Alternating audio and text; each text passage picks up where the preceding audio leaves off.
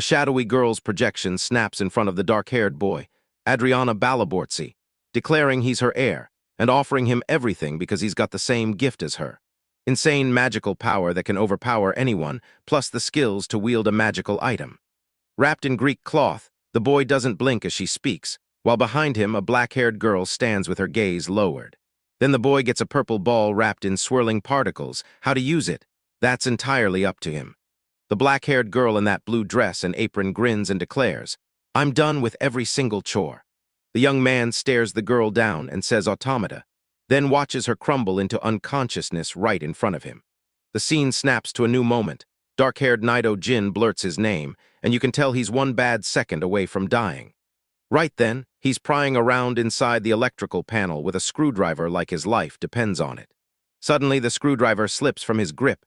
Nidojin lunges for it, but his foot catches the floor and he tumbles down hard. The boy slams to the ground, the girl's eyes blazing as she breathes the words of what she just uncovered, and the light suddenly flickers. Dark-haired, he jerks his eyes open, then bolts upright in bed, totally baffled by where he's ended up.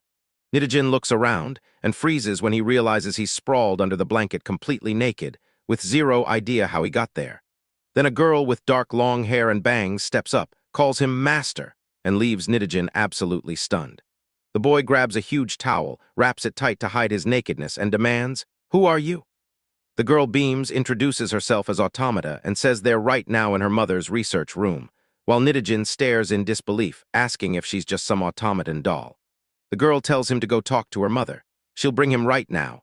And as they close in on a tiny ball, an automata calls his mother. Then bam, the ball flares with light, the surrounding gears lift into the air, and a voice greets him like they've known him for years. So that's when Nido Jin finally inherits the power of a magician. So he's been crowned the heir, but the guy before him has been dead for thousands of years, and now he's just been handed power, and the young man doesn't buy it for a second.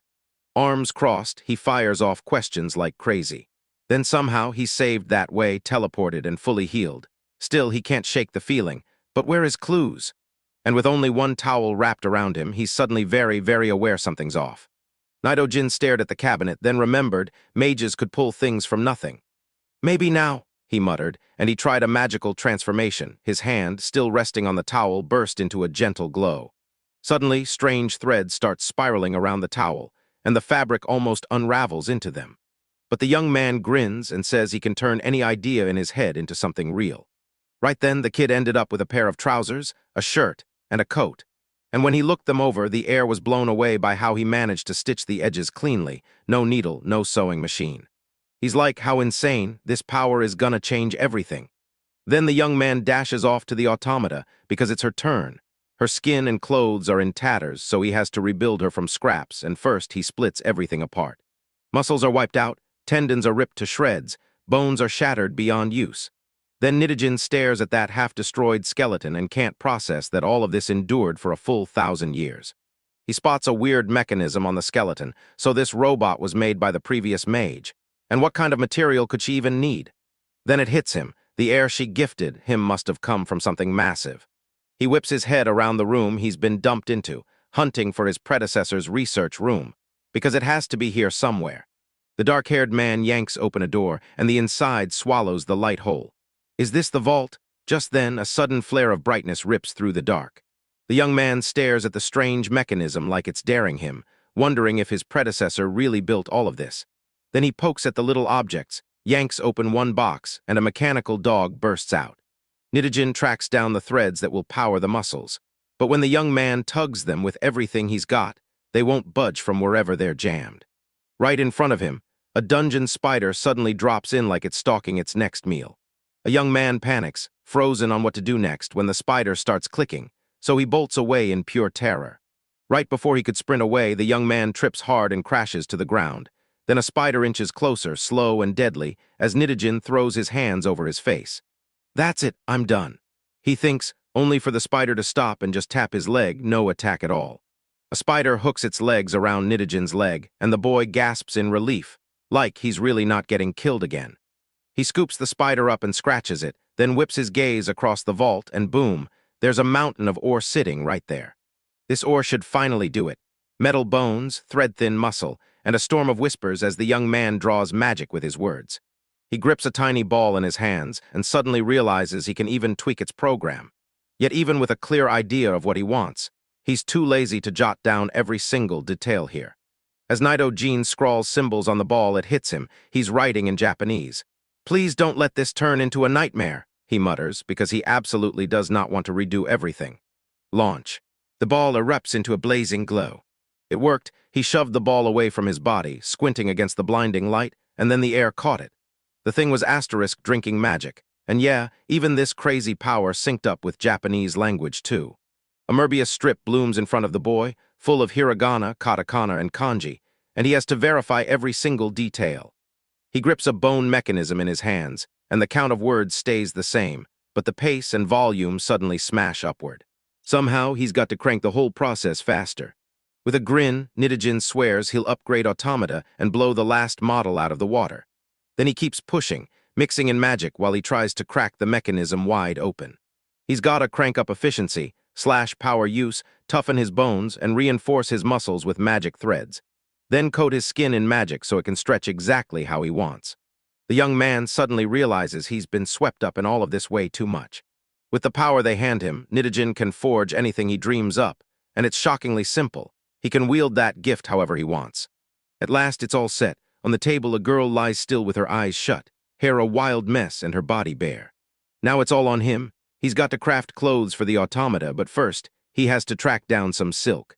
That spinning machine from the storage room was almost wiped from his memory, and now he might actually need it. Nidijin finds it sitting right there.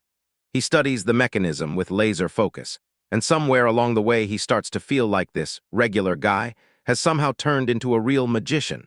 So now the question hits hard. What does Adriana Balagiri want from him? Slowly it dawns on him. This young man admits, step by step, that in this whole world he knows absolutely nothing.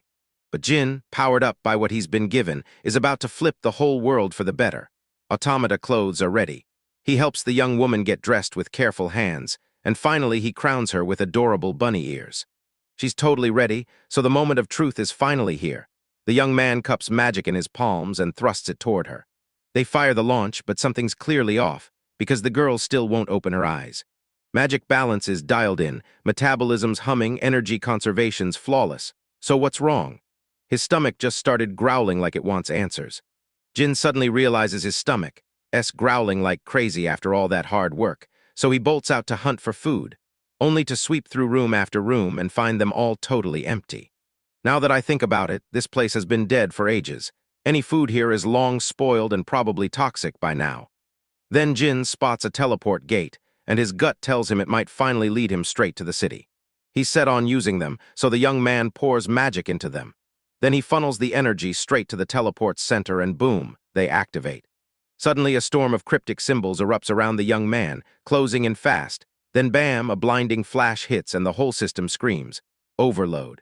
A blazing ball of light erupts in the clearing, and the blonde girl clutching a basket snaps around, stunned. The girl glances over, and out of nowhere, a young man stumbles in, limp and unconscious, then crashes to the ground. The boy snaps awake, sprawled on the bed beneath a blanket, and Jin bolts upright to figure out where he is. Then a girl steps into the doorway. Jin sees the young man snap awake, and she blurts in shock before sprinting out of the room, leaving Jin staring like, what just happened? One thing hits him instantly. This definitely isn't his room for research. An older woman bursts into the room, and a girl clings to her arm like she's afraid to let go. Then she explains it. That young man passed out at the edge of the forest, so they rushed him in here. The woman explains that the first person who found him was this girl with pigtails, and now she's clinging to her hand. Then the young man grins, tells her his name, and says he's thrilled to finally meet her. Jin thanks her for saving the girl, but the poor kid stares in shock, then bolts behind her grandmother and shrieks while the woman waves it off like, don't worry about it. She gently strokes Hannah's pigtails and asks how that boy wound up passed out at the forest's edge, right as his stomach erupts with a thunderous growl, cutting him off mid-explanation. The young man blurts out excuses right away, but even though he's mortified, the grandmother just smiles, like she'd already figured out he was starving. With his stomach growling, he couldn't even hear her words as his grandmother hurried off to cook. Then the young man stepped in, thanked her for feeding him, and bowed his gratitude. Jin spills the truth about a teleportation gate his grandmother has never even heard of. Maybe it's a creepy dark artifact. maybe it's nothing at all, but one thing, for sure. In their village, that gate doesn't exist. He doesn't stop there. He thinks it could be an ancient religion from back when magical artifacts were forged before the Great Demon War. And honestly, this young guy has no clue what kind of demon war that even is. His grandmother squints at him, challenging, "You haven't heard about this, right?" The young man squirms and blurts that he only caught a little, then quickly begs her to explain the event to him. Long ago, around 300 years back, humans got dragged into a brutal war against alien invaders, and the fighting was so savage that 2/3 of everyone wiped out. Then the demons struck and unleashed a cataclysm that obliterated half the magic wielders still left on this planet. So yeah, because of it, their whole civilization got knocked back by a full 1,000 years, and tons of tech vanished like it never existed, and Jin clocks that too. This comes right after Balabossa's death, and so much time has slammed by that no one would remember it even if they tried. He can't go back without a teleportation gate, so he has to hunt one down, fast. While he scours the area, his grandmother tells him to stay with them. Jin bows politely, saying he has nothing to repay their kindness and the food they give him. But his grandmother just smiles and tells him she didn't save him for some reward. The grandmother beams at Hannah, saying that it makes her so happy to see a shy girl like her save someone, especially since after her parents died, she's been wandering around swallowed by gloom. So Jin steps in and offers her his friendship. Grandma's convinced this deal is a goldmine. She's begging Jin to go with Hannah, grateful as she can be, and she orders him to show the boy around and grab some water on the way. The genie grins and asks, right out of the blue, if she'll show him the village, and when she stammers and blushes, he somehow wins her over, so they step out together for a walk. The young man whips his head around, and there it is.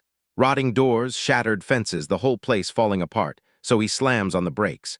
The economy here is in shambles, nowhere near the research room's level, and you can tell the war has absolutely crushed their research and tech development. A man greeted the boy, called him Hannah's child, and asked how he was doing.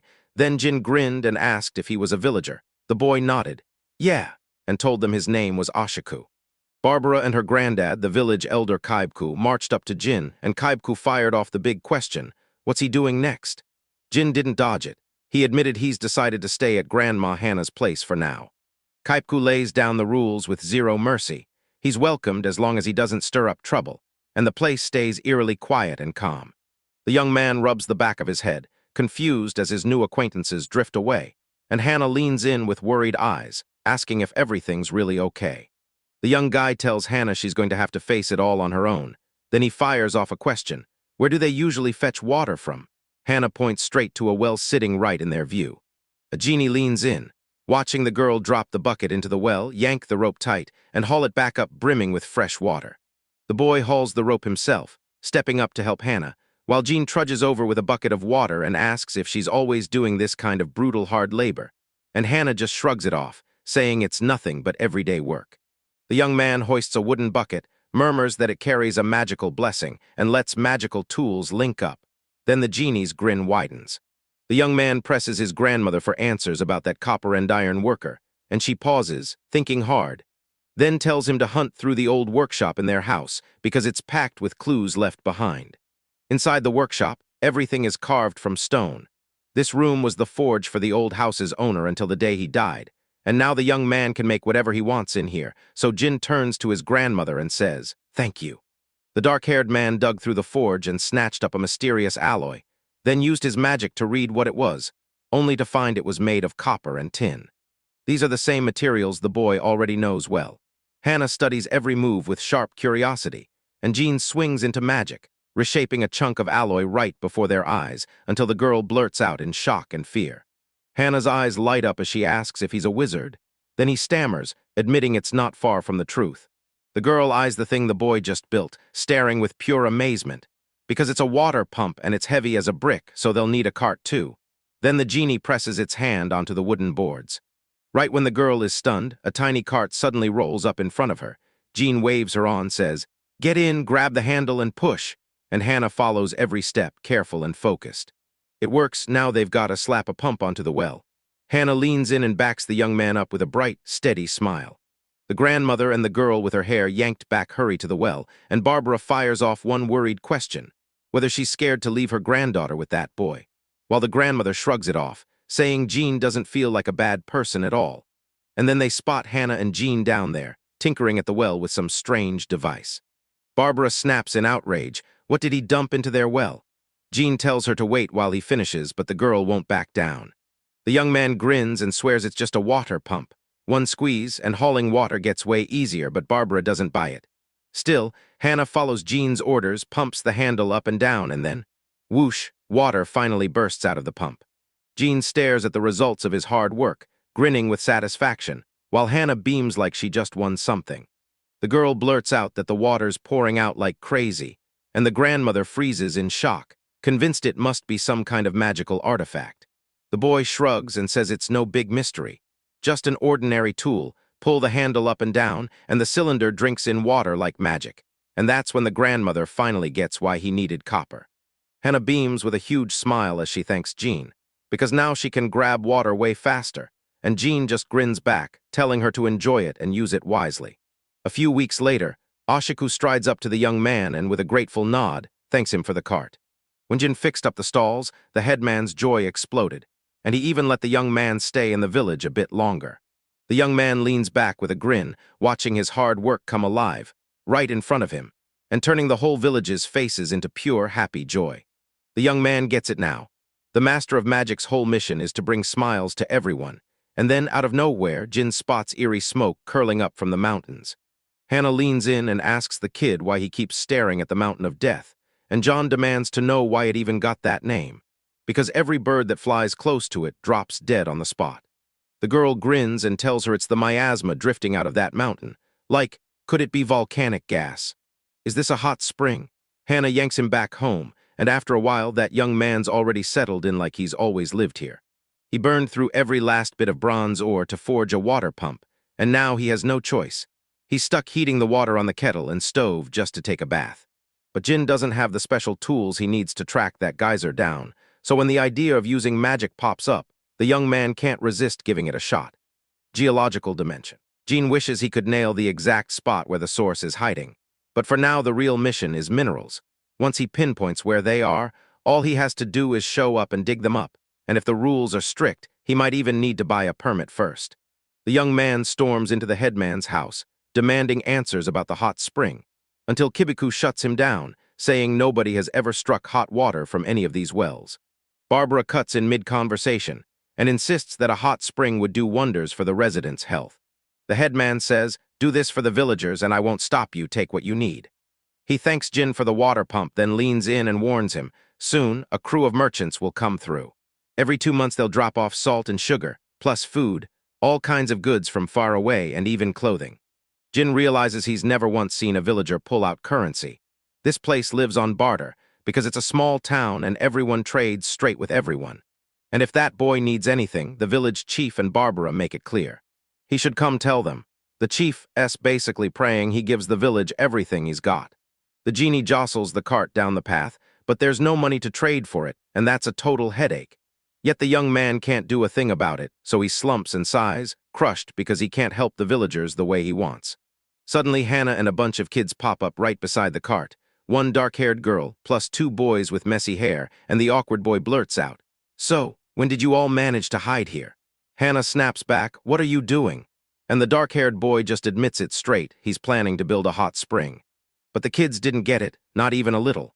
Jin clears his throat, tells them to shut up, and awkwardly demands they follow him. First, the boy has to build a bathing spot, so Jin softly nudges Hannah with his shoulder. Then they start with magic, and the boy clenches a tiny lump of magic in his hand. 2 rectangular holes pop open in the ground. Right away, the boys gasp and blurt out that he's amazing. Can he really pull off a water source that fast? Jin flashes an awkward smile. This is just the start. Then he shoves the magic down harder, driving it deeper, and suddenly, a fountain erupts from underneath the earth. The boys keep bursting out in pure amazement, their eyes shining like they've just seen the impossible. Then the young man finally steps back, finished. He dips his hand in the water and yells because it's scorching hot. He's desperate for more, but the kids have already ripped off their outer clothes and are sprinting straight for the springs. The boy yanks them by the arm and demands they wait, because the water's still blistering hot. Jin steps in and says he'll help the kids build a roof and a fence for now, and they all agree on the spot. The boy calls it an orphanage, the place where he was tossed aside and somehow raised. Jin can't help but worry everything's fine there. Then the kids yank out a board and demand his help.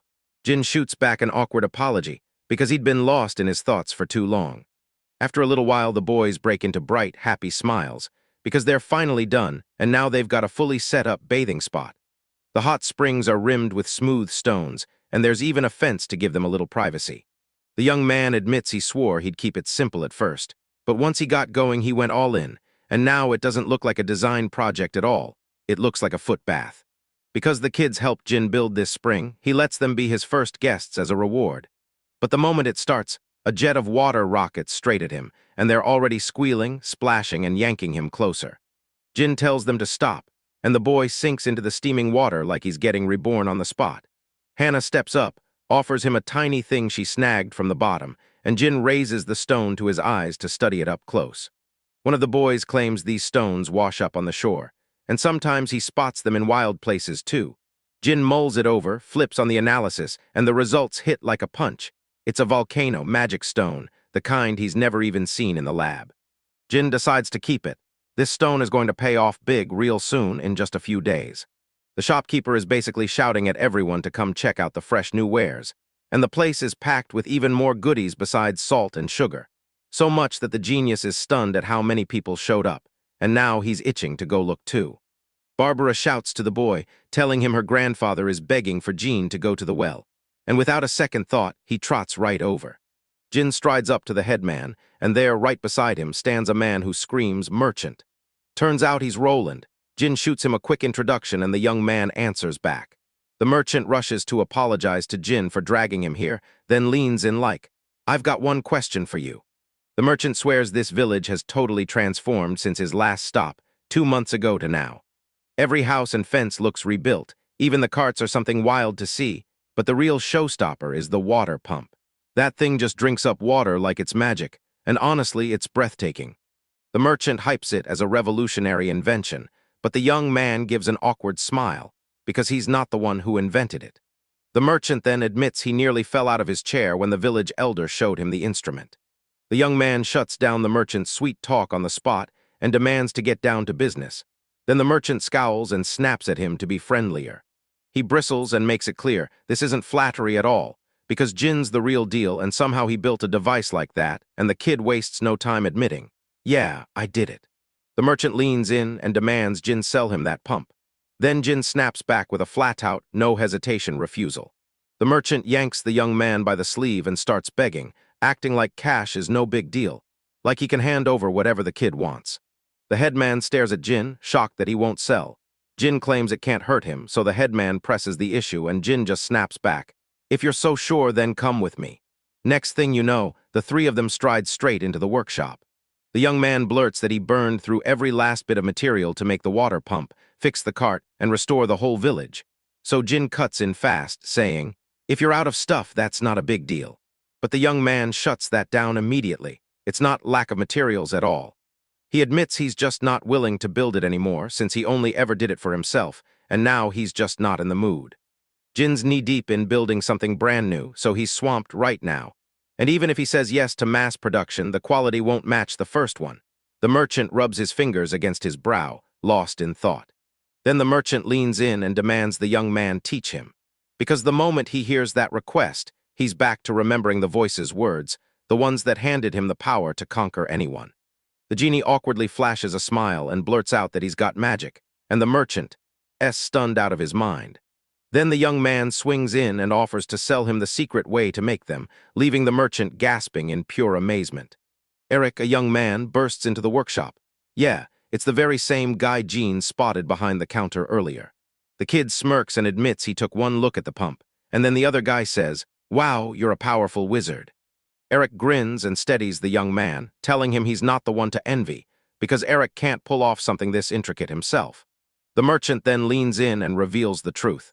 Eric trained at Cecilio's Magic Academy, so he's more than capable, and that's exactly why the merchant brought him here. The lesson kicks off, and Jin shoves a chunk of bronze ore right in front of the boy. Then she fires. "First, you've got to shape it into a cylinder." She explains how a water pump works. Pull the lever and the air forces pressure into the piston, yanking water straight into the cylinder. Every single part is built from this material, and Eric just nods like, Got it. Jean proudly unveils the cylinder, already fully formed and ready. Eric snaps in fury, asking what the hell he just did, and Jin, totally baffled, breaks it down. He only transformed the ore, and this new outer shell is what connects it to the cylinder. Eric fumed, how could anyone do something like that? And right then he realized he even surprised himself. So this is what it feels like to be extraordinary, he thought. Since he's here, Eric decides it's the perfect moment to practice. Jin lights it up with a plan, hot springs, total relaxation. And just like that, Eric gets fired up. The young man stares at his hands like they hold the answers, wrestling with how to share even a tiny piece of his knowledge, so these masterpieces can live on, because he's the only one who can save them. The merchant and Eric bolted up to the young man, stunned. How in the world did he build the hot spring too? Then they practically begged him, teach us how to do it. And together they urged him to show them. Eric shoved the pump he just forged into Jean's hands, and the second the young man stared at it, you could tell. This wasn't just made, it was mastered. The pieces were clean, the machining was flawless, and Eric finally had it. Perfection. Pointing at the work on the table, the young man demands of Jin what he's doing right now. And then he explains that he's building a gas stove, the kind you use to spark a real fire. That gas stove is pure magic. Jin's spirits soar as everything finally clicks, all because of the magical stone they pulled from the source, something Kane's village never had, not even close. Still, the way the heat output and magical control work needs more refining, and Jin promises he'll teach Eric later, while Eric rubs his face like, this might be way too much, because right now he just wants to learn how to build a water pump. Eric's stoked about the win, but he knows the lesson isn't over, especially with this card. He points out that Jin's from a different country, and if that's true, then Eric suddenly has to think about taxes. Eric scratched the back of his head and figured the tax collector would finally roll and come fall. Then the young man blinked hard and asked, stunned, if he really had to hand over his taxes in cash. Eric shook his head, saying he'd heard it from someone else, but it turned out Kane's village wasn't the only place struggling. Out in a lot of rural areas, money just doesn't move easily. Eric says every year the tax collector rolls into Toka and sets up camp there. And from the neighboring village, it takes about 3 long days riding by horse. Jin rubs his chin, thinking hard, guess it's time to build a car somehow. Right then, the merchant calls Eric, and it's showtime. They're leaving now. The young men trade goodbyes, promising they'll meet again in the future.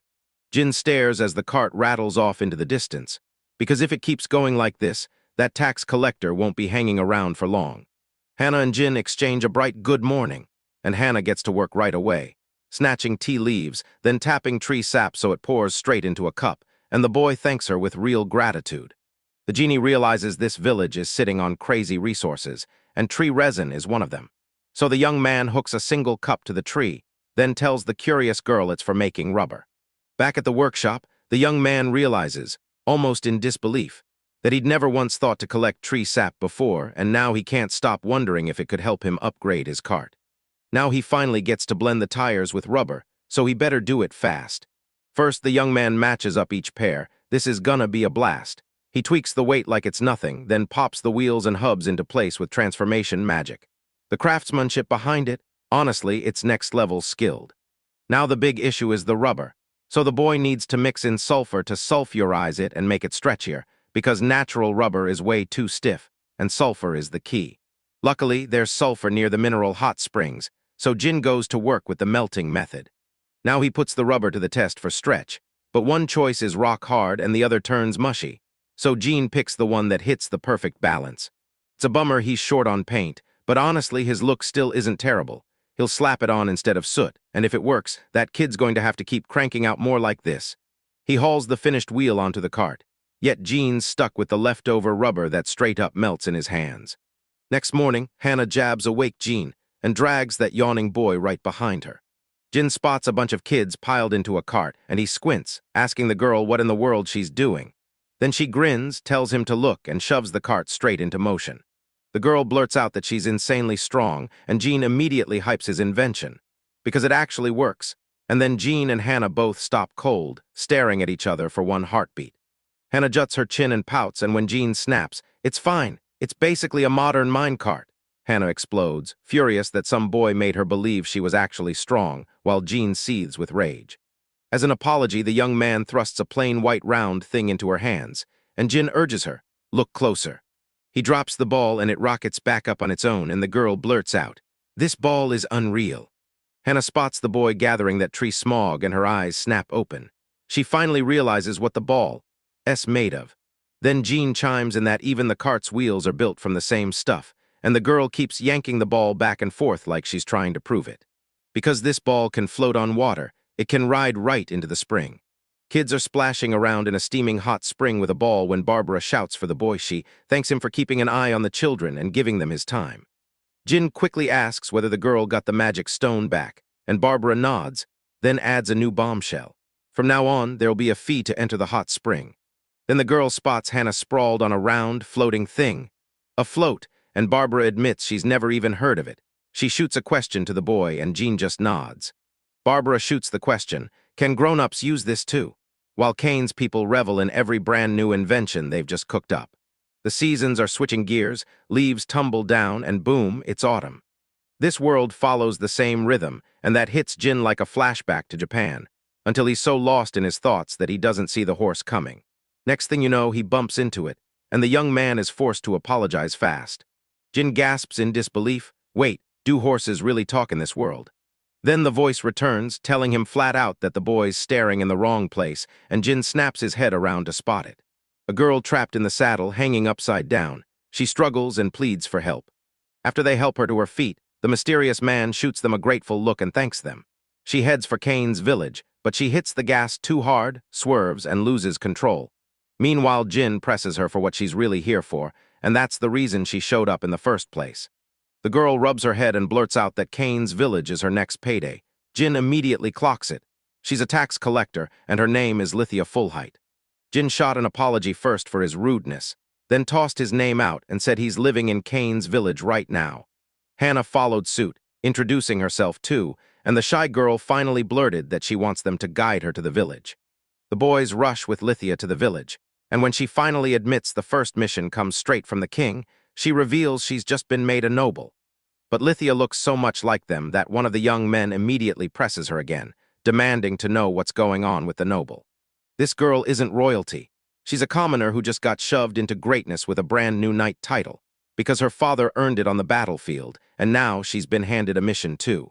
Nail this task, prove herself, and she'll rise into the knights, because her real goal is simple: become someone society can't live without.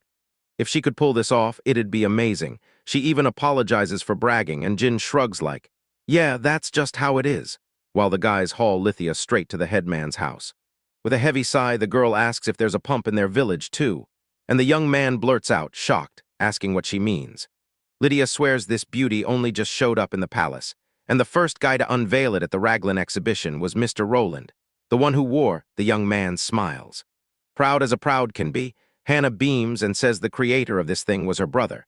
Lydia scoffs and refuses to believe her, but Hannah flares up and keeps hammering the proof until Lydia finally softens and promises she'll go straight to the village elder. Hannah seethes and demands why her brother never told her that the water pump was his invention, and he just shrugs, thinking Eric has probably built the same thing in other villages too. Jin tells Hannah, let people live more comfortably, that's what keeps me going. He adds that dealing with officials is a hassle he'd rather avoid because all he cares about is whether these items actually help with their everyday lives, and Hannah realizes that's the whole heart of Jin. The headman asks straight up if the taxes this year are causing any trouble, and if they aren't, he presses. When is the girl moving to Toka village? Lesha starts thinking she might go tomorrow, but the headman can't shake his worry. Moving so fast, is she even well or is she just exhausted? The headman starts rambling about the old tax collectors, and Lesha cuts in hard. She's not one of them. Then she leans in, voice careful, and asks just how much it cost their village to get that water pump. The chief finally confesses. He didn't buy it, someone had it made for him and even installed the pump. Lithia presses, was it Jin? And the chief nods. Then he clarifies that Ronan's gear wasn't just handed over, it was provided by him, and he even told them how to use it. Lithia finally clicks. Hannah wasn't lying about Jin. The headman leans in and tells her Jin's been cranking out inventions left and right, gas stoves, rubber wheels, and more. And when Lithia hears it, she's stunned. Lydia demands to see these objects, and the villagers scramble to reveal everything the young man whipped up during his time here. Barbara drags Lithia to a sizzling onsen, and just like that, hot spring magic washes over them, melting every last bit of stress. After Lithia finally saw her own work, it hit her. This is what it really means to earn the title of knight. Barbara can't believe it. That girl wants it too. But here's the crazy part. Lithia has no idea what she even has or what she needs to do to reach it. Barbara starts thinking hard. The girls push the idea that they should tackle this problem together. Barbara dials Jean right then, and they agree to tackle the problem together.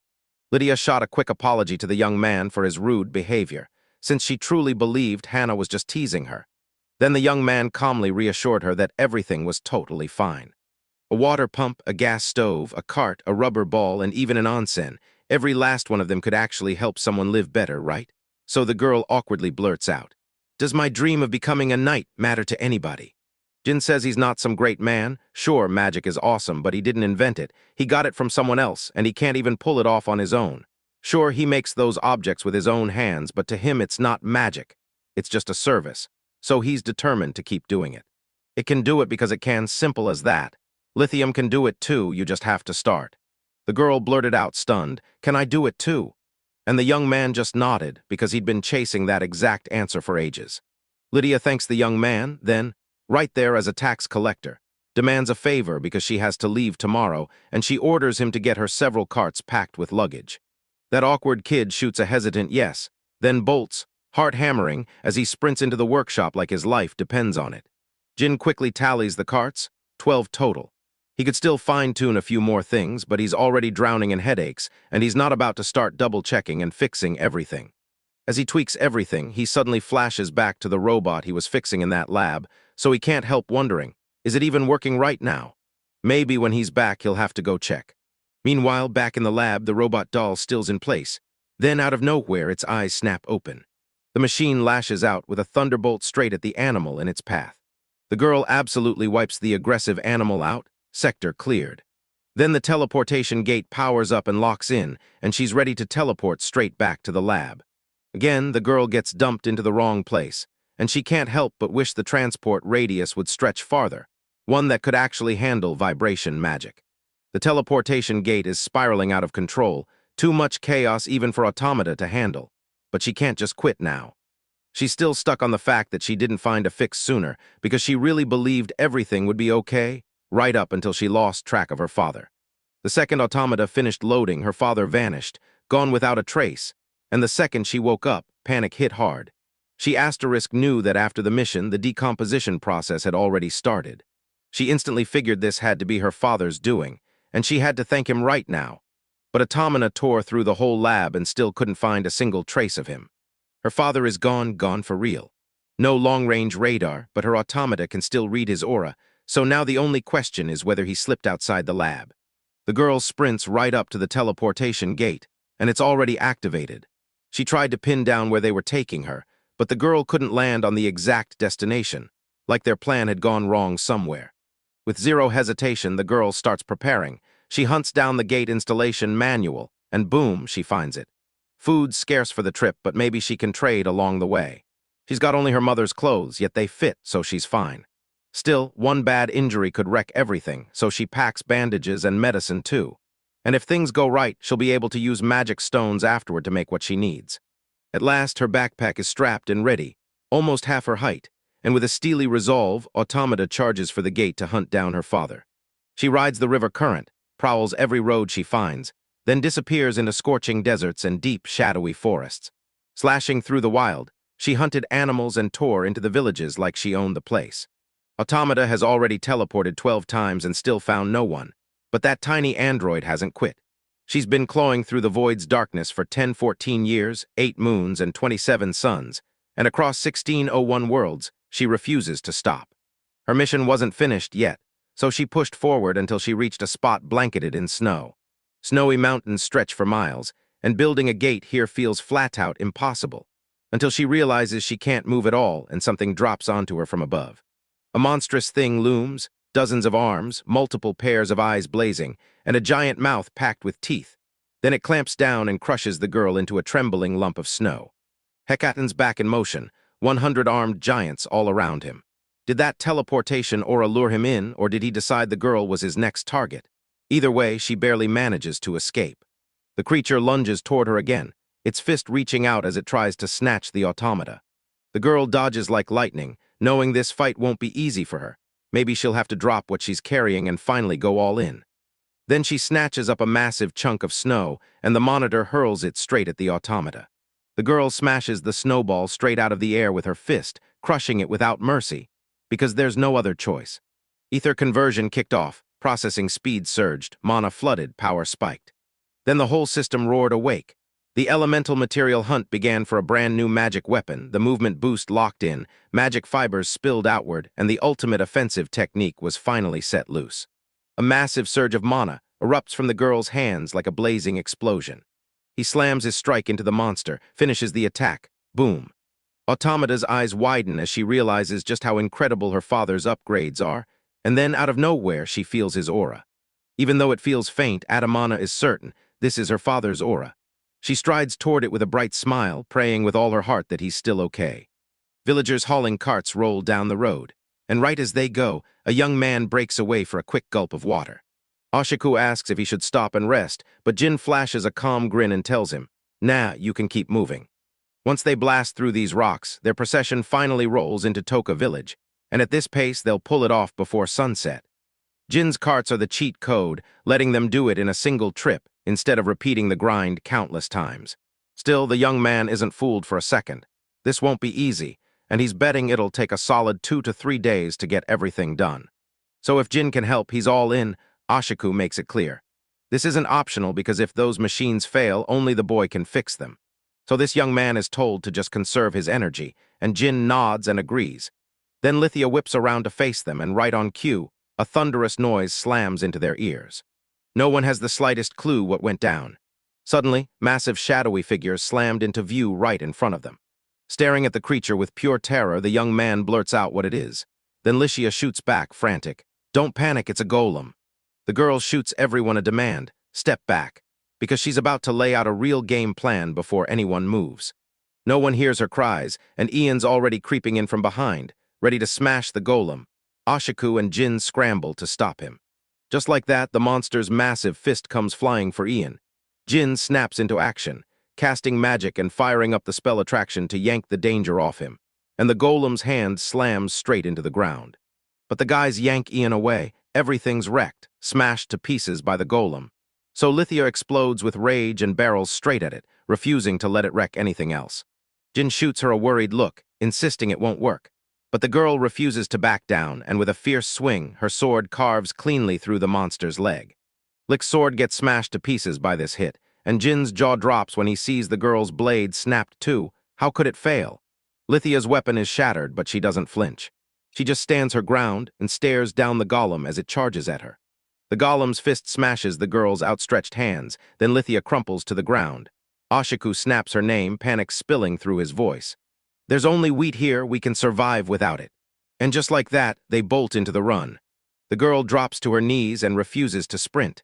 She's just a novice knight, but her pride won't let her run. If she can't even guard people's property, then what's the point of her at all? Lydia snaps with full conviction. Knights aren't made for anything else, they're born to protect. Tears streaking down her face, she keeps going. If she can do anything right now, she'll do it, whatever it costs. With a gut-punching scream, Lithia charges at the golem from behind, again. Jin lunges to stop her, but he can't. And just like that, another golem pops up beside the other travelers. The young man panics, desperately trying to figure out if he can do anything, right now, because he can't stop them for long and he can't control them either, as long as they're still intact. Then out of nowhere, something in his bag lets out a quick little beep. The young man yanks out a water vessel, like it's their last hope. Maybe she can help them. He beefs up the vessel, cranks up the pressure, then aims it like a water pistol, molding the lid so the stream is perfectly controllable. And right then, the golem slams into Lithia's strike again, knocking her flat. The magic finishes its work. Jin snaps his hand forward and blasts a furious stream of water straight at the golem. A jet wave slices through the golem like a drawn sword, carving straight through its body. Lithia stands frozen, because the golem halts right in front of her. Then he crumples beside the girl, utterly beaten, right as Lydia stands there, totally baffled, like she's watching a nightmare unfold. Jin steadies his breath, then fires again, blasting a raging stream that rips the second golem clean in two. So the young man blurts out, asking if Lydia's okay, and right away the girl snaps. What happened? Jin says he threw a spell, and yeah, he's not great at offensive ones, but he still nailed it just in time, only for her to spot with a crushed look that another cart of wheat got smashed. The whole world is in total chaos, like everything got thrown off balance in the blink of an eye. Lithia blurts out an apology. If she'd been stronger, she could have stopped the golem. Oshiku admits it's a miracle they even survived and that nobody got hurt. Everyone did great, Ian says, and then he shudders, saying those creatures are terrifying. He only got hit once, but his arm still screams with pain. Lithia immediately asks to take a look, panic in her eyes. Jin stares at Lithia, stunned, and blurts out about healing magic, and Lithia nods like she's done this 1,000 times, then quietly chants, "Holy light, heal everyone, please bestow it upon us." Healing washes over her. Eyes shut tight, she channels magic straight into Ian's hand, and he jolts as the pain vanishes like it was never there. Lithia exhales in pure relief, smiling. The whole neighborhood starts chanting praises for the girl.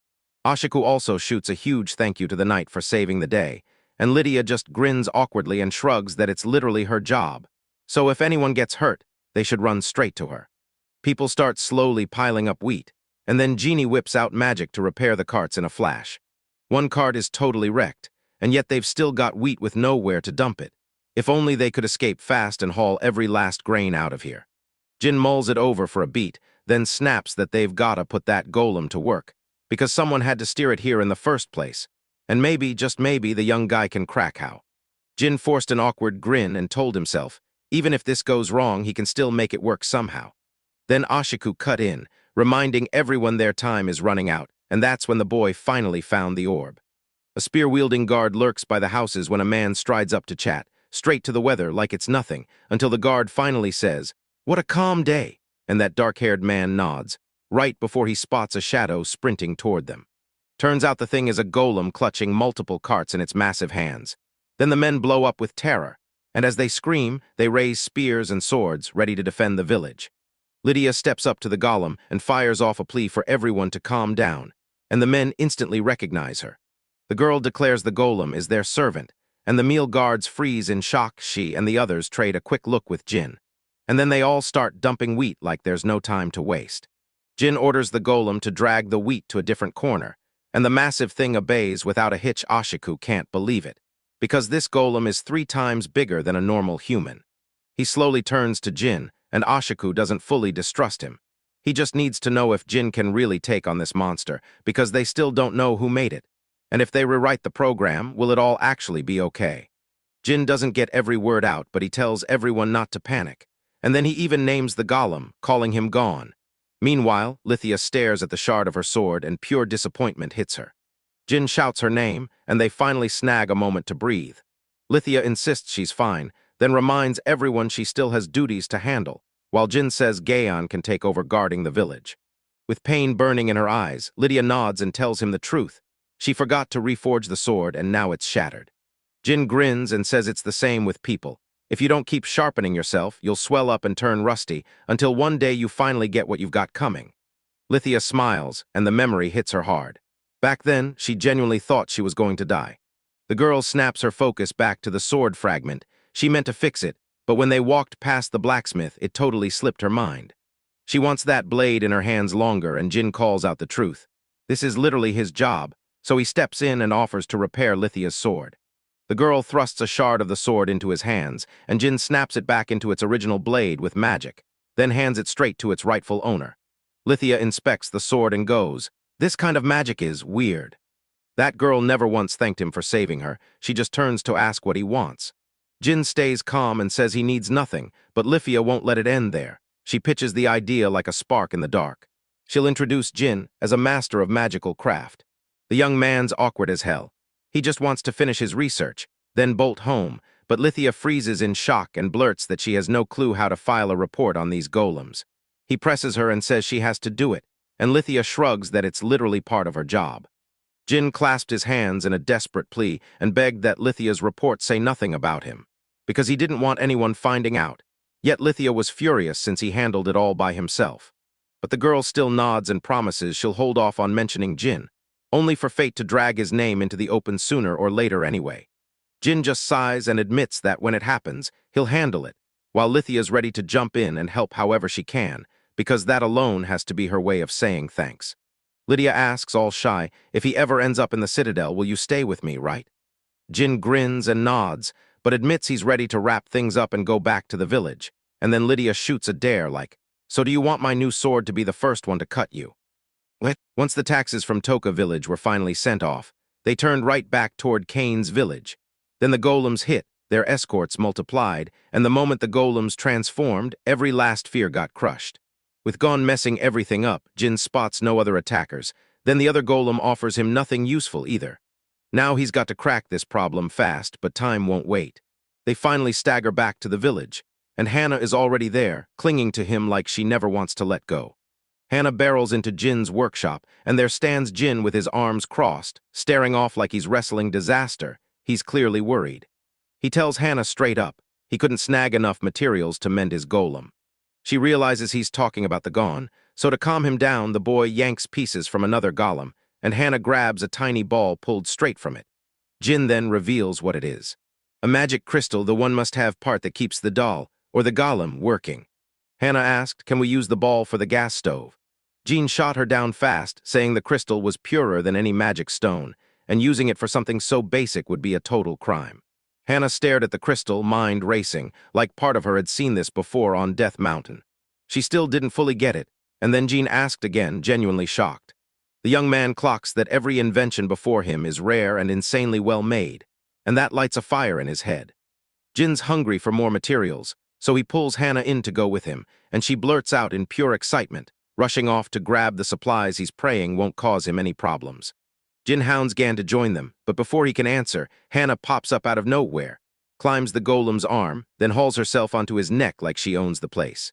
With a bright smile, she begs Jin to chase the golem away.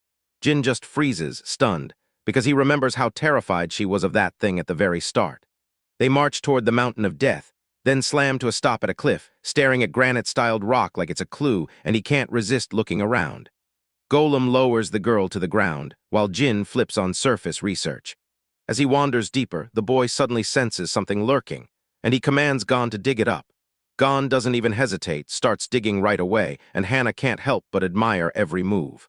He digs into the ground and uncovers magnetic ore tangled with white mica, and even chalcopyrite, then spots a magic crystal glittering right on the surface. Hannah fired a question. Did he finally find what he was hunting? Jin just nodded and said he'd uncovered a whole pile of useful stuff. Then he told the golem to haul over everything they needed. First, get it all repaired, and then Hannah would jump in and upgrade them into something better. If every window in the village is carved from white mica, it's because that glittering stuff floods the place with light. Then the boy rolls out his newest golem and calls it General. When the supplies finally run dry, Jin storms back to the Mountain of Death to haul more materials. To top it all off, the boy still has to build extra carts for the village and figure out how to make them even better. Today is all about grabbing a mountain's worth of materials again. And at some point while he's drawing, the boy completely slips out of reality. Ashiku snaps out to him, warning that heading to places like that is reckless, and the young man remembers he was on his way to the valley to grab the materials. Ashiku clocks it immediately. Jin's been slammed so hard he can't get a wink of sleep, and the moment the boy tries to deny it, his lie crumbles in front of everyone. Ashiku tells him to stay sharp in case the enemy strikes, and warns the kid not to bite off more than he can chew. He just nods right back. A heavy cloud of despair settles over the boy as he realizes Ashiku's worried sick about him. But he can't force himself to stay calm when he has no clue how to fix this. Just a little more, then he'll make it back to the village. And if another attack hits, there's no guarantee it'll come the same way.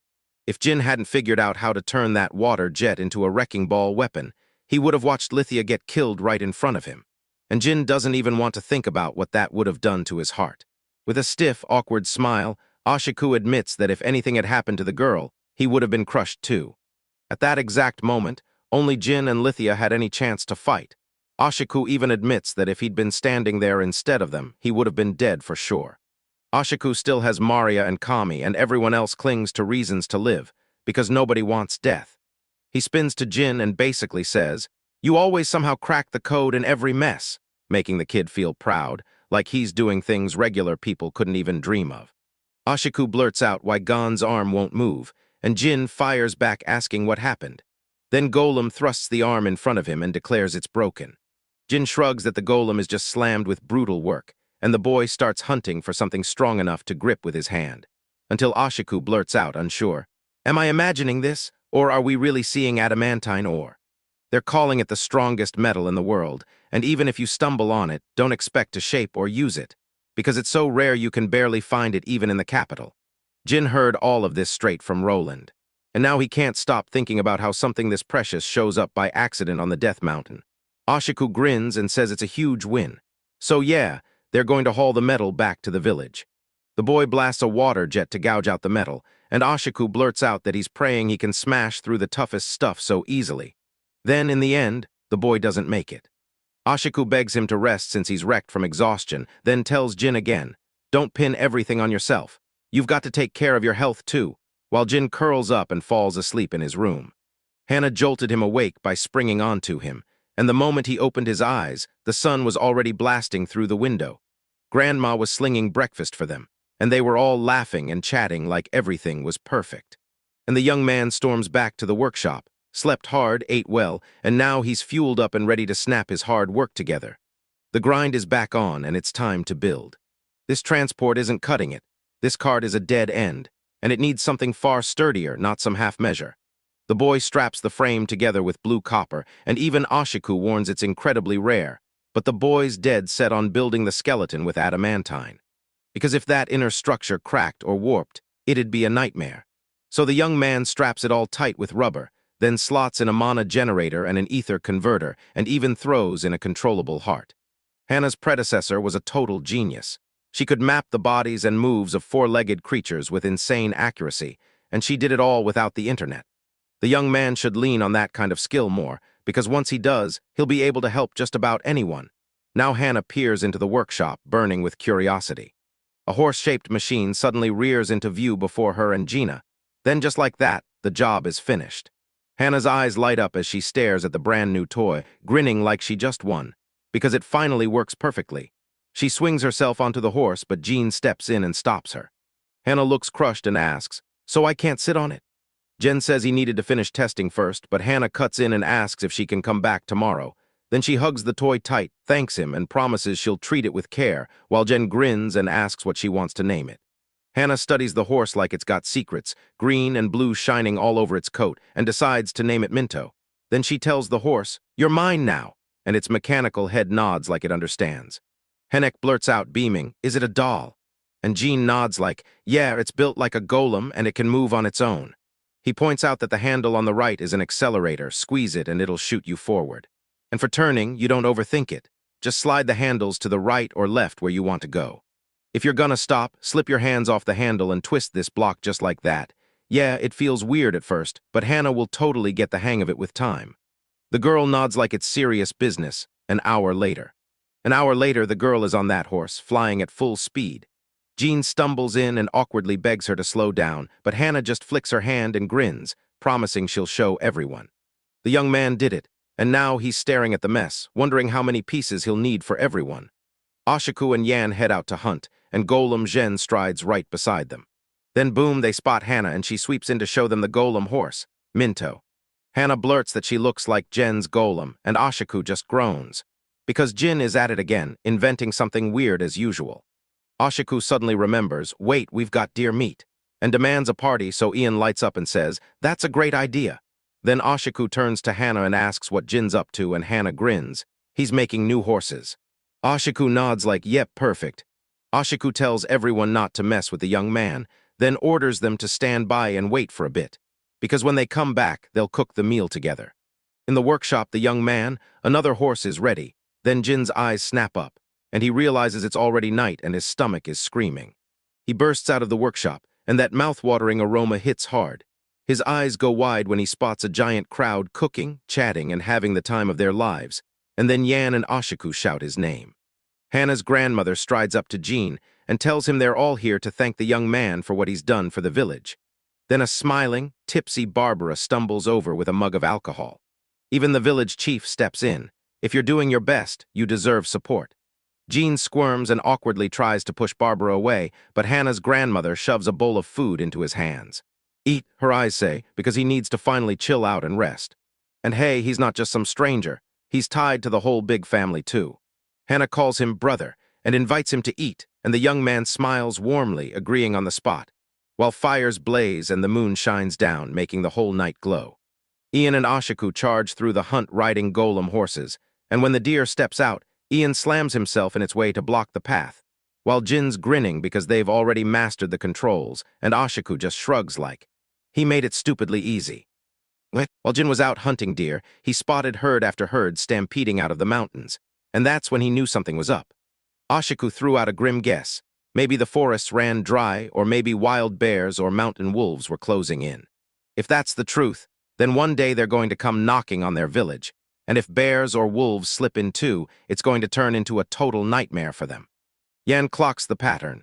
Every time they barely ever make it to the village, and his uncle once swore it only happened one time. Ashiku tells Yan to stay put and keep watch in case anything goes sideways, and Yan immediately whines, I'm tired. Jean barrels back home and quizzes Grandma Hannah about what's going on, and she immediately snaps that if those are mountain vodkas, they're in serious trouble, because she's only ever seen them one time. That time, they suddenly found themselves face to face with a whole pack. Somehow, they terrified them and sent them running. Grandma says she was shaking with fear back then, and her father swore the pack had around 50 wolves. Jin's like, wait, that's super rare, but Grandma insists it can happen. Still, they stay so careful that wolves only slip into the village once in a long while. Dead of night, pitch black, silent. The young guy flops into bed, swearing at himself in his head for not prepping sooner, then tells himself to dump it all for tomorrow, and finally shuts his eyes. Suddenly, everyone shoots to their feet at once. Hannah is terrified, and Jin rushes to ask if she's okay. She clings to his sweater and sobs, and Jin scrambles to figure out what's happening, because this can't be an earthquake and please, not a volcanic eruption either. Every villager rushes out the moment the sky lights up, and in the far distance, a blinding glow burns like a warning. The mountain of death starts to glow, and the young man can't even figure out what's happening, yet he still feels power surge through him. With tears streaming down her face, Hannah sobs, what do we do? Jin whips his gaze to the mountain, face tight with dread, and demands she go back, stay inside the village. The young man grabs the skin and heads off in that direction, right when Ashiku barrels in front of him, warning that nothing good is coming, because he has no clue what the young man is about to pull. No matter what hits them, Ashiku steps in and makes it crystal clear. This young man has their number better than anyone. Every villager is standing by, ready to jump in and help that young man the moment he needs them. Barbara hits him with a teasing jab, saying the young man was about to march in there in his pajamas. Then it finally clicks, and he rushes off to change. Jin steps up and asks the villagers for help, and they rally together to build a shelter just in case, while the whole town, even Hannah, begs him to trust them. But the kids had better hit the bed now. Half the village men are marching with John, while the rest stay behind to bulk up their strength, and everyone's craving a late snack. The boy fires up his magic. Ashiku and the golem are hard at work building. Granny and Barbara whip up food, and Hannah is tucked in tight in bed. The mountain stays flooded with bright light, and if they keep pushing, they'll have the foundation done by dawn. So Ashiku finally slaps the brakes and asks for a break. He was finally ready to crash and rest. The shift was almost over, but right then the golem stepped in like a lifesaver, and he pushed through without stopping, except the young man clocks it instantly. That story doesn't add up. The golem's arms are already crumbling, and everyone just knows the schedule. Work hard, then rest. Only it's not tired anymore. Their magic is draining away as if the power is slipping right out of them. Ashiku realizes they sound like they're talking about a kid, and if the boy insists on it, then so be it. Jin munches a snack, crawls into bed, and yeah, he's probably out cold until noon, until the second his eyes shut and a terrifying face crashes into his dreams. The young man shoots upright in bed, fear slamming into him, completely baffled by what just happened. Then Hannah blurts out, worried sick, "Are you okay?" before he steadies her and tells her everything's fine. Turns out he didn't even wake up until near evening, barely moved from that bed. The young man finally sits up, dresses, and before he can go, Hannah turns to him with a sad little look and begs, "Please don't leave here." Jin tells Hannah the shelter's nowhere near done. He's got tons of work to do. So Hannah grumbles that he's completely missing the point. Hannah blurts out that last night, when that beam of light was burning bright, she stared into Jin's eyes and swore he could carry her away for good. Then tears start streaming down her face. Jin gently strokes her head and promises, "I'm not going anywhere. This village is his real home now. If he wants to go home, it's back here." The girl clocks every lie in his eyes, smirks anyway, and calmly asks him to swear he'll never leave. Jin promises. The shelter build is in full power right now. It's already looking great, and once everyone arrives, there'll be tons of room left to spare. Jin tells himself there's no reason to panic. But then Golem closes in, demands he give the order, right as danger starts creeping in. Yan yells that the mountain wolves are here, and Ashiku demands to know if they're really closing in on the village, only for Yan to shut him down, because the whole pack is already wiped out. They stare at the dead pack in horror. This looks brutal, but who could have done it? It all happened in a flash, two horns, eyes blazing. John swears it attacked on its own, smashing the wolves to pieces. Ashiku snaps that he can't believe he's stuck describing those Hikaten chairs. Yan shrugs and calls them small, but Ashiku's never seen anything like it. Then, out of nowhere, the survivors of the mountain wolf pack burst into view right in front of them. Only a few remain. Jin hands them over to Gan and Jen, and the golems tear through the rest of the pack in seconds.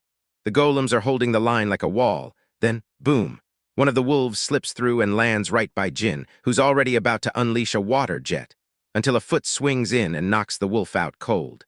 The blow hurls a wolf flying far away, and Ian, Ashiku, and Jin snap into shock, staring hard like they can't believe what just happened. Two horns, glowing eyes. This is exactly the creature Ian warned them about. Turns out they're automata, so she beams with joy and calls Jean Daddy. She hooks her arms around his waist and yanks him down to the ground. Hard, everyone panics on the spot.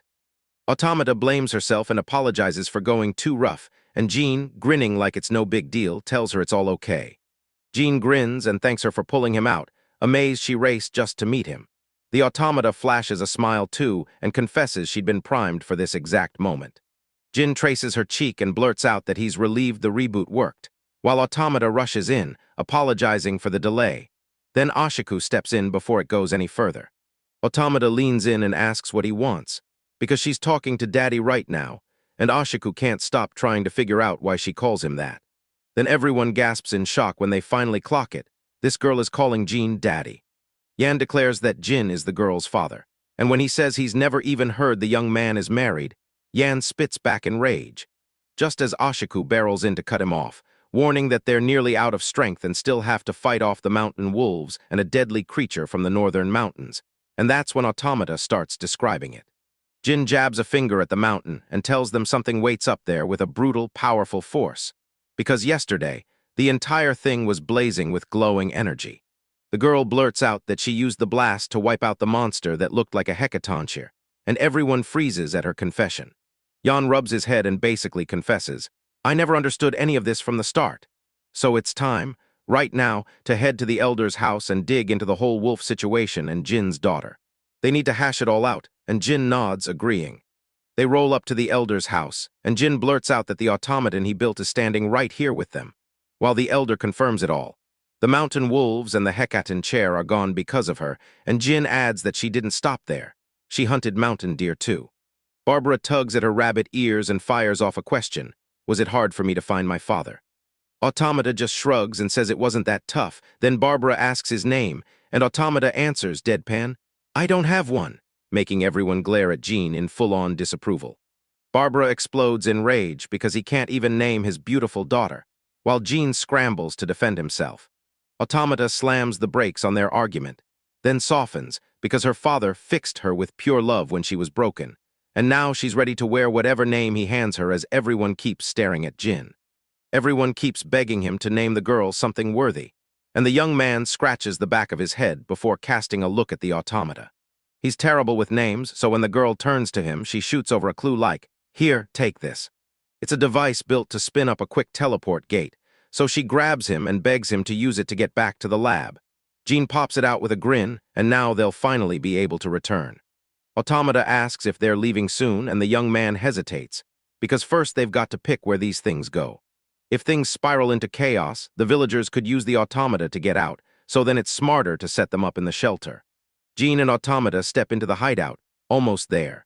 They just need to shove aside a few things in that far corner, but before Jean even finishes listening, Automata snaps into action and clears the whole spot in a flash. Automata slams down a teleportation gate and snaps, asking if the villagers can use it. Then he tells him straight. It only works if Jin or she is there to activate it, because the townspeople can't manage it themselves. Only someone with magic like Jin can activate the thing. The young man blurts out, Will golems work in this case? And Automata answers, they will, if their magical power is on par with mine or Jin's. So the young man's finally off the hook. Automata leans in and asks if they can't just head back right now, and Jin grins, telling her, I promised I wouldn't go anywhere. Jin needs tools, so he's going to grab them right now.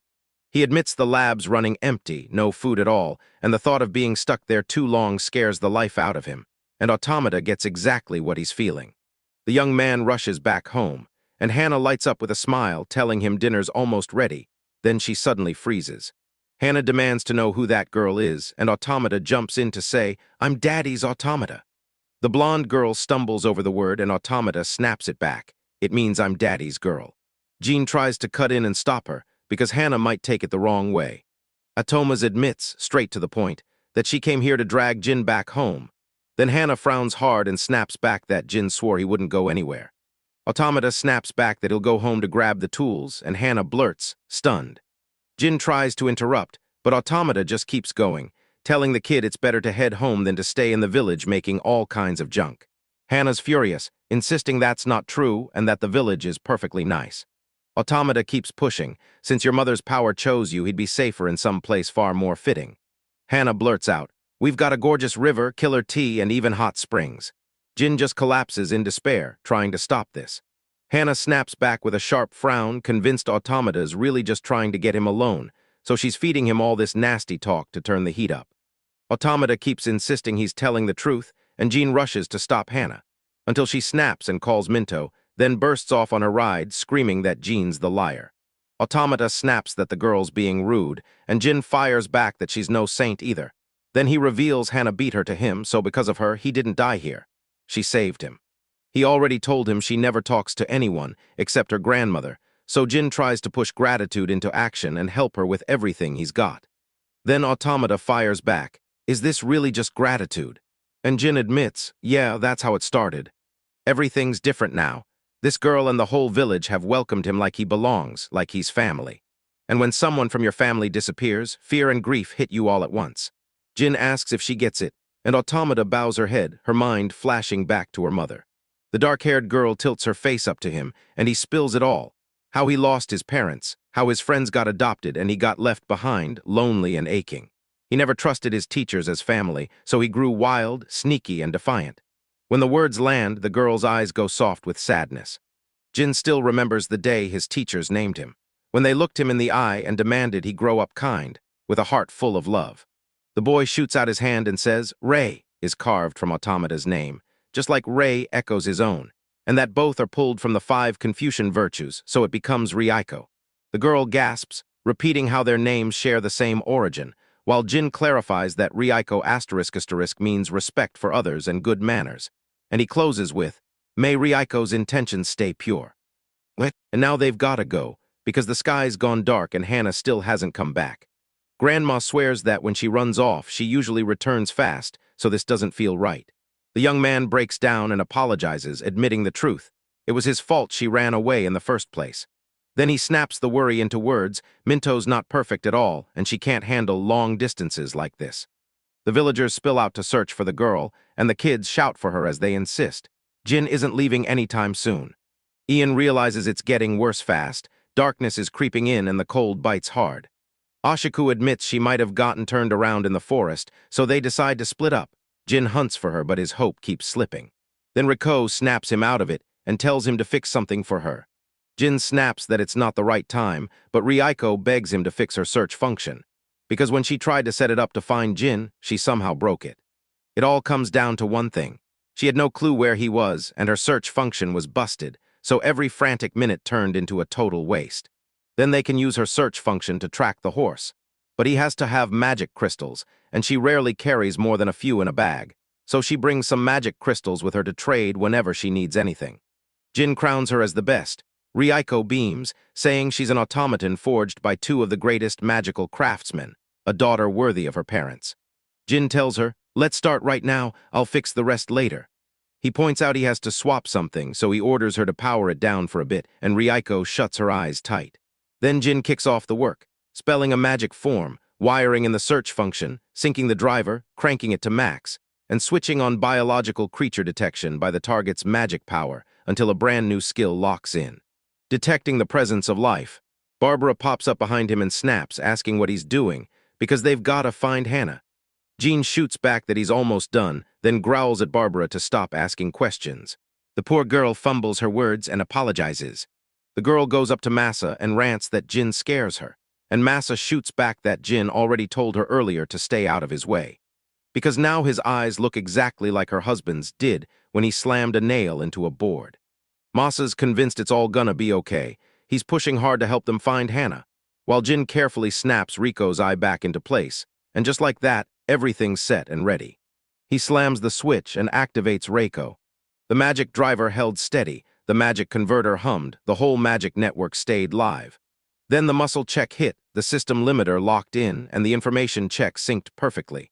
New spells flashed on screen, and you could see Barbara freeze in shock while Jean lit up with pure joy. I double-checked the data, boom, everything synced clean, and then I uncovered brand new spells. Reiko tracked them down. She picked up a response signal that matched Jin's magic, +1 from the child too. Then she pinpointed the bear's location nearby. Jin begged Reiko to grab him and run, but she snapped back that she wasn't staying. The girl bolted into the air, and when she was gone, all that remained was dust. Rocco drops from a height and spots a bear standing on a horse right ahead of the girl. Hannah snaps her eyes shut in terror and clutches her Minto's neck. Rocco snaps his leg out and kicks the bear right as it lines up, sending it rocketing through the air. Hannah gets yanked out of danger just in time, saved. Rocco stays calm and tells her straight up, if she hadn't shown up, Hannah would have been dead already. The blonde girl snaps, so why did you come? Rocco doesn't hesitate. I had one reason to save her. She shows up to prove what her father is really like, but Hannah doesn't hold back. She calls him a liar and drags him into trouble, so Reiko grits her teeth and fires back. Her brother is amazing, Reiko is strong, and she's got a mom and dad, while Hannah's got a whole lot less. Take her hand, she's got no mother and no father. Rocco says it coolly like it's nothing and promises Hannah her father isn't going anywhere. He's just heading home to grab a few things, then he's coming straight back to the village. Hannah blurts out, then why won't you stay? Rocco's eyes lock in as he admits he's keeping his promise to that girl. Hannah's eyes pop wide. If he breaks that promise, trust me, there's a damn good reason behind it. Her father straight up said they're all his family. Rocco even admits it. She was honestly jealous as hell of Jin with Hannah. Then her head finally cleared, and Jin was already gone.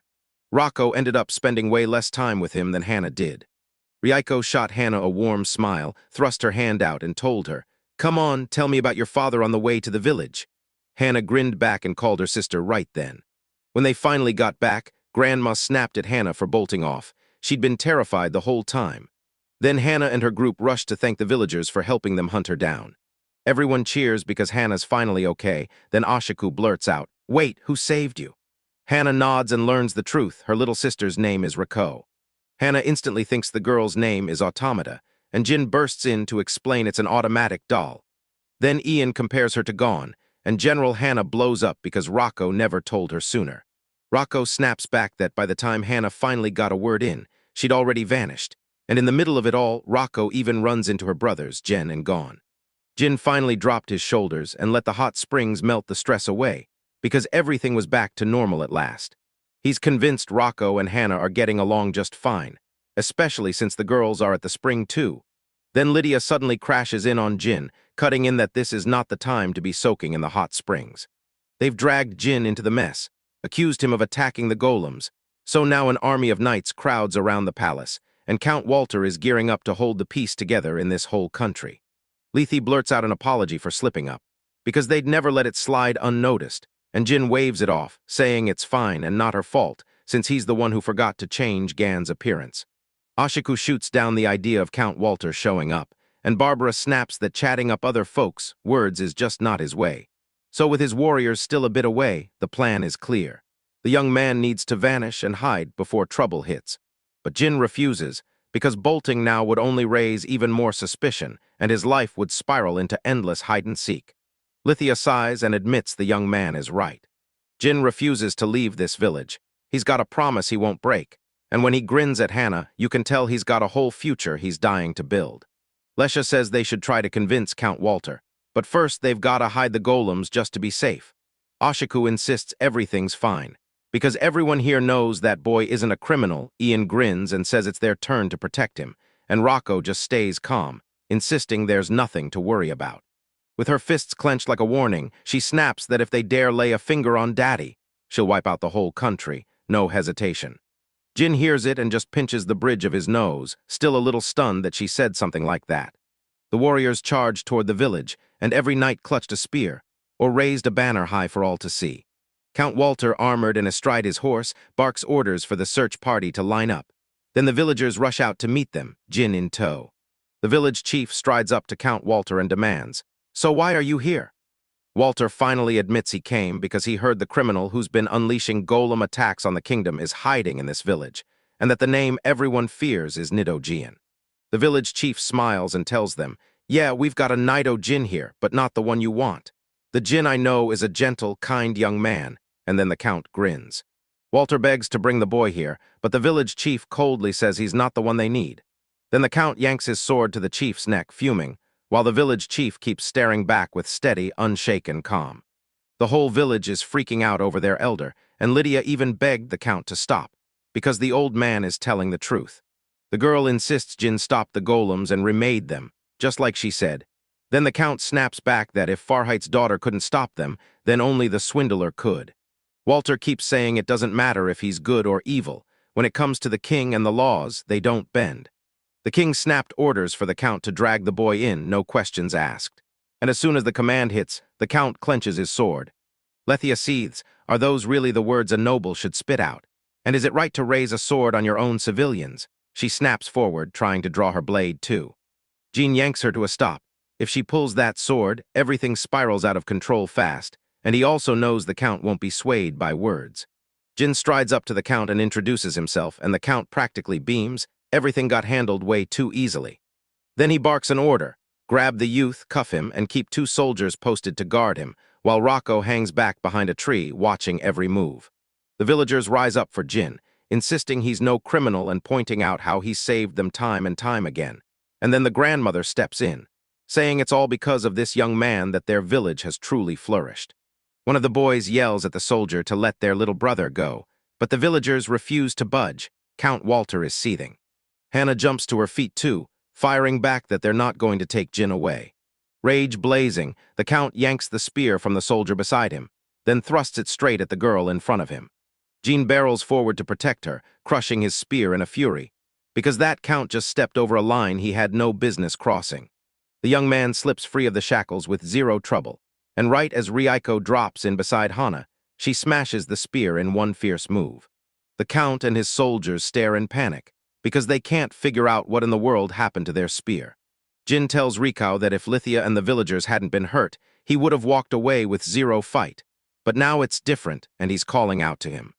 The girl clenches the spear, snaps it clean in her grip, and lets splinters rain as she stares at the count with icy focus, then vows she'll tear him down. Reincarnated drops the soldiers one after another, sprinting straight toward Count Walter.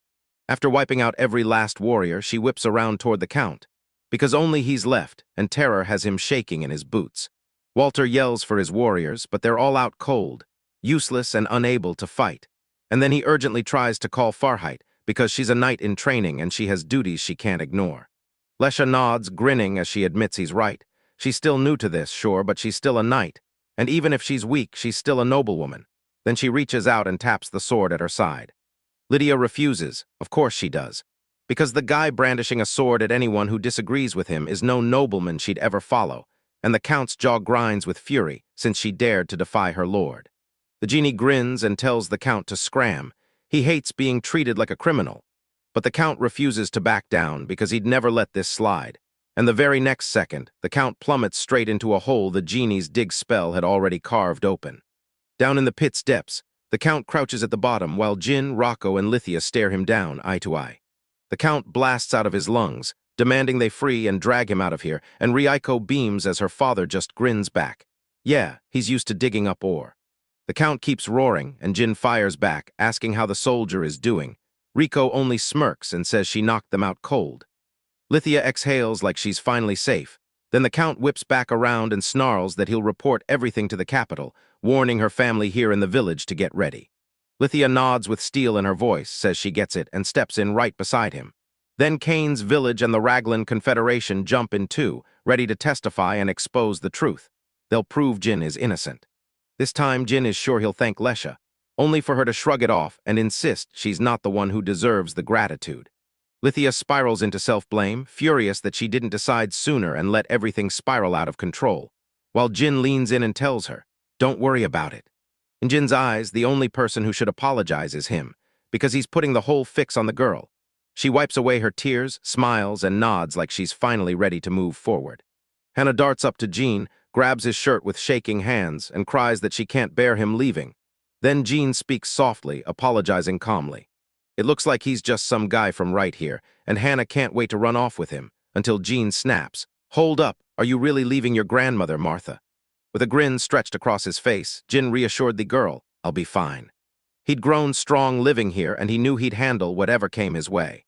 The day finally arrives when he can head back to the country, and you can bet Jin and Rico will see each other again for real, because they've already packed their things. They step into the teleportation gate, and Rico blurts out that maybe Gon should go first. Gon nods, and then they're stuck waiting because they'll be the last ones out. Then he demands they smash the entrance to this room, because only by wiping it out can they hide exactly where this place is. Jin says Hannah's got a sharp intuition. She can track down this room and try the gate with Minto's help, and Rico nods, saying it's got a high chance of working. Enrollment will ask him to sell us this room, and hey, about that merchant, I can't shake it. That young guy is wondering if everything's really okay with Eric. And honestly, Eric probably won't be able to mend that mechanical horse, plus the furnace might be throwing up problems too. Rocco demands whether she should truly smash the entrance. Then Jin's face crumples with sadness and plunges straight into despair. He orders Rico to obliterate the entrance, and without a flicker of doubt, she does exactly that. With one last glance over his shoulder, the young man whispers that this place is his family, and right then, tears start burning in his eyes. In the Klein Kingdom's capital, a man in a towering royal headdress leans in and curses like the whole world just betrayed him. He asks what Walter did, and the Count tries to wiggle out of it, but the king cuts him off and demands, "Who gave you permission to talk to us like criminals?" The Count keeps swearing, acting like it was nothing, like he could just drag them straight to him. And the king can't wrap his head around how the Count turned everything into this huge, nasty misunderstanding. The king finally dropped into his seat, and thank God none of the soldiers were hurt, because if they had, he'd have been a real criminal. The king's crushed. He can't keep dragging this generation into service for the kingdom anymore. Then Lesha happily lays out what he was really planning, and the Count's jaw drops in pure shock. The king admits he never minded using the boy's talent, and if they'd seen Jin in action, they shouldn't be shocked at all. Then he snaps his gaze to Lithia, asking if she's really made friends with Jin, and orders her to bring him to him. Lesha drops her head and begs forgiveness, because that young man never told her, or the villagers, where he'd gone next, and now she has no clue where he could be. The king tells them, "Next time Jin shows up, you tell him I want him to serve the kingdom, and if he says yes, I'll hand him royal magic craft titles." Lithia practically bursts with excitement, declaring that Jin could climb straight into aristocrat status. Lithia vowed to deliver every single word to Jin word for word, because the king is counting on her.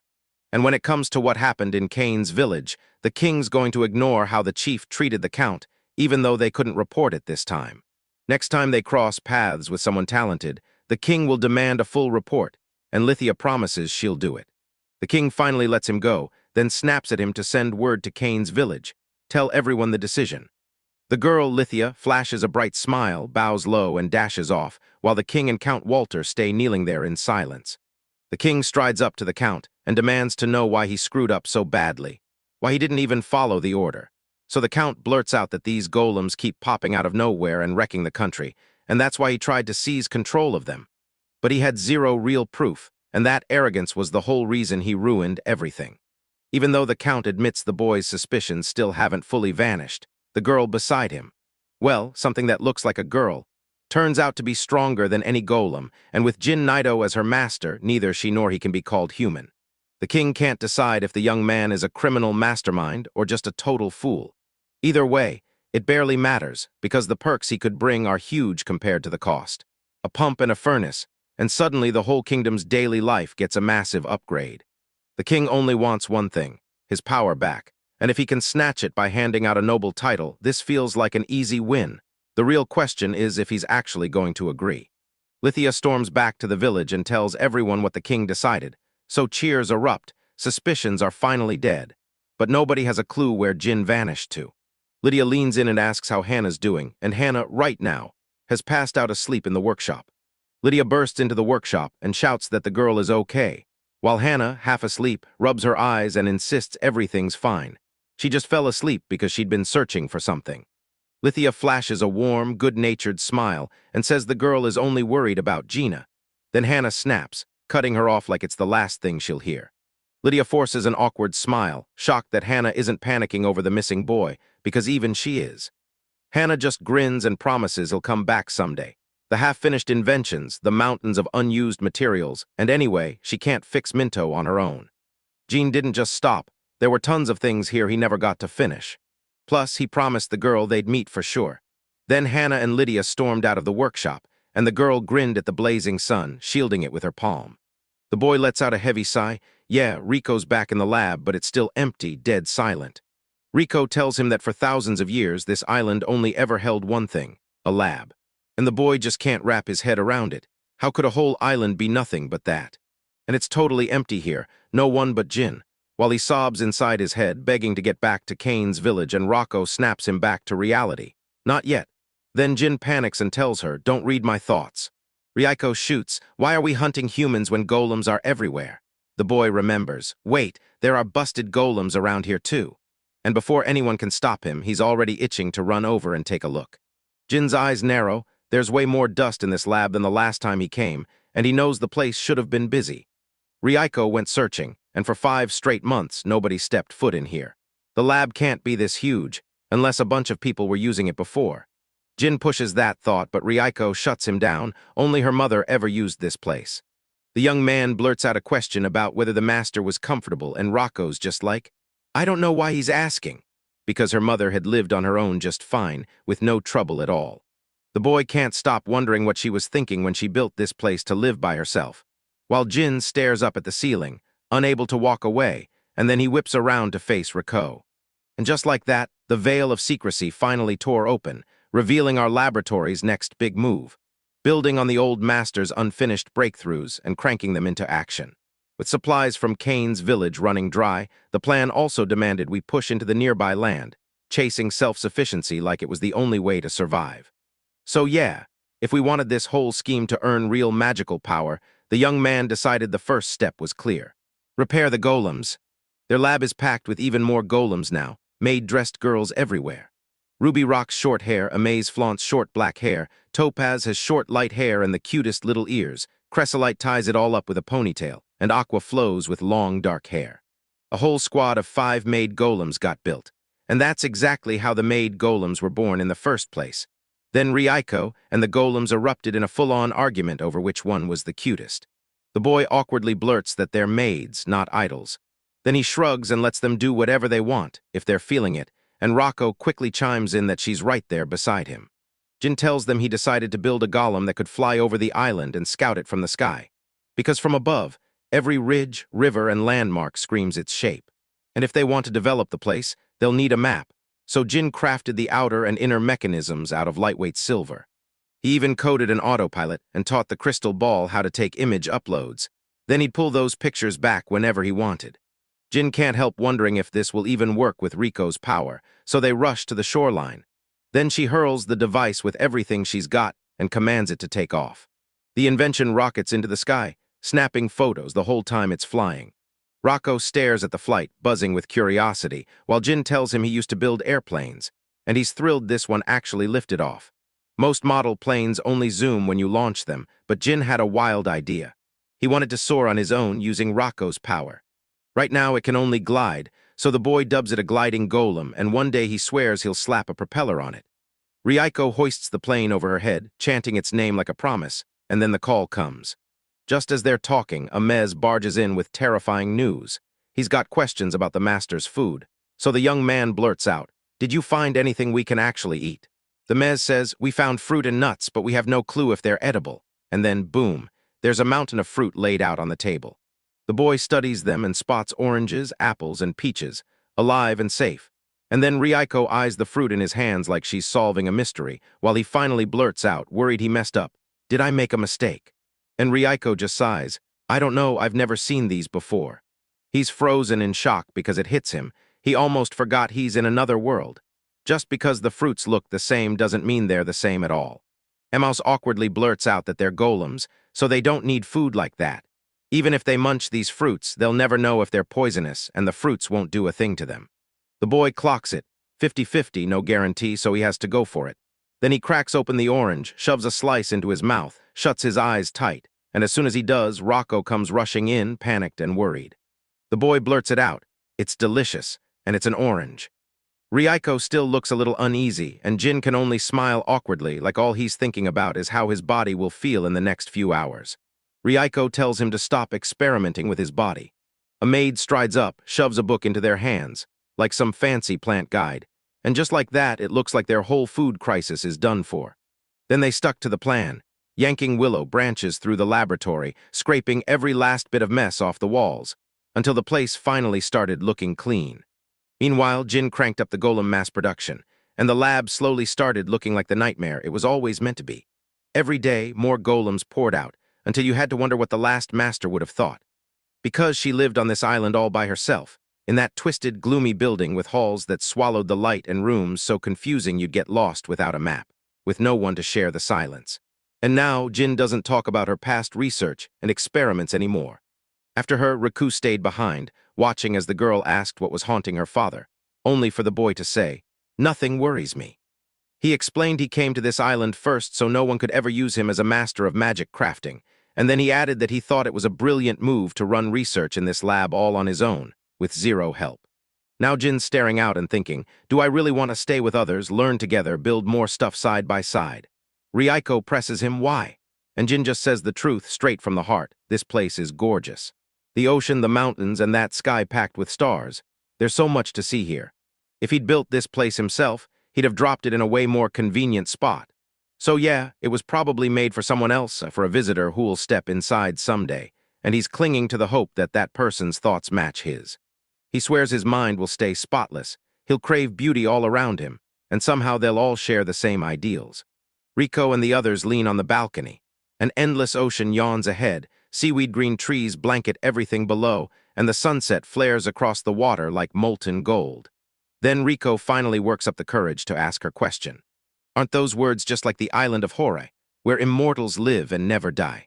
For Reincarnated, her mom and dad are basically god-level beings, and anyone who's a master at the magic craft gets treated like a sage. So yeah, everything checks out, and according to Reincarnated, this is the island of Hore. Reincarnated grins and declares, this island isn't for just anyone, it's Daddy S, and Jin snaps his head toward her stunned. Rocco whips around and sprints off to tell everyone what their island is called now. Jin lunges to stop her, but he just exhales, because he and the master are no heroes, just ordinary people. Who does he think he's fooling? Fruit for breakfast, lunch, and dinner every single day. Gina's already fed up. He winces hard as he bites into the fruit. Rocco immediately panics, convinced it's food poisoning. Then the boy snaps that he's just sick of fruit, day after day, because the sweetness and crunch make him feel worse, and Rocco instantly gets exactly what he means. That brat's moods swing fast.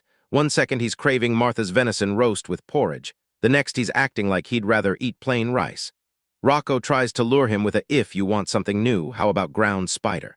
Jin snaps back, refuses it, and lays down exactly what they're actually eating. He goes, "We munch ethers." And yeah, that means we're basically eating air because you can plow the ground all day, but there are no seeds to plant. Because they live by the ocean, they can haul in fish and salt. But the boy craves way more than that, dreaming of buying whatever they need, while Aqua insists there's nothing better than blue land. The book swears it's the true trade epicenter, until she remembers that this legend is already 1,000 years old. Reincarnated remembers chasing her father back in blue land, and even if she's not sure it's the same place from 1,000 years ago, it's still lively, crowded with tents, and the young man pushes her to go there. They've decided, everyone nods and splits off to keep exploring the island, while Rocco and Jin dive into the teleportation gate. First real trip for them, not counting Kane's village and its surroundings, and they can't wait to see what's waiting on the other side. Rico's grins and tells her daddy that if he's by her side, every trip turns into pure joy. Then the young man smiles, presses his hand to the magic stone, and boom, the gate roars to life. Village, a hooded girl shrieks out loud, and a man lounging at a table snaps, asking if she's having a bad day. She glares and tells him to shut up, and the goods laid out look absolutely amazing. That girl with the determined grin means business. She's ready to sell everything today and finally start raking in money. On her counter sit the Blue Land Master's magic crafts. Glowing lamps, sparkling jewelry, and crackling candles. So come on, step in and take a look. A girl yells over to Jin and Rocco, asking them to buy something, then snatches a bracelet off the counter and claims it's perfect for his little sister. It's a bracelet with a magic lamp inside, so when the lights go out, you can light it up. She swears it's the newest thing on the scene, and yeah, it's ridiculously cute. The young man studies the bracelet, squinting and asking if there isn't way too little light. Rocco nods, admitting it's barely bright, and the girl keeps pushing, insisting that trying to do anything in something this tiny is a nightmare. The young man, crushed, snaps that it tastes bland, and Rocco nods like, yeah. Then the girl goes completely silent, stunned she's even hearing it. Rocco tells her straight up this is pretty damn solid for an amateur, while the sales girl is crushed with despair, and even Jin can't help but stare, stunned by how calm she's managing to stay. The girl quietly vents her anger. They called me an amateur. But everyone forgets she trained under the famous Professor Glucia Hampton. Reiko shoots back, who's that? Jin clamps a hand over Reiko's mouth and growls, don't blurt out whatever you're thinking. The girl snaps back, I won't forgive them. She pulls out a weird little wand, blushes hard, and spits out, through a glistening, embarrassed glare, that she'll never forgive them for calling her an amateur. Then she snaps a scepter at them and demands an apology, while the other girl stays icy calm and just casually taps her own weapon. And squeezes it, cracking it wide open, leaving the girl stunned that she managed this with her paralyzing rod. A fierce Maris aura ignites around her as she spells out exactly what the girl meant to do with the wish, and who she was about to hurt. The sales girl's face drains as she erupts in a terrified scream. The girl drops to the floor, crushed by defeat, and Reiko calmly realizes the danger is gone, while the young man fumbles with a hand on the back of his head and blurts out an awkward apology. The shop assistant girl starts to sob, choking out an apology to her parents, snapping over the whole nightmare. The big dream of becoming a master magic crafter, the grueling overtime, the sickness, the death, and now these foreigners are mocking her like it's a joke. Jin just stares awkward and stuck, while Reiko shoots back a snide, haughty glare. A crowd surges in, and they tell the young man to scram. Now, he stumbles through an awkward apology to the girl, then begs her to step aside so they can talk it out, and the girl immediately brings up compensation. The girl demands her pay for the goods, especially the paralyzing rod. So the boy blurts out another apology and she nods, eyes blazing, until Rocco's murderous glare hits and she snaps into a quick, guilty apology for even pointing that deadly thing at them. Then the boy fumbles out his question again and she cuts him off. She only cares about one thing, the rod, and she makes it crystal clear. The girl blurts out that the staff is insanely valuable and Jin shoots back that he's broke, so he'll just fix it. But she shuts him down fast. You can't just fix something like that because even she had to buy it since she couldn't make one herself. The young man shoves the entire staff into the girl's hands and blurts out why it couldn't be reshaped. Because it was made of wood. Then explains he boosted the electrical conductivity so mana use drops, fixes the magic formula too, and the girl just stares at her staff like it's doing her a personal prank. Jin throws another apology their way, but the girl snaps. Stop, wait, is he really a master at magic crafting? The boy nods like it's nothing, and that's when the girl finally gets why he said the bracelet tasted so awful. She agrees he's got every right to believe it because his skill is unreal.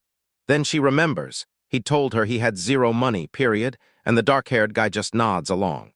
The girl suggests they team up to score some extra cash, but Jin shuts her down fast. The girl snatches his hand and begs for help, while Rocco clings to him on the other side, yanking him toward her like it's urgent. Then the young man admits he only came for seeds and food. Right then, the girl steps in and offers to take him straight to her store, promising they'll split every profit right down the middle. The girl boldly yells that she'll fight for more money no matter what, because she's a master of magical craft. She'll swallow any humiliation to protect her parents. She's even willing to kneel for them, and the girl meets the young man's gaze, dead serious. And he says it's also for her pride, her life, her luxury, and her glory, while Jin shoots back that he only sees love for profit. Rocco spits that it's disgusting, and Jin swears he'll help her if she brings him to the store, and just like that, she follows through on his word. The girl pops in and says, I'm Bina, and Jin and Reiko follow suit with their own names, then they all stride straight toward the store. They step into a stone building, and Jin's eyes widen in shock.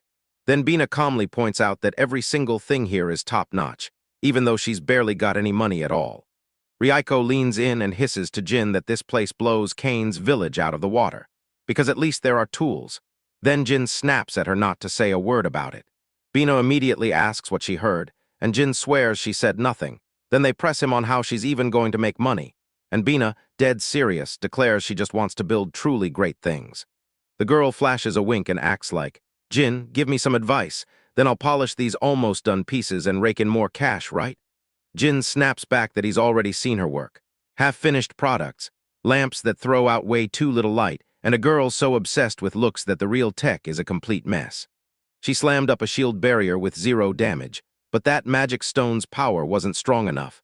So the young man proved it by smashing it with a hammer, and cracks snapped across the barrier instantly.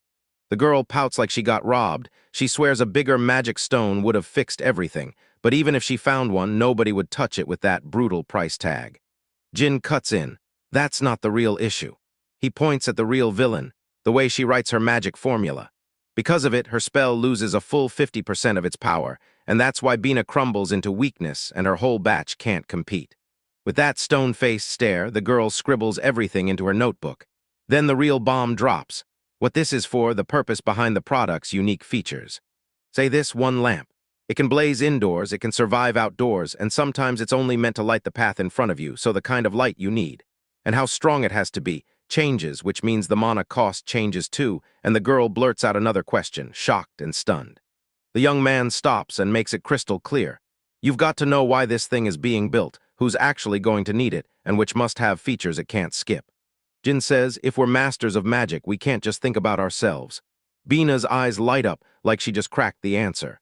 But she snaps back that she doesn't understand a single thing. Then Jin and Rocco slump to the floor, defeated, like the fight just drained out of them. The girl snaps that Professor Hampton never taught her this, and Rocco pushes again, demanding who did, while the boy forces a deeper breath and starts his explanation, step by step. Late evening hits.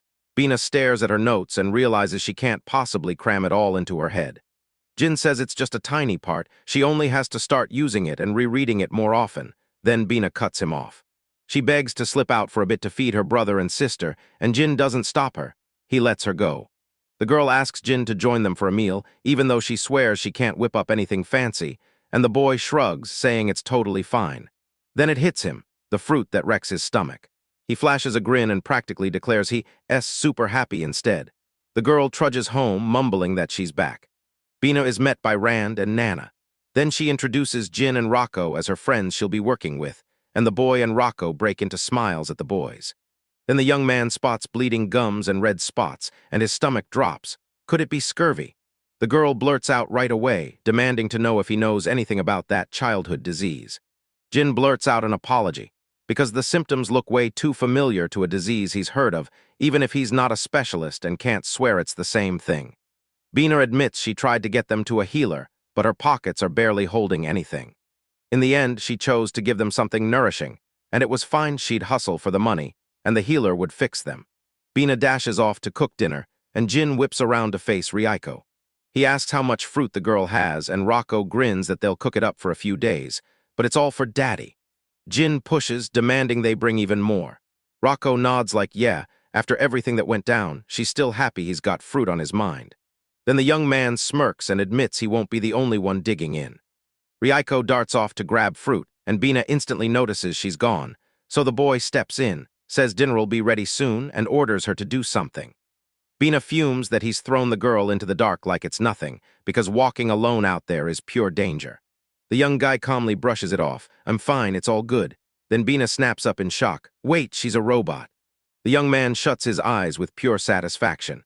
He hasn't had real hot food in forever, and this vegetable soup hits like heaven.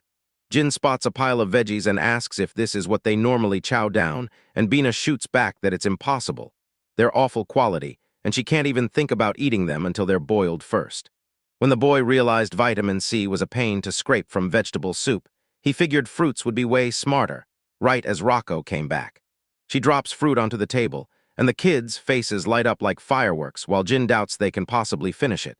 Then Bina blurts out in shock what it is, and they grin and say, it's fruit. She jabs a finger at the peach, and he just freezes, staring. The boy nods, and Bina goes, no money? Fine, sell it. She explains these are the royal fruit here. Even nobles can't grab them in bulk. They're an elite top-shelf treasure. Jin says, then let's all chow down right now, because even if we sell them, we still won't have enough to pay the doctor. Rocco grabs the fruit and slices it up, then lays the pieces out on the table. Bina and his little siblings go wild for fruit, savoring every juicy bite because it's so sweet and downright delicious. Bina spots oranges and apples just sitting there. Then she yells for her sister and brother to hurry over and grab them. Jin grabs a piece too, and his eyes go wide when it tastes insanely good. Rico snaps that Jin can't take it if she doesn't want, because her father won't allow it, and Bina blurts out in total shock the moment she hears Rico calling Jin by name. Bina finally learns how to shape, but when she tries to carve something out of raw material, she throws her hands up, screaming that it's exhausting. Jin snaps at her to focus, warning that if she can't nail the details, she won't be able to sell it to anyone. The young man asks what she wants to make, and she snaps back that she doesn't even know what anyone needs or wants. Yet when he pushes, her answer comes instantly. Then the genie warns that it's a terrible plan to create only what she wants. Bina starts throwing out wild wishes, like a wallet that prints infinite money or a staff that can heal anything, and Jin slams the brakes by telling her to focus on what she can actually do. She laughs it off as just kidding, then flips the idea to a device that can work with fruit to begin with. Bina warns that the fruit will rot soon and turn useless, and the boy agrees that saving food is a smart move. But then she starts thinking hard. How do they actually do it? Dried and salted, and it'll definitely last, and if they want another method, smoking, on the table too.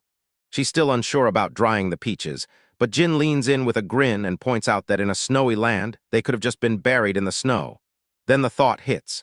Maybe refrigeration is the move. If you keep blasting ice magic non-stop, the magic bill is going to explode. This is a warm region, so the ice will melt, and a tiny stone just won't cut it. Jean jumps in and explains it all. They don't need to freeze food, and if the ice is properly sealed, it stays put. The cold sinks below, and everything finally works the way it's supposed to. Bina scribbles her notes into the notebook, and yeah, you can splash water in it and freeze the mix whenever you want. Wood works for the body, but copper's the real winner for the magic circuit inside, because then the magic formula clicks into place like this. After a while, Jin and Bina grin as they study their invention, finally pleased with what they've built. The girl pulled it off, and the young man immediately showered her with praise. But she'll have to swipe the stone from Jean first. The young man waves it off, telling her, "It's all good, I'll give it back once I sell it." And then Rico answers and sends a chill through Bina. Rocco leans in and demands how much the girl plans to sell the instrument for. Bina just grins and promises she'll offer something easy on the wallet. Then she just freezes. The boy presses her, asking what's going on, and Bina blurts that she can't sell it because of the stone's price she borrowed from Jin. Rico checked those prices yesterday, and with her index finger and thumb, she shows the tiny size of it, one little stone like that would cost 1,000 tor. The young man can't forget Roland. According to his intel, a tour costs about 10 yen, so a 1,000 tour plan would run you straight to 10,000 yen. Then the young man shoots an awkward smile at the stone he's offering and says flat out they can't sell it. Bina's heart drops to the floor because she already made it. For now, they tell the girl to take a swing at it herself, and they'll track down a buyer later. But they don't stop there because they've got other plans brewing. We've got to invent something ordinary folks can actually use, cheap, fast, and easy to make. Then the young man just freezes. He scored a ton of brutal hard corn. Then the girl confessed she grabbed the cheapest one on the market today. But the shape set off Jean's instincts, and he immediately asked if there was more corn. The boy snatches the pot from the girl, scoops the corn in, and drops it right into place, while Bina watches, wide-eyed with pure curiosity. Jin cranks the heat on the pot, eyes glued to it, while Bina blurts out, trying to get answers, until Jin demands an electric stone from Rocco, and she hands it over like it's nothing. Bina can only watch, mourning her pot's doomed fate. The young man whips around, fuming, and declares he'll make her 4 or 5 pots. Bina cuts in and says, "No, just 2. But the girl can't stop staring at her pot, pain twisting her face, while her brother and sister watch too. Then the boy shovels in corn, shuts the hot pot tight, and snaps the spell to life. Suddenly, the pot erupts with loud clanging, and Bina jerks back in terror. She's lost, panicking, and yanks her little one's heads down as she screams, "Pot, don't cook!" Right then, snow-white corn bursts out of the pot. At last, the noise dies down, and the pot's burner starts bubbling until the vessel is packed to the brim with a thick white mass. The young man yells, "It worked!" Like he can't believe it, while Rico grins with quiet satisfaction beside him. Yet Bina just can't figure out what success even means. Jinhin stuffs his container with popcorn and begs her to taste it, and he shrugs that in his world it's just a delicious, everyday snack. Yet Bina shuts him down with a hard no as her little siblings dive in already, crunching and gobbling that tasty popcorn. The young man says it's made from corn, so it can't hurt her, and Bina hesitates, then grabs one and bites down, and the whole room holds its breath for her reaction. Her eyes go wide, and she snatches 2 handfuls of popcorn at once. They've made the call popcorn it is. It's cheap, it's quick, and they can crank out a ton of it. Just one problem: don't use corn because the kernels won't pop unless they're hard. Corn, salt, oil, and even powell leaves get lined up for packaging, everything set for popcorn right on schedule. Then the young man leans in like, what else could we do? And Bina fires back with an idea. They're going to keep needing fire for heating and cooking, so a tool that can spark and make flame fast, that's pure gold. But first you'll need a pile of firestones, real startup money, so you better buy a lot. The young man glares at his bag of stones, then slams it into the girl's hands. There aren't many of them around, but she's got the power to use them. Bina hesitates for a beat, then the boy reassures her, saying everything's fine. Bina snatches his hand and swears she'll pay the debt back, every last bit, and this young man just puts his trust in her. Right now, the girl is itching to build a prototype, and while Bina is locked in with the tools, Rico tiptoes over and quietly grills Chin about the magic stones. Jin nods, saying these stones really are from Kane's village, and he even shoved them into the furnaces, so everything's going to work out. Then he hints he's got a pretty good idea of what the girl's going to cook up next. But Rico isn't fully convinced.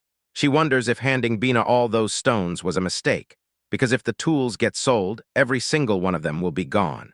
The young man finally admits he doesn't even understand himself anymore, and it feels exactly like a souvenir ripped straight from Kane's village. But he can already feel it. Their words are gonna come out like, that's exactly how you do it. The tools fired up, and they're calling it a lighter. Because the real battle starts now, and the girls praying it all goes well while Jin's convinced they'll sell every single thing, and just like that, they kick off the sale. As people start pouring into the fair, they can't help but flinch, because the weird sound blasting from the pot in their shop has them totally thrown. Bina hands out popcorn to anyone who wants to try it. Light, crunchy, still packed with that sweet corn smell, and so easy to munch you'll be reaching for more. Reiko shoves corn into her mouth, keeps her face totally blank, and declares it's super tasty, while everyone else leans in like, whoa, that smells amazing. One of the young guys decides to buy it, grabs a full portion, takes one bite, and the second he does, he shoves the rest straight into his mouth. The whole shop suddenly erupts in a buzz because everyone's scrambling to try it or begging for more. Customers are thrilled by this simple, mouth-watering snack, and the man's locked in on the lighter, so the genie shows him exactly how it works. Press a button and boom, a tiny flame springs up, ready to spark a real fire, then the first lighter gets sold. Soon everyone's suddenly craving lighters too, and Venus flops back with a huge, satisfied stretch. She's exhausted. Both the popcorn and the lighters fly off the shelves like hotcakes, and for the first time ever, she's selling so much. Bina admits she's over the moon that everything's sold out, but what really thrills her is seeing the customers' faces. Like she finally gets what Jin meant. And yeah, Jin's absolutely ecstatic too. She beams and thanks him from the bottom of her heart. The boy tells her, I'll make you thank me once I cure Nana and Rao, even if that part's still going to be a nightmare. Bina goes, let's grab a ton of goodies today, and Rocco snaps back, don't blow money like that. But the kid just whines, I want rice. Rico demands to know why Jin's stitching futons, and Jin tells him they're for Nana and Rald, built from huge caterpillars he'd gathered because the big spiders. Threads left him with extra, so he churned out 10 more, and yeah, they're perfect if guests ever show up. If they ever do, Rico bolts over to help the maids lug the futons, because Jin wants to build a house someday, and right now there are too many things in this lab he's desperate to keep under wraps. Take that underground resource mine, nobody can just buy it on the market. And even the teacher's inventions, half of them feel sketchy, so if Jin drags someone in here, he'll split them in two. The ones who get to know, and the ones who don't. Rico swears she'll build it soon, and that young man is hanging his whole hope on her words. Jin snaps him back to reality. Venus tomorrow, so the kid begs to be woken up early to check the futons, then disappears into the room mumbling about hot springs and how that relaxing bath is going to fix everything. Rico clenched her fist with a sly smile like, don't worry, Dad, you can count on me. They roll up to Bina and she wastes no time. She shows off her brand new invention, a water heater. Bina admits she just thought it'd be awesome to have warm water to wash with, and that's how it all started. Jin praises her like she's a full-on crafting master, and Bina just snorts. Not a master, I'm the master. Rocco hauls a mountain of futons and strides straight toward them. The young man tells them he had extra materials, so he whipped up a couple for Nana and rolled, and Bina blurts out how insanely warm they feel. Then she begs for one too. Jin stays cool and says he made more, so she can have hers, and Bina finally exhales in relief because at first she'd thought he only churned out weird stuff. Jin can't help but stare at those futons like, wait, what are these things made of? Because honestly, people are out here chowing down monsters anyway. And if you're counting that giant caterpillar as a silkworm, then yeah, it all somehow makes sense. Jin reminds everyone he's just an ordinary crafting master, Nido Jin. But Bina flips the script, saying normal and him are total opposites, because he's already home with extra stuff that screams abnormal plus those peaches and apples, and when you look at Reiko, not a single real crafting master can build an android. So yeah, Jin isn't like the others at all. Bina blurts out an apology. She totally got carried away with her words, and that young man's hiding secrets he can't, or won't, say, so Bina decides not to push. Reiko calmly points out that even Bina knows how to be tactful. Then Bina's face instantly twists with indignation. The guy shoots Bina a quick thank you and immediately starts to tell her something. Bina shrieks in pure shock the moment she hears about the teleportation gate, because she can't wrap her head around the fact that the boy is an orphan living on some far-off island. Jin just lays it out. That's how he got here, and suddenly Bina realizes why he knows exactly how to craft. And that fruit grew right on the island he came from. Now the girl finally gets why it's so hard to tell him. Because if the teleportation gate lands in the wrong hands, it's game over, a full-blown catastrophe. Bina swears she'll keep it secret. She might not look like it, but she clamps her mouth shut like it's a secret locked tight. Then the boy clocks how stubborn she is, and Rocco chimes in, saying she's the stubborn type to the bone. She's totally lost on what it all means, but the two of them insist, no, it's compliments. And right when she's trying to catch up, it's time to bargain again. Reiko's out here raving about popcorn, Bina's hawking a water heater, and Jin's busy tinkering with lighters. Geez, it's packed today, the young man blurts out, scanning the chaos. Out of nowhere, 4 sketchy-looking thugs stride up and demand something from the boys. Something, not just words. Bina can't even figure out what they're asking for, while Jin rages at how ridiculously predictable this is. Then Reiko snaps into action and hands them a food sample, popcorn. They said they wanted some, so the girl brought them over for a taste, until the men decided they were being mocked, and one of them threw a punch at Reiko. Bina panicked for the girl, but she stayed calm and neatly stopped the fist before it could land. Without a doubt, she rockets the man skyward, and their whole crew just stares as he sails through the air. Jean mouths a prayer, while Bina is left utterly stunned. The man lags behind the group, and one of the others yanks out a sword to finish the kid off, until Rocco moves faster. She clocks it instantly and rips into him, calling it bad manners to demand money in exchange for violence. Reiko said she figured they'd grab popcorn and tools, but nope, they went straight for violence, and right then another guy lunged with a sword at the girl. Reiko snaps a punch into his jaw, then rockets upward and launches straight at the other man. After all that, the girl beams, thanks him for the tasting, and then leans in to ask, so, was it tasty? Jin awkwardly calls out, and Rocco shoots back that she never killed anyone, she just tied up the men. Venus insists they should dump it in the guards' hands at the fortress, but Rico's just smirks and says she'll figure it out. Right then, a man drops out of nowhere and declares he'll take them away. Straight up, he just witnessed an amazing performance. Bina shoots him a sharp, displeased look. With a sharp clap, the man blurts out an apology. Yeah, he really means it, because he's honestly blown away. Right behind him, the butler grins and says Count Kazuma is still as witty as ever.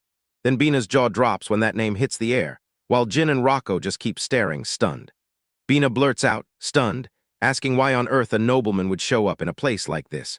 The Count cracks and admits he's been dying to know if those popcorn rumors are real, so he swings by for a taste, because it's way better when it's cooked.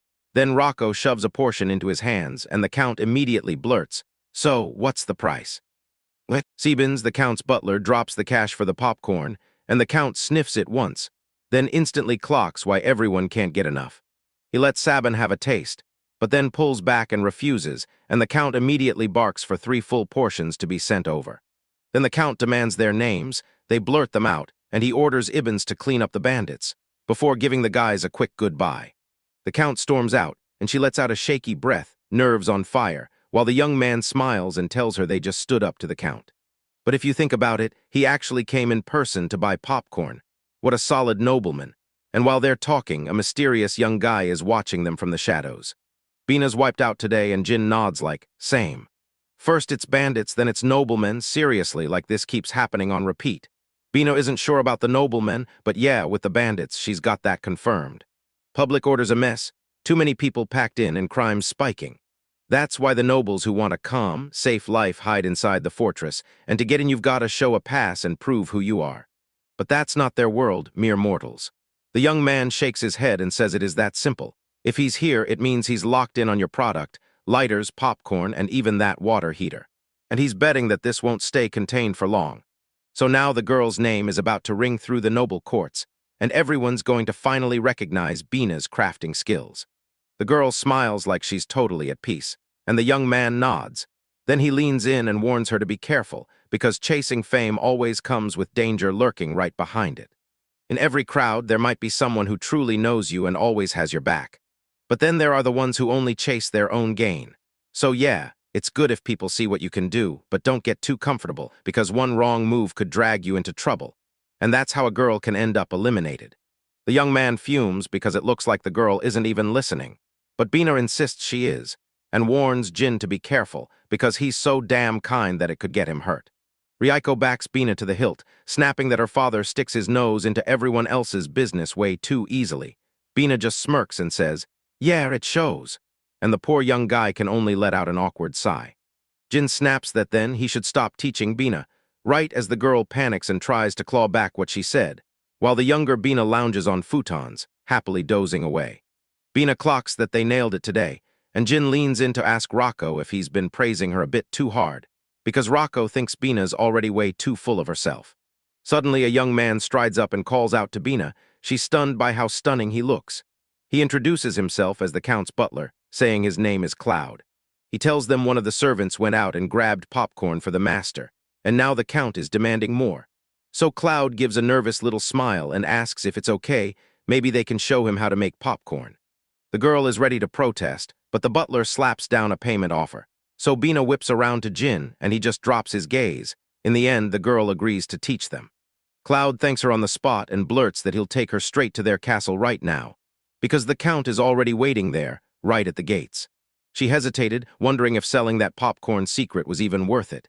Then Jin snapped back. Yeah, we have to. Sooner or later they'll crack the recipe anyway, so we'd better sell it now, not after they figure it out on their own. The girl nodded and pressed her finger to her chin, thinking hard. In the end, they promised a reward worthy of the moment, so maybe this is Bina's shot to get what she really wants. Jin watches her face turn unsettling the second greed grips her, but she just grins and swears she's joking. After all, her motto is everything for the people.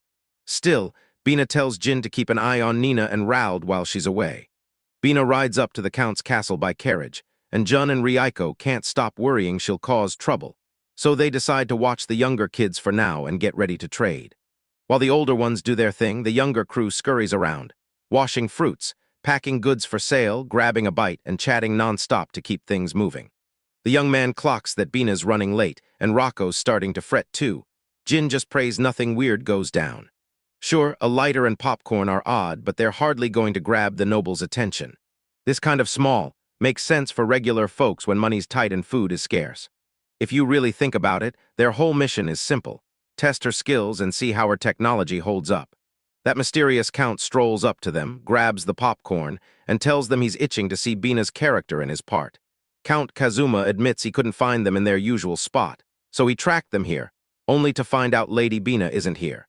Jean shoots back with the truth. She's on her way to tally up Count Garano's estate. So Garano freezes with a hand on his chin, realizing he's running late. The Count is itching to do business with the young man, and yeah, it's super awkward. The butler and the Count grin like sweet trouble, and then Jean quickly begs them not to say any of this in front of Ben. Ryuko strolls in with an apple for a snack, and the butler immediately scrutinizes it like it might bite back, testing it for poison. The Count shoots Sabin an apology, then admits, yeah, he's a little paranoid, we've both lived through the same kind of scares. He even admits he sometimes pushes things too far, and Jean just smiles like, we should be thankful he's on our side. Just then, the Count spots the plate sitting in front of the man and the butler with his head bowed, so he snaps, asking if Sebens went too far with his inspection. But Sebens just keeps chewing, apple slice after apple slice. He begs for forgiveness, swearing the apple is ridiculously tasty and the Count can't resist. He grabs a slice too and immediately goes, "Yep, that's absolutely amazing." Then they spot a refrigerator, no ordinary fridge, it's magical and keeps whatever's inside perfectly chilled.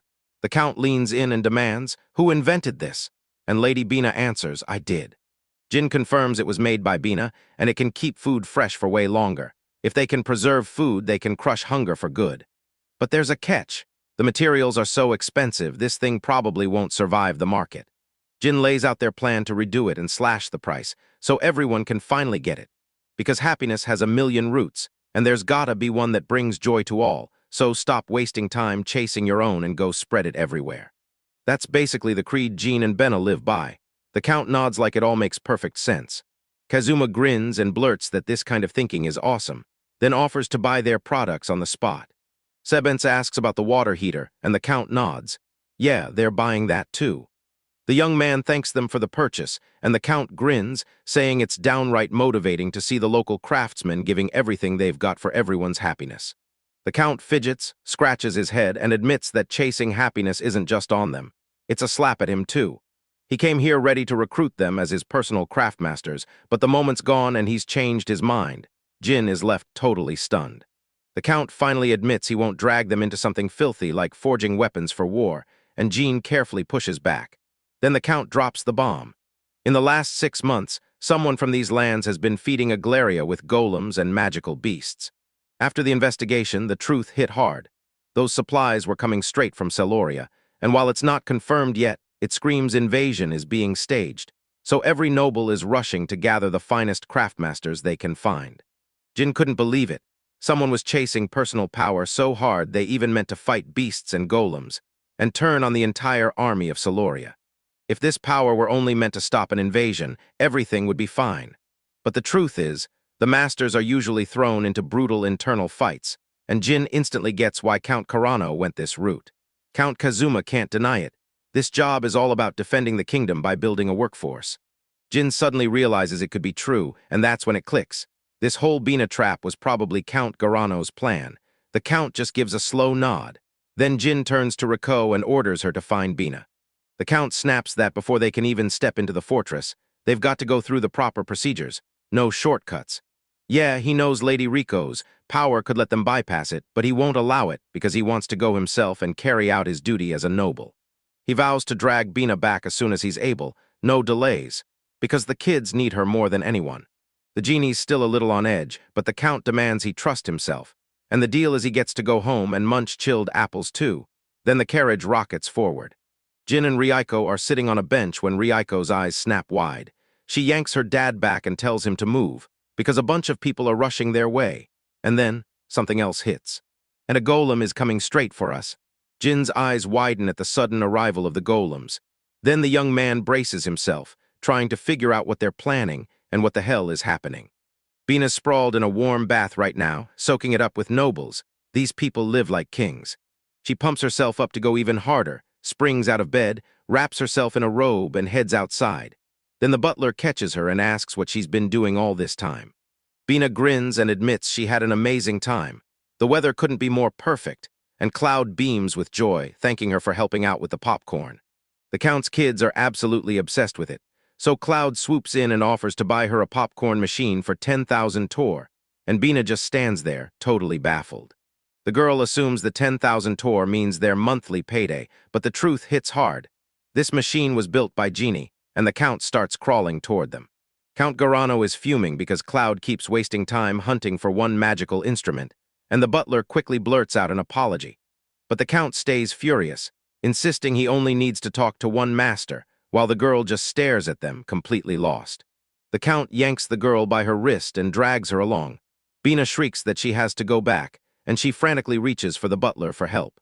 With a grin, Cloud tells the Count, "Go on, let's have some fun." Bina seethes that he's doing this to her out of nowhere, because her brother and sister are waiting. Then the Count yanks her cheeks and barks for her to shut up, muttering that she better not cause trouble for them. The Count yanks the girl's robe collar open, and snarls that he can't stand noisy girls.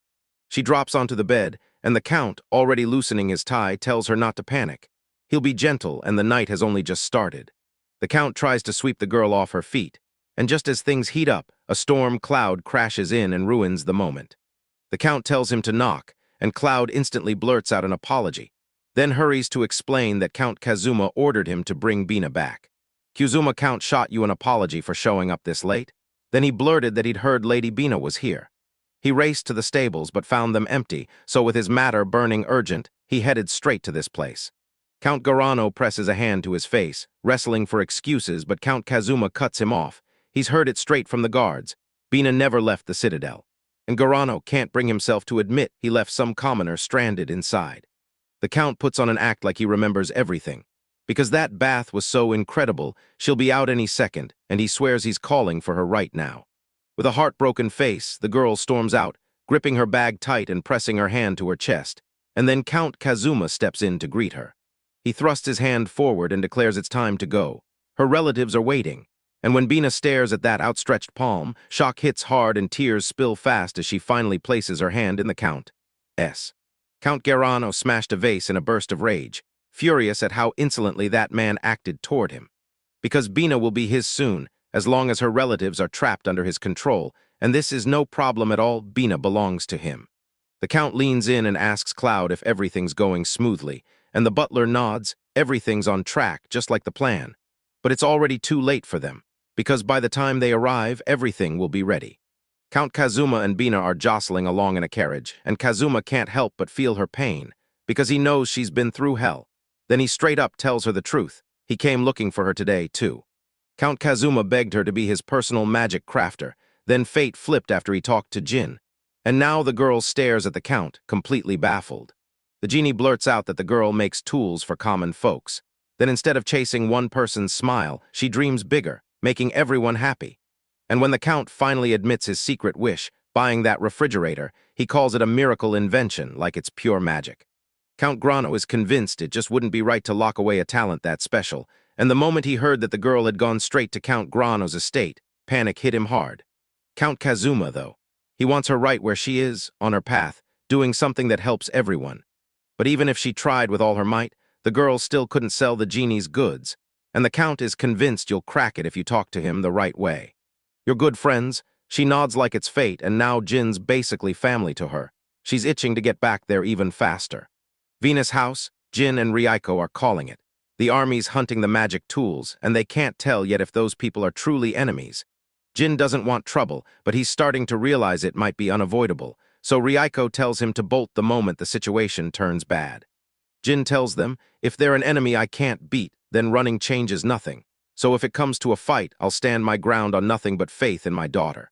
Riko nods hard, and right then, the men in black close in around the house, trapping them all. They rush in and find a boy and a girl stuck together like they're trapped. Then the man tries to explain how he found them, and the instant he finishes, the kids hit the device, and a blazing protective field snaps into place around them.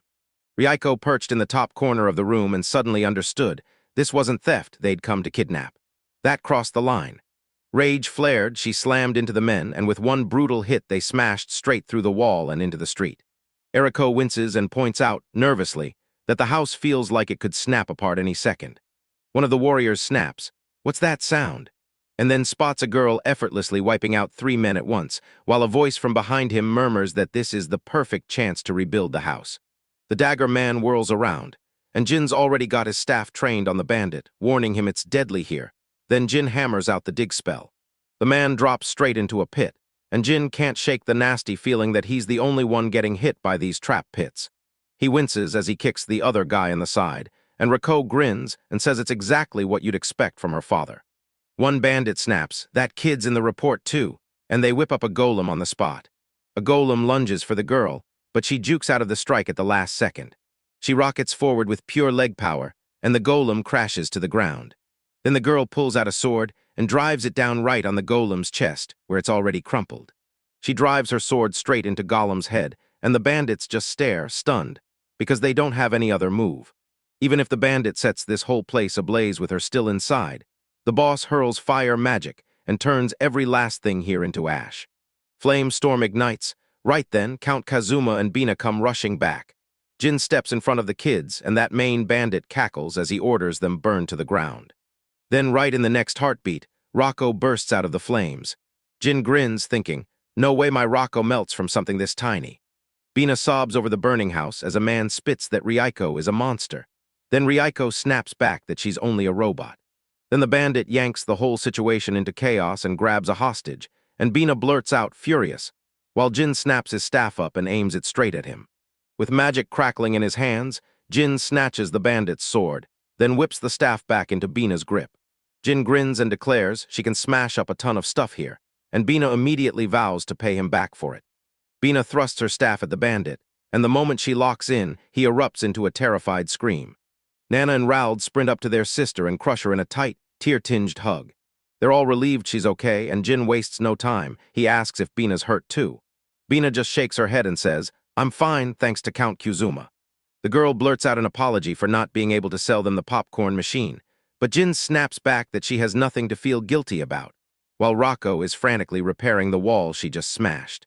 Reiko rattles off excuses, blaming it on her wall, too thin, too fragile, while Jin nods along, telling her she needs to build it stronger. Then Bina erupts, screaming that the blame lands on them and them alone. Reiko wants to build it with bricks. Jin argues for a fireproof wall, and Bina snaps. Where in the world are we getting that kind of expensive material? While the Count just stares, utterly baffled, then bursts out laughing like, you're even talking about crafting in a mess like this. What? Jun nods fast, yeah, of course. After all, they're magic crafters, the best at turning raw ideas into real power. Bina grins and backs him up with that smile. Welcome back. Jean rockets in, gives Bina a hard fist bump, and she's finally home. They stand there staring at the wreckage from the attack, pure horror everywhere, yet somehow the workshop is still standing like a miracle. Jin pushes for rebuilding the house, but then he asks the real question. What are they supposed to do today? Count Kazuma steps up and offers his estate right away, because those bandits might still be out there, and nobody wants that danger near Bina. He promises they can set up a fresh workshop on his land, with his guards standing watch, and stay sheltered until the whole commotion finally fades. The way he's worrying over her hits Bina right in the heart. He can't stop wondering how long Count Garana will keep up the act of being so clueless, while Count Kazuma shrugs and bets he'll blame it on some golem and magical beasts. Yet Jin isn't buying it at all, because there's no way the kidnapping of his own people gets swept under the rug that easily. And then Count Karano went even further. He sent a golem after them, because if that kidnapping worked, Count Kazuma would have had no choice but to use those two children to rattle Lady Bina into obeying him. Yeah, it'd be a brutal crime to commit, but he's a nobleman. Still, his country needs men like him, and that's how you know things are truly dire right now. Plus, so far, they've got zero proof tying him to anything. Jean pushes to question the mercenaries, but the Count cuts him off. See, Bance is already on it, and they're staying silent for a reason. Some of them even tried to kill themselves. Jean fires back, furious, asking what the Count thinks he's suggesting. Just sit there and wait. The Count snaps back, confirming it's exactly that, because right now that's the only play that works. Jin is still seething and demands to storm Count Garano's mansion right now. But the Count blocks him, telling him his anger is misplaced. Because nobles like this don't just threaten people. They can topple the whole kingdom of Agulria in Blue Land, and Count Kazuma warns that if Lady Riko gets her way, both Garano and his men go down, so the Count insists. Think hard about the sway nobles really hold, or the kingdom itself will crumble. Count Kazuma didn't just ask. He demanded they think about what this would do to the citizens, and to Lady Bina too, and that's why he refuses to let Jin walk free. It's tempting to burn that hatred into fuel, but the Count demands patience. He's sure he'll still be able to test their future medicine, so he tells them to wait. Jin gets clocked on the head by a rod. Bina swings in, smacking him into focus. Then she snaps that he shouldn't pull that terrifying face. The girl insists she's okay, and after everything, she's finally got the support she needs. And even now, Bina still has her heart set on this kingdom and city, because Jin's right. They've got to ask themselves what they want to build for everyone. Bina finally snapped and decided to help the city's residents.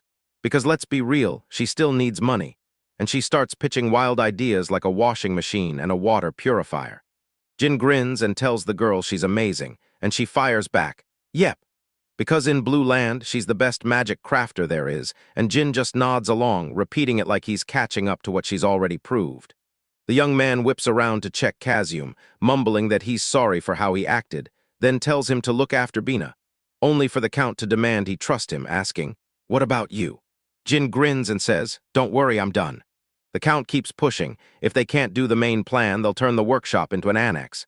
Since Jin is Lady Bina's assistant, they should move in too. But the second Rocco hears words like annex and assistant, a dark aura surges through him. She grabs her father around the waist, hoists him over her head, and whirls him around in a wild spin. Rocco climbs onto her father's shoulders, squares her little shoulders, and declares they're turning back. Jin instantly loses it and yells that it's embarrassing, but Rocco fires back that going this way will get them home way faster. Ryuko darts off like a streak of lightning, kicking up a trail of dust, and Jin yells for her to slow down while he gives Bina a quick goodbye. Bina can't even wrap her head around what's about to happen, and who knew that would be the final time she'd see him. Either way, she has no way to pay him. Bina just moved into a brand new studio, and wow, it's stunning, so the Count leans in and tells her straight up. If she needs anything at all, she only has to say the word. Bina blurts out she needs a hammer carved from pure gold and a chain forged from pure magic crystals, and Count Kazuma snaps into action like he's about to track them all down. Then Bina grins and claims it was just a joke, making the Count burst into an awkward laugh. The girl gushes that the Count is incredibly kind. He treats those pathetic magic crafters like they matter, and the girl has only seen two people like them before, yet the Count has already crossed paths with both. He flashes an awkward smile and admits he learned about her the moment she blew up. So yeah, they're a little different. The Count can still remember when he was little. His father drilled strength into him, and his mother begged him to stay kind, so now he's determined to be both. But his mother vanished when he was young, and his father never came back. He died in the war with Soloria.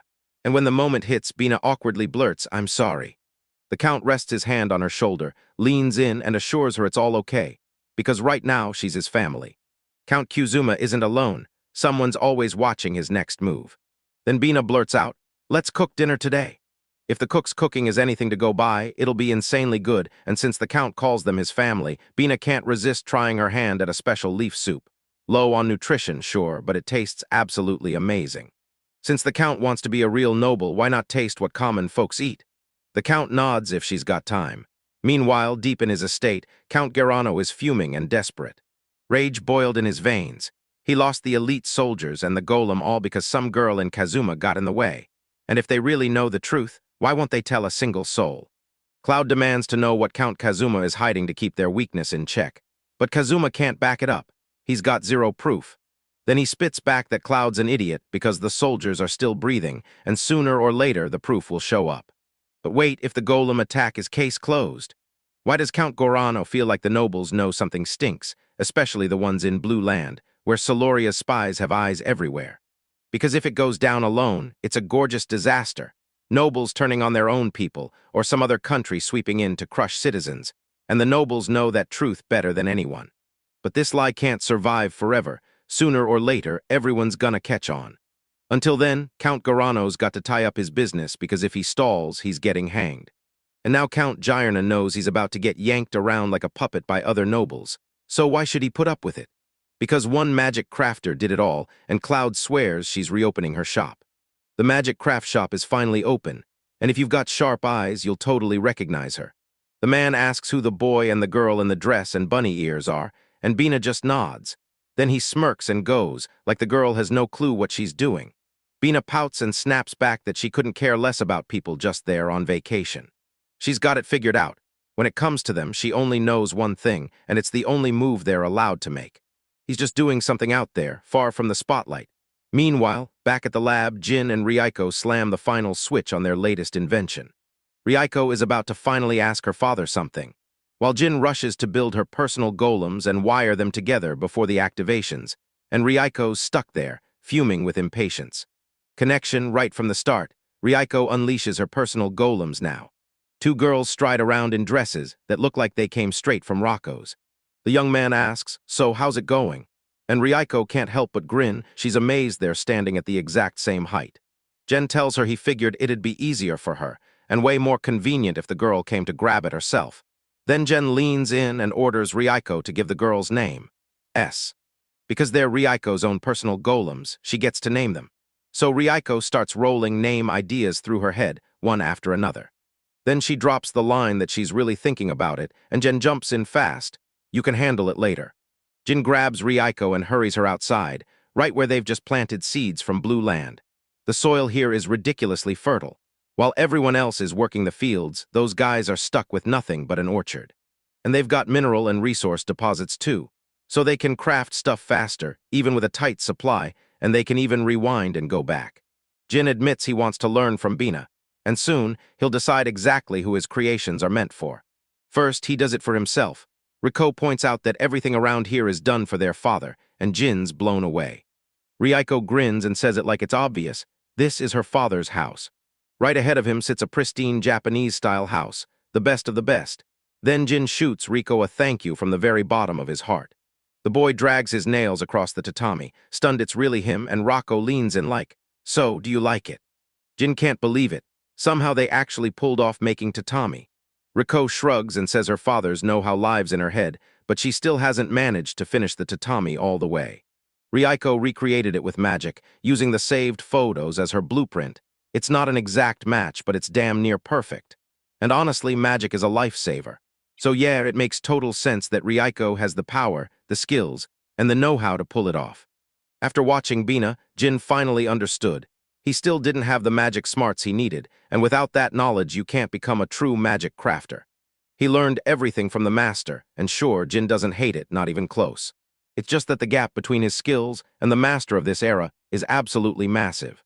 After Kane's village incident, Jin thought he finally got it, so he tried to stay quiet in blue land, like he could disappear into the silence. Then he awkwardly flashes that smile, and you can tell he's just slipping back into himself all over again. Riko steps in and says, "Father's a wonderful person." Riko flashes a smile and says her father is only doing this out of plain common sense. Then she smirks and adds that Jin's probably fuming in his head. Now he's desperate to hunt down another way out, while Jin is trying to build an engine, and everything is going sideways fast. Jin says it'd be awesome to have another way to travel. Cars, ships, planes. Then Reiko cuts in and reminds him they already have a coma.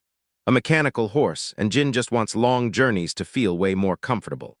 In this world, there's no gasoline and no batteries, so the fuel has to be magic, and that's exactly where everything goes wrong. Jin needs to verify something, so he shoves a stack of papers into Reiko's hands and orders her to unleash her wind spell. Then she obeys, following every instruction to the letter. When his thoughts hit, the boy's eyes snap with interest. He's hooked, fully locked in on this. Jin glides through creation and digging like it's nothing. Then he uses the effect to wipe out the recoil, so what looks simple to him is secretly a whole tangled process, and Riko immediately asks if it's all tied to the engine. Jin tells them that if they pull off a kickback, he'll turn it into his advantage, and then he swings it into action by calling Reiko. For the test, he unleashed his air magic. Usually the engine powers itself by grabbing energy from an explosion, burning fuel, or letting electricity release its punch. Then a rocket engine burns its fuel just to feed the engine itself. So let's make it simple. Instead of chasing energy, turn it into raw force. But with magic, they can latch onto that force and steer the engine with it, making everything way more efficient. Everything's set, perfectly ready, and right ahead of them, a mysterious cylindrical machine looms, daring them to try it. Jin dubbed it a rocket magic engine, and they're about to test it right now. So it has to be hauled out into the field because the personal maids refuse to let anyone else touch it. The maids start bickering over who gets to carry the engine. They head out to the field, park the engine right there, and Jin leans in to warn her, "Stay sharp, because that wind is roaring hard." Then the engine roars to life, and the whole machine starts rolling. A blast erupts from that direction, and Reiko nearly loses her footing as the force slams into her. Jin watches the recoil do its job good. That means they can keep the power under control, so he tells Riko to hit it again and keep going. Jin asks if she's okay, and he wonders if he should grab the maid's help. But Rako cuts in, assuring him she's got this all on her own. Another volley of gunfire tears through the air. Jin screams, "Stop." Jin blurts out, worried out of his mind, asking if Rako's okay, and she just nods, then winces as she stares at the broken engine like it hurts to look at it. Reiko blurts out that she's sorry for breaking it, and Jin immediately pulls her clothes, promising he'll rebuild it.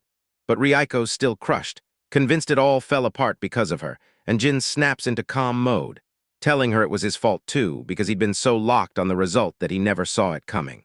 Jin rests his hand on Riko's shoulder, and even with magic in the mix, the whole point of research and making things stays the same. So this isn't Enrico, and that girl has no right to blame herself. The genie hurls her straight to the bath, and she sinks into the steaming water, fuming. The girl starts blaming herself for doubting their help, and the guilt spirals until she's dumping her problems on her father. Then her maids step in. They say Jin tossed them here because washing with magic is no fun at all. And even the maids confess it. Jin sent them to back up Rika, because the girl clings to her father, while the maids cling to Rika when they know they're just not strong enough on their own. Rika stares at them and realizes she still hasn't given them names. Heck, she's not even sure she can name them the way her father did. The girls were made to step in, because all they wanted was to help their father and prove they were useful. Rika grins like she's finally found the truth, because yep, they really are the same, carved from the same blood by their father. They just sit there watching the sunset, and Rika won't blink, not even once, as the sky burns brighter. Staring at the fair-haired golem, Rika leans in and whispers that the golden sun will brand your name, Solil, and then turns to the dark-haired one, saying the silver moon will crown her, Luna. With worry flickering in her voice, Rika asks what their names are. The girls are all over it, and just like that, Rika barrels back into the workshop. Jin tells them he's turned the research team into a whole experiment room, because they're building the real rocket that'll launch in the future.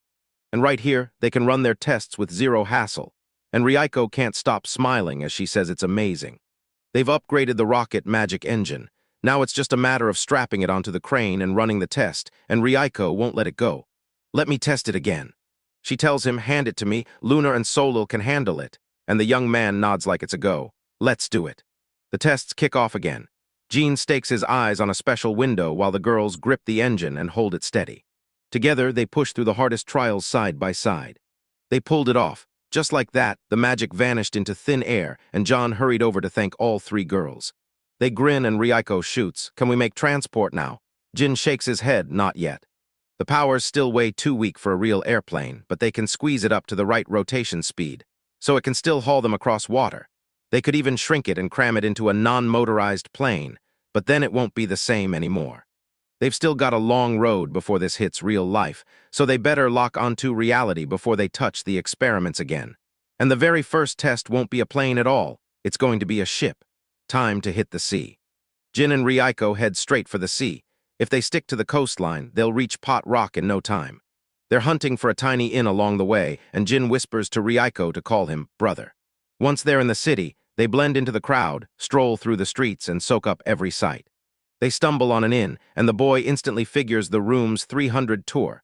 Like that's the price a tropical island is supposed to charge, except he's never actually been, so he can't be sure. Still, the buildings feel way more open here than anything back in Blue Land. This island sits in the kingdom of Elias, south of Aglaria, right where Blue Land stretches. So yeah, it's brutally hot for a reason, and the villages of Kaina, Blue Land, and Patrock are all living at a straight-up medieval level. Rika has no clue what the Middle Ages even are, but the world slipped back into the Mother Era level of civilization. Jin just nods, because it's not like everyone can freely use the teleportation gate anymore, and somehow that makes total sense to Rika. Rika's words lit a spark in Jin's mind. Now he's obsessed with the ships of the Master Era, but he's just as hooked on the ones from this era too. Since they've already cleared everything away, he grabs the moment and goes to see what's out there.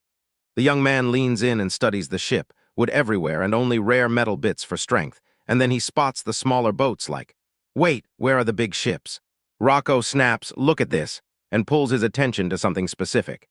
They spot it, one ship, being steered by a golem, and it's not using propellers at all. He's rowing with his own hands, swapping out the engine for a golem-powered drive, and the best part, Gomes never tires. Yeah, it's pretty rough and primitive, but for small boats it's a solid, working solution. But his arms just can't hold, and one slip throws off his whole balance. Once he wobbles, the strength drains right out, yanked away from the boat, and before the young man can even finish his sentence, a blood-curdling scream cuts him off. Mount that golem on a steadier ship. This two-person catamaran can blast along at insane speed, but one hard turn is all it takes to flip it on its side. A short-haired blonde girl steps in and fires right into the conversation. She's been listening the whole time, and the young man clearly knows his stuff, from the boats to the golems. With a bright smile, the girl calls him a boat builder, then blurts out an apology for interrupting, like it's nothing. But she's the only one here who actually builds boats, so you can tell she's locked in on what they're saying. Jin steps up and introduces himself as a magic crafter, and that girl grins, because now she finally gets why he knows so much about golems. The girl grills him with questions about where he's staying, if he's free right now, and whether he belongs to some guild. Then Jin squirms and admits he knows nothing of any of it, and she bursts out that it has to be the sea's blessing, or the ship is pointing the way to something amazing. Reincarnated leans in and whispers to Jin that this girl is trouble wrapped in a smile. Mess with her, and things will go sideways fast. Still, Jin pushes forward, itching to ask questions about the ships. Before he can, the girl plants her hand on Jin's shoulder and begs for a favor.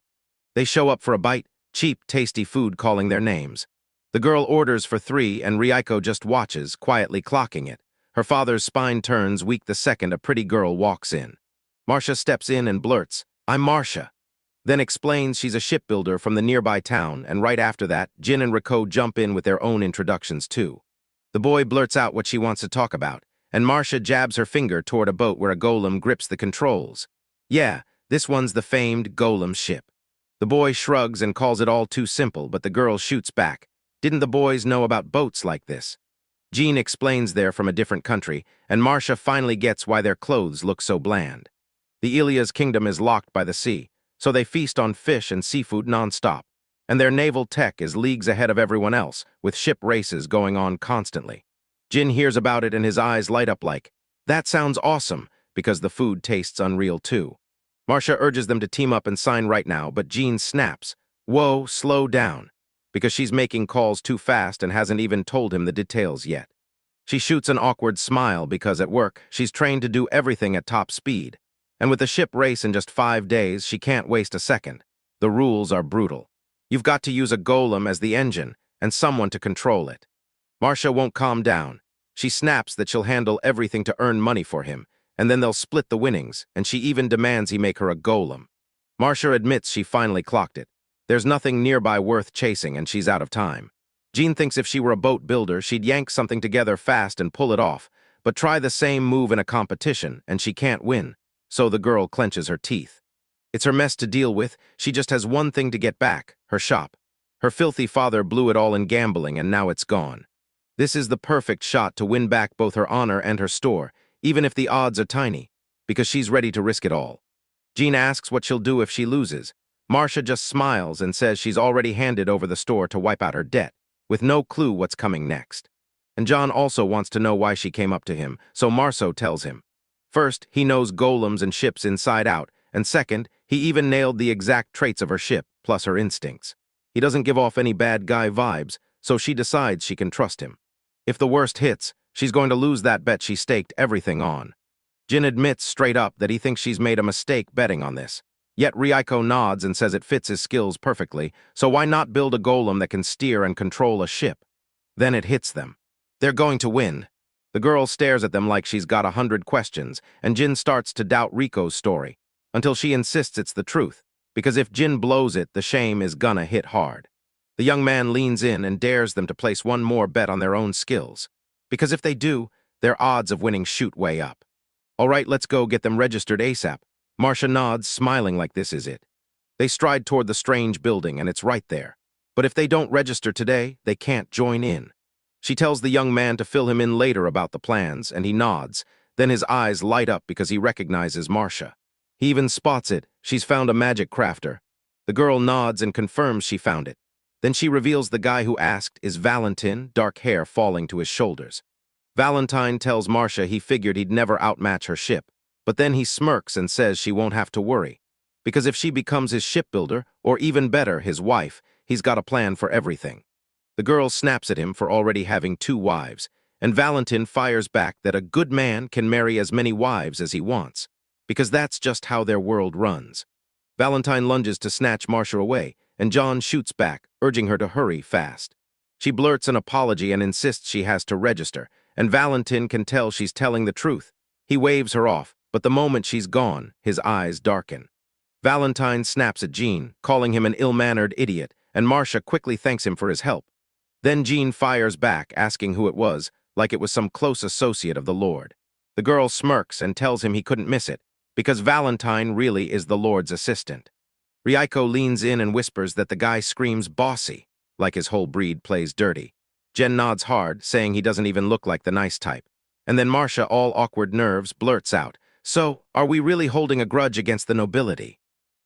Marcia strides up to the counter to check in, because she's the shipbuilder role.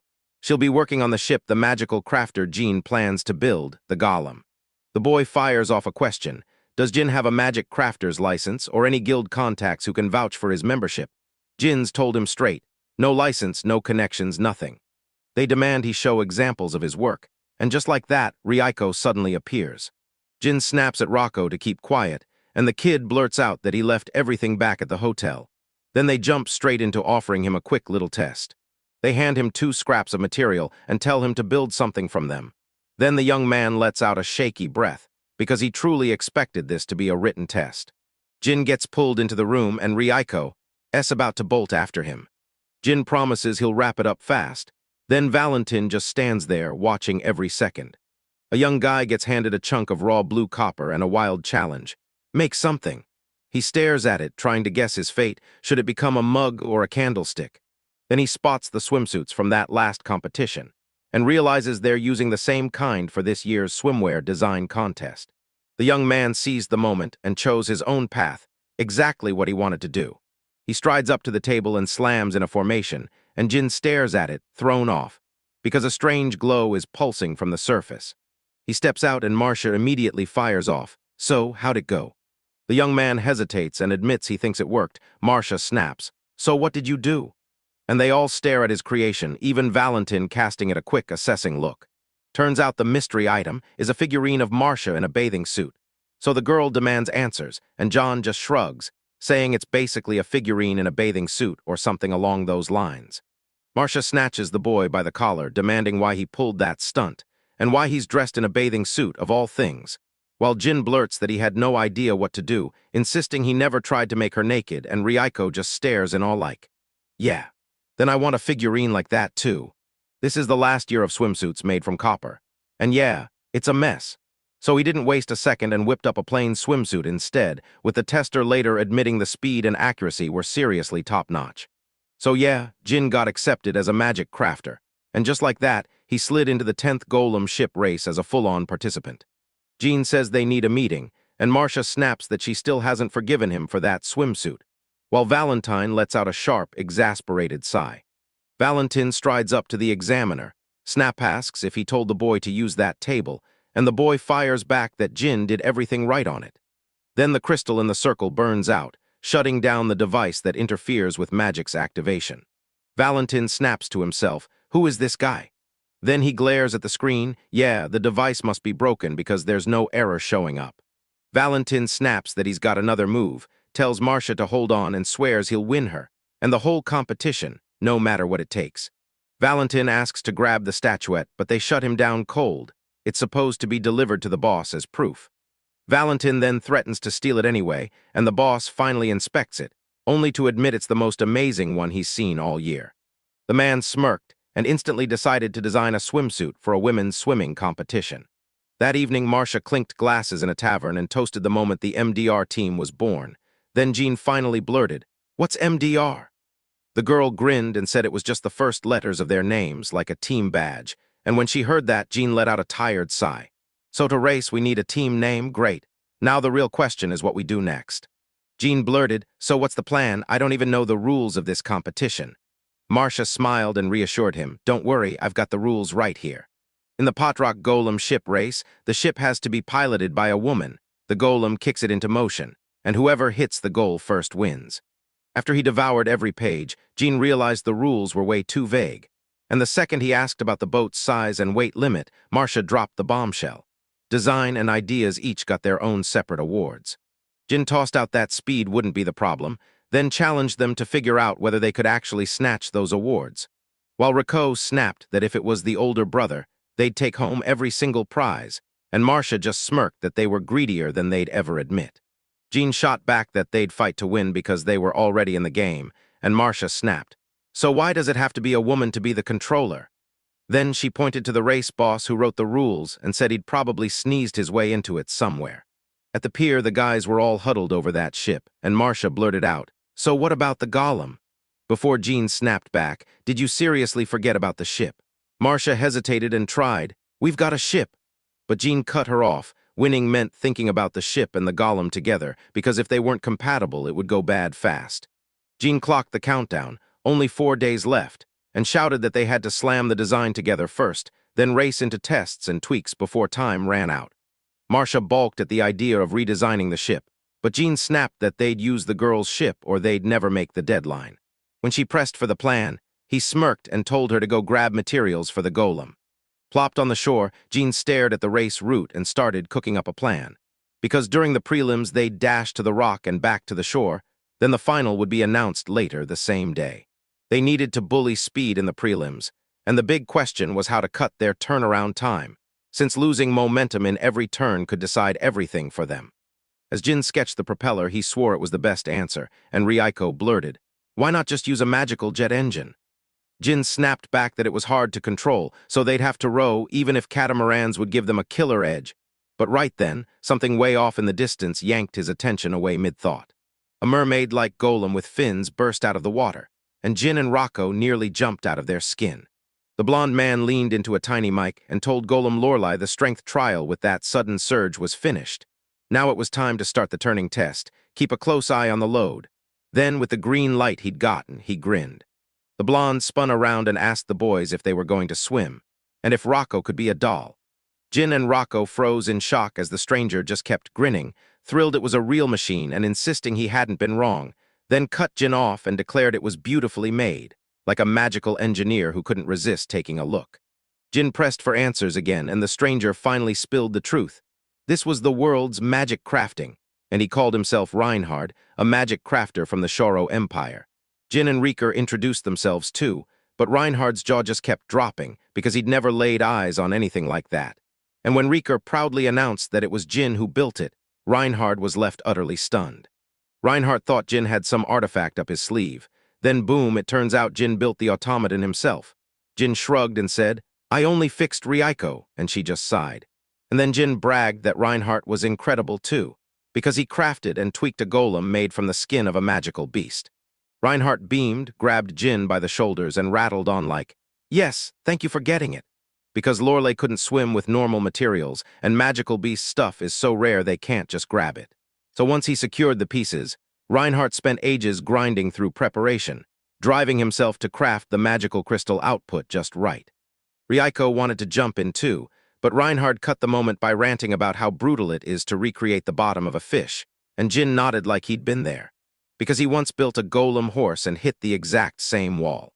Reinhard said animal movements are brutal to copy. Sure, they look steady on the outside, but getting everything in sync, like making a horse move right, is another nightmare entirely. Jin shot back that the center of gravity is totally different from a human, so you can't just adjust and be done. Reinhard studied them both, peeking at one, then the other, and somehow neither of them noticed a single thing around them. Reinhard kept talking until they finally had to forge this insanely complex magic formula. And just when they thought they'd nailed it, it turned into this endless loop. Jin latched onto the part about imagining exactly how the muscles move and recreating it in crazy detail to get smooth motion down. And right then, Rocco's head began spinning from their totally incoherent rambling. After they finally wrapped up the talk, the guy flashed a friendly handshake, and Reinhard told Jin it was great talking to him. Jin shot back a reply, and Rocco, staring at Jin, asked if they were done. Jin grinned and said he didn't mind chatting a bit more. Reinhard nodded along, but Reinhard had to scan Lorelei. She was still waiting on the next order. So the moment those words hit, the golem burst out, and Reinhard clocked the truth. Time was almost up for the race, and he had to slam everything together fast. Jin then shot, "You in?" And Reinhard fired back, "What about us?" Jin grinned, "We're in too," and the guys shared a look that basically screamed, "This is about to get wild." Reinhard promised he was looking forward to it. Jin shot him a nod, and then he hurried over to Marcia with Rocco, apologizing for the delay. Right when Jay heard Marcia explode into a scream. Jay demanded what happened as Marcia blurted out the reason, shaking with excitement. Jin said the shops were totally empty, and Marcia snapped that someone must have gobbled up everything the moment they registered for the race. Because when she sprinted through the stalls, all she could find was bronze, and she plopped to the floor in shock. She insisted there was no magic plate, no magic crystals, no magic stones at all, and Jin was stunned, because yesterday everything was calm. Of course, race day panic had already cranked up the demand, but he still snapped that bronze would be enough because he'd got the materials covered. and with Marcia happily agreeing to go shopping, Jean pulled off his plan. Right now, they were starting to forge the golem and build the ship, and Marcia beamed and nodded like, "Yes, let's go." Jin used his forging skill to strip the raw metal of foreign impurities, purifying it into something usable. Then he told Rocco to forge the golem's outer layer from that clean bronze, using Marcia's face as the blueprint. Rocco agreed at once, but Marcia exploded with indignation. Jin didn't hesitate when Marcia asked if Rocco could use magic. He said yes, because she's his sister, and even Marcia admitted they're really close. Then Rocco fired off her transformation skill, and Jin only backed her up, praising her as a capable little sister. Right as the boys wrapped up the last details of the golem, Marcia blurted out, shocked and embarrassed, whether it was a humanoid type. Jin pushed Marcia and asked if she'd heard that Rico's golem was supposed to be built in her likeness, but Marcia freaked out. What if it didn't even get oar-like arms? Jin shot back that the ship could be controlled 100 ways. Build the golem with oar, with fins, even mixing stuff up. And then he leaned in and insisted that a humanoid golem had its own perks too, so now she had to come up with a name. All fired up, Marcia blurted out that she wanted to name the golem, and when she got the nod, she snapped, calling it Oro like she was racing to the finish line. Then Jean went right along, and the moment she said Oro, the activation command hit. Once the activation hit, the golems blurted out in straight-up golem language, and Jin snapped, "I messed up. I forgot to install the language program." Then, rushing to make it right, he grabbed Marcia's hand and begged for help, wanting to teach her everything he knew about boats. With the info transfer going, Jin held Arrow's hand too, and when it was done, he told them. Now Arrow could steer the boat using Marcia's knowledge. Jin couldn't hide his relief. Arrow was finally going to help them build the ship, and Marcia instantly got why the humanoid golem was such a game-changer. Jin grinned, pointed at Rocco, and after a moment she nodded and rolled out a wheel for the ship. Then Jin leaned in and told Marcia to watch what he could pull off with a humanoid, assembling the boat piece by piece, and promised her there was a move only a humanoid could make, as Marcia's hands started to tremble. Once they had everything set, the boys spotted a crazy boat, catamaran-shaped, with what looked like a bicycle bolted behind the navigator's seat. Marcia jolted in surprise and blurted, "What is this and how does it work?" Jin grinned and explained it straight. "You pedal to spin the water wheel and that turning turns into power to push you forward." Then, when she doubted the whole thing, Jin just shrugged and told her to see for herself, commanding Rocco all over again. She dropped onto the pedals, blurted, "Let's go," and started hammering them with all her might. Before Jin could even finish his sentence, they were yanked forward so hard he shouted for them to slow down, and then, boom, they caught the wave. Jin screamed and sprinted off the shore, and drenched Marcia and Arrow just stared after him. Then Marcia balled her fist and vowed they'd make it, while Arrow fell silent, watching that girl like he'd lost his voice. As the sun dipped toward the horizon, Marcia and Arrow came back to the pier after their ship test, and Jin leaned in, asking her how the ride felt with Arrow on board. Marcia pointed at the so-called Swan and bragged that it ran smooth, fast, and sat perfectly under control, like it was already the ideal ship, so good she couldn't even think of what to fix. Then Jean just smirked and said the thing was built for sailing in the first place, and once he got a proper look, he'd find what else could be improved, because for him that was only the start. Marcia stepped up and grilled Jean. Was Oro really cool with his powers? Jean shot back that Oro was the best they could do with their materials, but Marcia froze for a beat before speaking again. Then she blurted out, "Is it normal that Oro can't push faster like Reiko?" The kid, Jin gave a quick nod and said, "Yeah, because Reiko's an automaton." Marcia only sounded mildly shocked and Reiko snapped back, "What's so surprising?" "Jin's my father." Jin hesitated, then finally admitted, Yeah, she's right." After they wrapped up the talk, the guys didn't even clock that someone was still watching, so they kept chatting about how the edits would be done tomorrow. Jin told everyone to get some serious rest, then climbed under the covers, tapped their heads to the pillow, and boom, sleep hit them instantly. Only Reiko was still awake, and the loud stomping from Marcia's room snapped her attention. She bolted out, caught 3 guys trying to batter the door, and their sudden spotlight landed them in trouble. Reiko demanded to know if they realized they were in a women's room, and the look on their faces said it all. Reiko's clenched knife told her they weren't in the wrong room at all. Then one burglar snapped, "Silence, Reiko, now," while the second lunged for the machine gun. Rocco snapped that they had to go quiet, because her father was asleep. Then she burst straight into the fight, smacking one burglar right in the neck before he even processed what was happening. While the first guy crumpled, Rocco slammed the second across the solar plexus with her elbow. With the would-be burglars knocked out cold, Reiko stared at them, then snapped her gaze to the shore, padded over, and began tamping down the sand piles they'd been buried under, only to spot a nearby table proving they'd tried to attack a sleeping woman. Then Reiko spotted a fire blazing in the distance, and when she realized it was coming from the side of their ship's garage, she bolted awake Jin and Marcia, apologizing for not waking them sooner. Jin waved it off, saying she didn't have to worry about it, and Marcia shot up screaming, furious, and demanding to know what Jin was saying.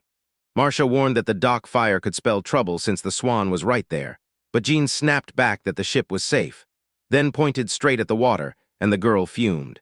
With all those other boats and their Swan companions nearby, Arrow was inside, waving at them like nothing could touch them. Jin realized Arrow wasn't just some simple golem. If danger showed up, he'd bail on the boat. Then Marcia snapped, "We should have warned them," while Reinhardt sprinted over yelling, "You're celebrating way too soon. If this keeps going, the flames will jump to the other docks." They tried rallying everyone to fight the fire, but it all started falling apart, and Jin demanded to know what was going wrong. Reinhardt warned that a deadly sea serpent had surfaced, and the boys stared. There it was, a massive monster half out of the waves, jaws gaping with terrifying, deadly force. Jin screamed, "What the hell is this?" And Reinhardt snapped back, saying the monster stalks the shoreline, and now Lorelai's buying time by distracting it, but she won't hold out because she wasn't built for battle. Then Reinhardt set his plan, lure the snake onto one of the piers and blast it with magic. Jin got it instantly, no hesitation. She raised her hands and started weaving her own spell right away. Jin forged the spear, then snapped his orders. "Reiko, Arrow, help me and use the Swan as your foothold." He even asked Marcia for permission, and she said yes. Then Jin barked at Reiko again. Reiko blasted forward, leapt sky-high, and touched down on the Swan's deck right beside the waiting Arrow, landing perfectly. Oro jerked the acceleration hard, and they rocketed straight toward Lorelai and Reinhardt as Marcia barked orders to the golems. Lorelai shouting that the ship was coming and that she had to rise while Oro gripped the wheel and circled in tight, watching the surface like a hawk. And with a sharp burst of motion, Lorelai shot upward, and the snake followed right after her. With a burst out of the water, Lorelai hauled the snake behind her. Then Reiko struck the second it surfaced, heaving it with everything she had, and that spear just split right through the snake. The serpent snapped its jaws shut and surged toward the water, ready to dive. Then Lorelai finally swam far enough, and Reiko rocketed in, slamming the serpent in the head to catch up. The snake roared, and Jin shot the order to strike. Reinhardt and Reiko fired up their fire spear spell at the exact same time. When they finally hit their target, the spells detonated like a blazing sunrise, flooding the whole area with light. Then a brutal shockwave slammed through, trying to send everyone tumbling off their feet. In the end, all that remained of the snake was its body. Then it plunged straight under the water, and the guys watching went dead silent, staring in disbelief before finally whispering, almost afraid to hope, that they'd actually done it. But the second Lorelai confirmed the deadly sea serpent had gone still, Reinhardt shouted that victory was theirs. Then every witness erupted in triumphant cheers, Rieker praising Jin as Jin immediately shot back, thanks to Rieker and Arrow for the amazing job they pulled off. But Marcia spotted that not every ship escaped clean, so she and Arrow rushed in to help, while Reinhardt promised Lorelai would lend a hand and Jin teamed up with him to handle repairs. Then Jin told Reiko to jump in and fight the flames, and as the crew started grumbling that nobody could even get a wink of sleep, a command cut through the noise. Send someone straight to the city to fetch shipbuilders and magic crafters.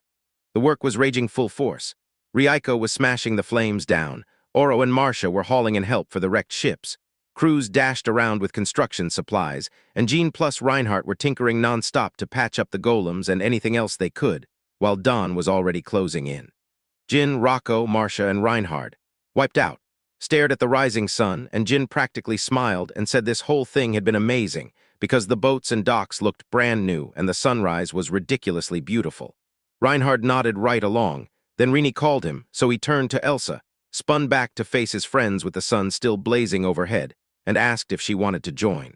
Jin whipped around, and Elsa grinned back, saying it was honestly the most beautiful thing she'd ever seen. Elsa flashed a sweet smile and tilted her head, and just like that, Jin's heart skipped a beat at the sight of her beauty. Just as the next second hit, Elsa snatched the guy by his elbow and hauled him along, refusing to let him dodge the conversation, dragging him toward the house as she warned that everyone was worried. Reinhardt nodded along, waved off Jean, and Jean fired back that it was time to fall in line with the others. Marcia tried to speak, but Jean cut her off. He told her he had a ton to say, but he had to catch his breath first. Then he leaned in and asked Marcia if she had a swimsuit fitting at noon. She hesitated, unsure, but Jean snapped back that no matter what everyone else had planned, they weren't backing down. And while that chaos brewed, the guy behind the fire raged in the room, slamming his fist on the table. Rage boiled in Valentino's chest as he snapped that someone couldn't even get a normal fire going, and boom. He said it almost ended with the ships of the other contestants getting smashed. Ligi then shot back, asking what would be so terrible if there were way fewer competitors, and Valentino countered, daring her to explain what she'd do if the whole competition got cancelled, because he's determined to grab everything he can. Valentino then fumed that even the assassins he'd hired had somehow vanished beneath the sand. But it was eerie as hell that the deadly serpent showed up right when he needed it most. No matter what it takes, Valentin is going to obliterate them in the competition, and the methods don't even matter. While that storm is coming, Marcia fumbles into the swimsuit, tweaks the fit like it's got a mind of its own, blurts that the boss must be sure it's okay for the competition, and the boss confidently swears it's perfect. Meanwhile, Jean tries to smother his laughter with his hand. The girls tried to play it off, blushing hard, laughing that this outfit was for the swimsuit competition this year, while the boss smugly declared they'd be stuck with the design for the next 10 years. Then Jean, mortified, turned away and started mumbling an apology. Marcia snapped, furious, shouting that he needed to take responsibility, and even admitted it made her want to quit. Race day finally hit, and Jin and Reiko were cranking through the last-minute prep for Swan and Marcia and Arrow, double-checking every tiny detail, then blasting the competitors with cheers as they got ready to fly. Then the boys hit a stroll around the square, and since the start of the race wasn't announced yet, Jean realized, holy crap, even though it was only the qualifying round, there were crowds everywhere with booths lining the place. Marcia told him this spot runs events year-round, and there are other races too. And Jean even watched a guy piling his bets on multiple participants, because Marcia explained that's exactly how the pot rock money gets passed around and turned over. But the guys got totally thrown off by Reinhardt's sudden appearance. Then Reinhardt clocked it. Earl Valentine had shot up to number 1. Right behind him, Elsa stepped into view in a bathing suit, and Reinhardt proudly introduced his younger sister. He even grumbled that the other day everything was so chaotic he couldn't properly present her. And while he's talking, Elsa slips over to Jean and catches him off guard with her approach. Staring at Jin, Elsa shot a confused look at the guy, and he immediately demanded what just happened. Elsa lowered her voice to thank Jin for protecting her brother, then told him her name was Elsa Randall and that she was genuinely happy to meet him, before Jin introduced himself and Marcia with Rocco. Marcia edged closer and instantly clocked that Elsa was in a swimsuit too. So yeah, she was stepping in for the contest. Only Elsa's suit was a different color, which basically screamed they'd collide in the final, so Marcia leaned in and told her not to lose. Elsa just smiled and said she and Lorelai were the strongest, and Marcia grinned at how cocky that dryland kid sounded, right up until someone shouted their names. Turned out it was Valentino rolling up with glory to Elias, Earl Grint, and the crew, and he basically just hoped Marcia wouldn't get disqualified in the tryouts before he walked right back out. Jean snapped, "Why did you even show up?" And Elsa and Marcia answered at the exact same time, "We don't know." The announcer blared that the 10th Golem ship race was about to kick off, bringing back the old champions, plus newcomers from other countries. So many entrants that it became the biggest field in the history of all 35 groups, with the crowd's favorite commentator calling every second, and Mayor Patrock along with the magic crafter Mr. Bernard there as honored guests. The announcer even said their kingdom's packed with all kinds of artifacts, and the one he personally wields is a booming loudspeaker, plus they can tap into a magic eye and a screen. Jin said that the magic eye and screen looked super handy, and Reiko immediately pressed, "Can you pull that off?" Jin nodded, but added he wasn't running a TV show anymore. Reiko kept pushing, "So what about a TV show?" And the announcer jumped in, saying the crowd was hooked this time because the swimwear for the races had been changed. They sorted the contestants by swimsuit color, and for the group of 5, there were 7 colors waiting, picked so fast it almost felt like the mayor made the call at the last second. He even joked that he had great ideas, then snapped everyone's focus to contestant 35, Marcia, and the spotlight hit so hard she instantly got flustered. After the announcer flashed a statuette that matched the girl down to the last detail, he blurted out the eerie resemblance. Then Marcia erupted, furious that this exact piece even made it into the contest. Mr. Bernard leaned in, clocked the razor-precise copper work, and pointed out how the golem looked like the controller while the ship was totally unlike anything else. Water wheels churn on farms to haul water and power the work. And once Marcia's team commits to that challenge, she digs in, confidently clenching her fist like she's about to win. The announcer leaned in and grilled Bernard. Any other players got the magic crafter's eye, like that first team? Earl Valentino's crew with a giant body and two massive oars, basic as they are, they smash through anyway.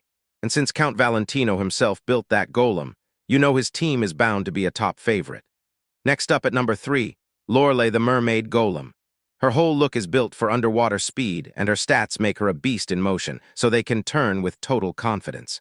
Man, you've got to watch the winged golem number 27 and the four-armed one number 28. But even with the perfect golem and ship, nobody's winning unless they can truly take control. Because right then, nobody had a clue who'd come out on top. The announcer fired off a hype "good luck" and demanded a great performance, and the stands erupted into deafening roars. After volunteering to sort out who'd go first, the announcer lunged into the box and yanked out a ball that was dark blue, meaning Marcia's group was up first. Marcia's heart sank, because she'd wanted to watch everyone else race before her, but tough luck. She stared at the magic eye, then lifted her finger. Marcia flashed a grin and swore that after the turn she'd rocket past everyone, so the racers had better try everything to break away from her. While Jin and Rico's let out heavy sighs, because honestly, that came off pretty vulgar. The announcer blared that Marcia was declaring war. Fans erupted with excitement while every competitor tensed, staring at her like she'd just lit a fuse, and then the rules snapped in. Everyone lined up, all participants brought a bee-fire. When everyone finally climbed onto their ships, the youngest kid in Marcia's group grabbed her attention and blurted, "Thank you." Because that day, when Marcia's golem got swallowed by fire, her help kept them alive. "Because of you, I'm right here with everyone today," the girl said, and Marcia just smiled back, because a match is a match, and neither she nor Marcia was going to lose. At last, the countdown roared to life, and the stands erupted into a buzz. Jin and Rocco tightened up like they were about to witness history. Valentine flashed a confident grin. Reinhard leaned in to hype his sister, and Marcia beamed, ready for the race to explode. The starting horn blared, ships launched in perfect sync, and when the dust settled, participant 14 had absolutely smoked the sprint right out of the gate. He burst into a massive sprint, throwing those huge arms into the oars and ripping through the water with loud splashes, and the guy in spot 14 practically erupted. Number 28 and number 35 were still trailing behind him, so victory felt like a sure thing, because whether the boat looked weird or it was a golem with 4 arms didn't matter at all. In the end, it was pure speed that decided everything. "Strength," contestant 14 said, and kept sprinting their pace up and up, while the announcer fretted they might not survive the turn alone. Jin agreed it sounded logical, but in this race, speed decides everything, because if someone slams a sharp turn at that velocity, the ship will wobble, lose balance, and leave them wide open. You bet they'd get swallowed up. So participant 28 snapped into action, sped into the inner circle, and left participant 14 completely stunned. Meanwhile, Marcia popped up right behind her and fired off a question about overtaking, then bluntly told her that participant number 14 had no time left for this. After Marcia and Enro capsized their opponent's boat, they surged ahead, and Marcia grinned because this was their shot to finally close the gap. Then she yelled at Enro to go harder. Enro kicked her legs even harder, and the wheel heaved the water up like a storm, spray exploding into massive white peaks, while the ship shot forward at insane speed, stunning Reinhard and hitting Valentino even harder. Reinhard pointed out that he'd already thought they'd maxed out everything against the sea serpent, and the announcer snapped back that what was happening now was pure explosive dash, while Marcia raced past the younger guy with a huge grin. Marcia couldn't even put it into words, like she could see and feel the whole world around her at once, the wind blasting her face and then slipping through her hair, and in that rush she was gone, leaving everything behind at full speed. In the middle of that whirlwind of feelings, Marcia burst out, screaming that she loved every single one of them. And then right at the finish line, they didn't just arrive, they exploded in at full speed, tearing away from everyone else like they'd stolen the race. The announcer shouted that Marcia won, then revealed how she'd kept her promise, because right after the turn, she surged past everyone. Marcia even adjusted her hair and joked that it was just a light breeze. Then she jabs her thumb at herself, calls the ship the Swan, name-drops Enro and the MDR crew, and Marcia declares they're headed straight for the finals.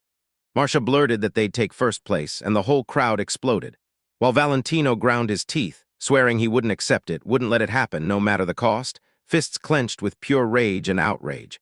Ligi from Glory of Elias snagged the win in the 7th track of the qualifying competition, and that seals the whole qualifier for now. Tomorrow, the 7th finalist is going to roll in, with the announcer urging everyone to lock eyes on the magic screen. They're going to battle for victory in the final, so everybody better get ready for tomorrow. Elsa pumped her fist and promised Marcia she wasn't going to lose. Marcia nodded back and insisted they'd all fight clean. Every contestant agreed. And then Jin and Ryuko rolled up. Jin was fuming that Marcia was making a spectacle. Ryuko let out a tired sigh, and Marcia rushed to apologize. Then Marcia finally confessed, straight up, that without a move like that, Jin's questions would have turned into a perfect escape route, and as she pushed her control to the edge, she kept repeating, "Best golem, best boat. If I can't steer them right and they slip out, then who's left to deal with Jin?"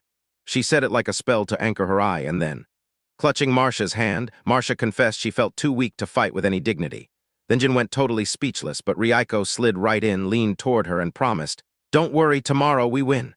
Because, since Arrow was a golem forged by Jin, and Swan had been altered by him too, Jin let out a crushing sigh, pure embarrassment, while Rigo leaned in and said the truth. Marcia was the only one left on the battlefield who could issue the right orders to Arrow, and the only one who could truly control Swan. It was Marcia. And yeah, once again it was Marcia, the one who finally mastered the top ship, Golem, and snatched the win in today's qualifying matches. Marcia burst out laughing from pure embarrassment, teased that Rocco was the worst at compliments, and Jin shot back that next time he'd teach her how to do it right, only for Rocco to start panicking, insisting she hadn't meant it as a compliment. But Marcia just nodded with a warm smile, patted Rocco's head, and swore she wouldn't let the guys down or miss her chance, because at the end of it all, this was her fight. Even sitting in a pricey restaurant, Marcia squinted and asked if they'd come to the right place, since it looked like it belonged to royalty. And Jin had to explain that right after the competition. Reinhard cornered him, gushed that the golem and the ship were incredible, and invited him to dinner. Jin admitted he'd already reserved the table and even handed over a paper with the address, while Marcia muttered that Jin fell for it way too easily. Then Reinhardt and Elsa stepped out to greet the guys, decked out like wealthy nobles, and Reinhardt went straight to Jin, thanking him for showing up before inviting everyone inside.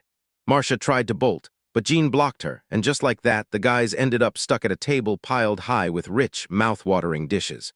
Reinhard tipped his hat to Marcia, called her a lady, blurted MDR as her team name, then spun right back to shout him and Elsa see bird.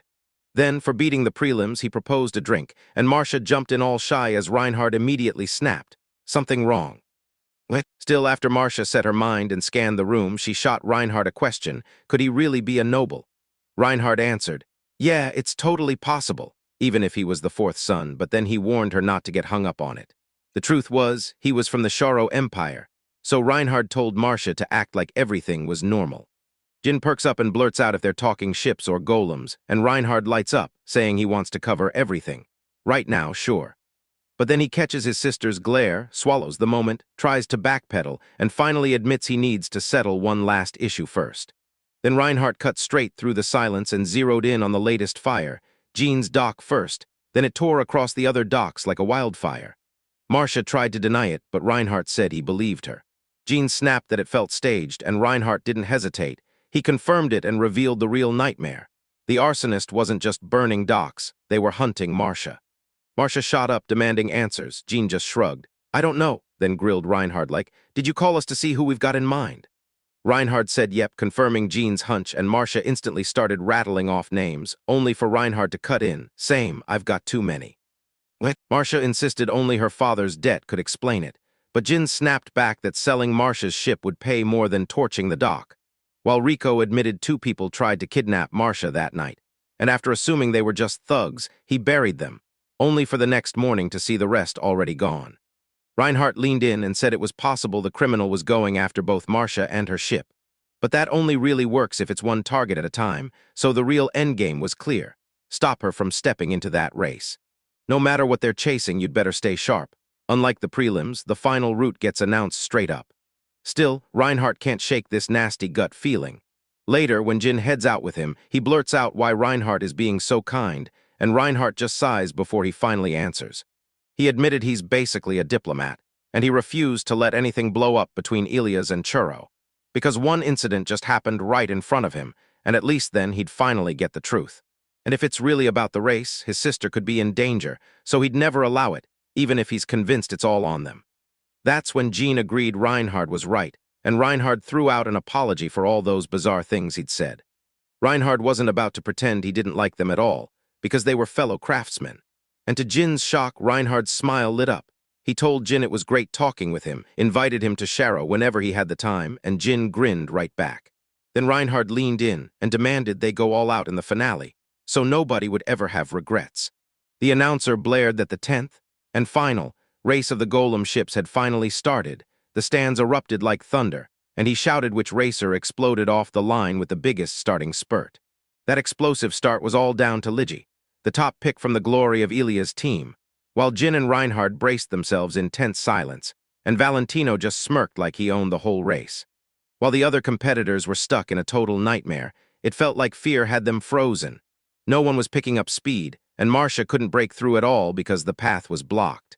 As they hit the turn, Elsa snapped, "Lorelei," and slammed through a brutal corner, dead set on outmaneuvering her rivals, so locked in it felt like pure, ruthless focus. Jin grimaced and said this was a disaster. Those ships were sitting way too close.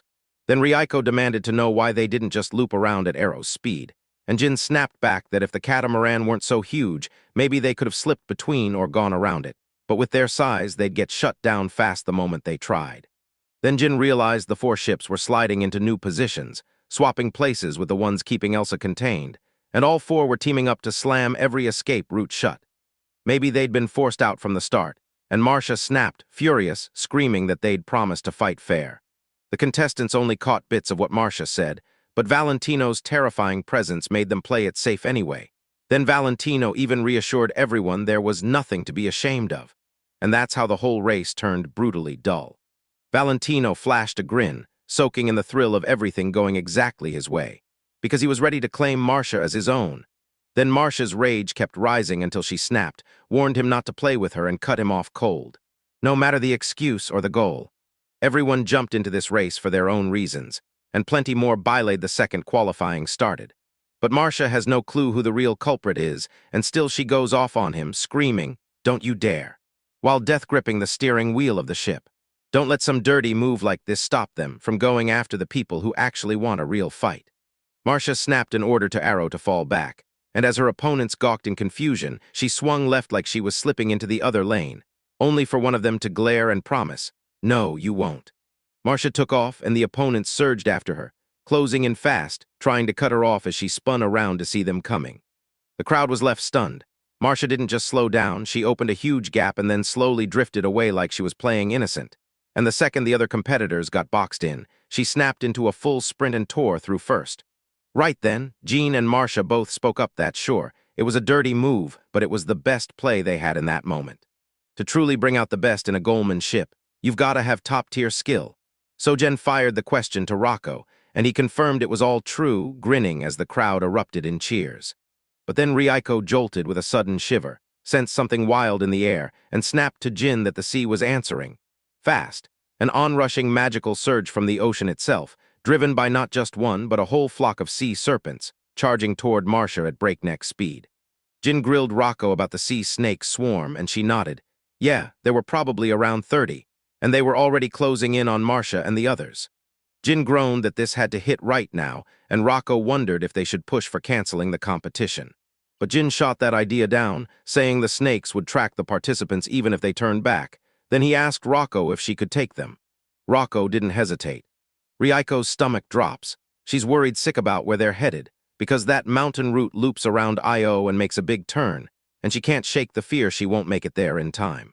If Ricco could ride on the Swan, she might still make it in time. So they sprinted straight for the docks, where she pulled out a magical jet engine, and Jin blinked in shock at how she even brought it. Ricco told him she was going to bolt it onto the spare boat, because the real issue was keeping everything stable and durable, and they'd need to fuse it with the Swan's spare parts. Ricco just prayed it wouldn't blow up, and Jin snapped at her to stay sharp, then quizzed her about the lightweight model, admitting he'd struggled to manage everything. She'd have to steer one-handed while he controlled the speed, and they couldn't let their magic drain out mid-run. Ricco pointed out that this was the total opposite of how the Golem ship race usually goes. Jin grabbed the steering wheel, locked in tight, and fired up the magical jet engine. Then the swan blasted off like it had wings made of lightning. They tore through the water so fast the boys even felt their stomachs turn, and Jin snapped his eyes wide. This was way too dangerous, because the speed and the pounding waves were hurling the boat upward like it was about to take off. Jin demanded to know if they were going the right way, and Riko shot back that they were. Then she felt the snakes closing in, pointed out that Io Island was right there in the distance, and before long she spotted them and snapped into attack mode. Riko yelled that it was a greeting and then slammed into the fray. Blam! A massive explosion erupted as she drove one of the snakes right in the head.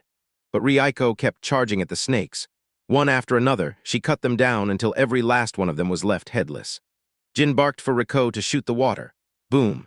Blasting the snake and goading them to scatter from Io Island before Marcia and the others show up to wipe them out, and Riko just nodded like, got it. Snakes slithered all around, then dove under the water to disappear, and Riko caught it instantly. Jin snapped, asking if she could dive in too. When she said yes, Jin paused for a beat, thinking fast. Then Jin yanked out the magic stones and warned that if those snakes slipped too deep, everything would go bad, so they had to hold them off first. Without hesitation, Jin poured in way more magic than they could possibly handle, and when he hurled them into the water, the stones burst into shimmering light. The snakes shot toward the rocks, broke the surface, and Riko couldn't stop smiling, while Jin grinned and said they were officially his favorite now, then kicked on acoustic detection. With a thunderous roar, the last snakes burst out of the water, thrashing and splattering the waves everywhere. Jin grinned and clenched his fist, saying he'd worried the high frequencies had too tight a radius. But it still worked. So Riko, fully confident that her father would deliver, stomped forward and unleashed a magical explosion to strike. Jin dove right into a tangled mass of snakes, and boom! The blast was so violent he snapped his hands over his head, eyes going wide in shock. Then a brutal wave slammed them up. Riko rocketed out of the boat and splashed into the water, only to pop back up and declare she'd pulled it off after all. Jin let out a breath, told Riko to hang on. He was rushing over. Then something yanked her under, and the next instant a snake shot out of the water with Riko clamped in its teeth, and Jin's scream tore through the air. The snake's teeth clamped into Riko and she couldn't tear them free, so she screamed at Jin to run and promised she'd rip the thing apart. But Riko never got to finish, because Jin was already fueled by rage, casting a spell that transformed everything with precision, focus, and calculation. Jin shot a burst of light and sliced the snake's neck in a single, violent stroke, and it all happened so fast he couldn't even process what he'd just done. The snake's jaws snapped open, and Riko tumbled out and splashed into the water. Jin finally let out a shaky breath. Then Riko swam back up and blurted an apology, and Jin cut in, asking if Riko was really okay. Riko smiled, and Jin shot out a hand to yank her from the water. Then Riko teased that he didn't need her at all, and Jin snapped back, "No, that's not true." Jin asked, "Is that it for today?" Riko promised she'd scan for magical power. Then her whole body locked up, and Jin demanded, "More snakes." Riko snapped back, "No," but she sensed a lingering magic pulling from the island of Io, and it was a golem. Jai shot back, "They've gone that far." And as Riko tried to say it wasn't their golem, she tensed up again like trouble had just stepped onto land. Riko spotted the golem lurking underwater and not matching any of the participants, then waved it off. "It's okay." But she still worried about leaving it there. Jin assured her he was fine and just worn out, promised to swing back on a detour, and Riko nodded along. Riko stripped down, stayed in that same dark blue swimsuit, and told everyone she'd be there in a minute. They say if that golem comes sniffing around to mess up the race, you've got to smash it, so Riker better grab its core. And the moment he dove into the water, he couldn't shake the feeling the sea serpent's arrival was no accident. Even if they're hunting Marcia, though, they still have to keep moving. Right as Riko closed in on where the golem's signal hit, she spotted two golems locked on and firing straight at the swan.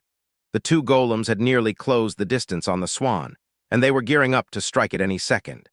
Riko popped up beside one of them and in the blink of an eye decapitated the first, tore the core from the second, then paused like she'd made up her mind, snatching the fragments just in case, and finally looked up to snap, "Marcia, you do everything you can."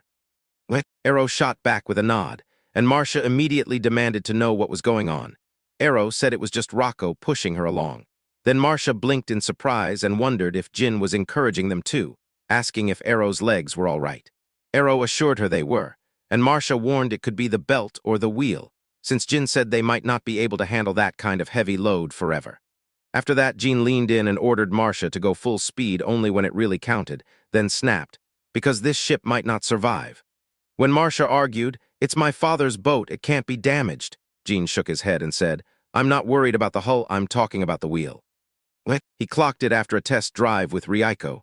He tried to crank up the enhancement, but they only had a handful of those rare materials, so he burned them on Arrow's body, and then watched his chance to upgrade the water wheel die.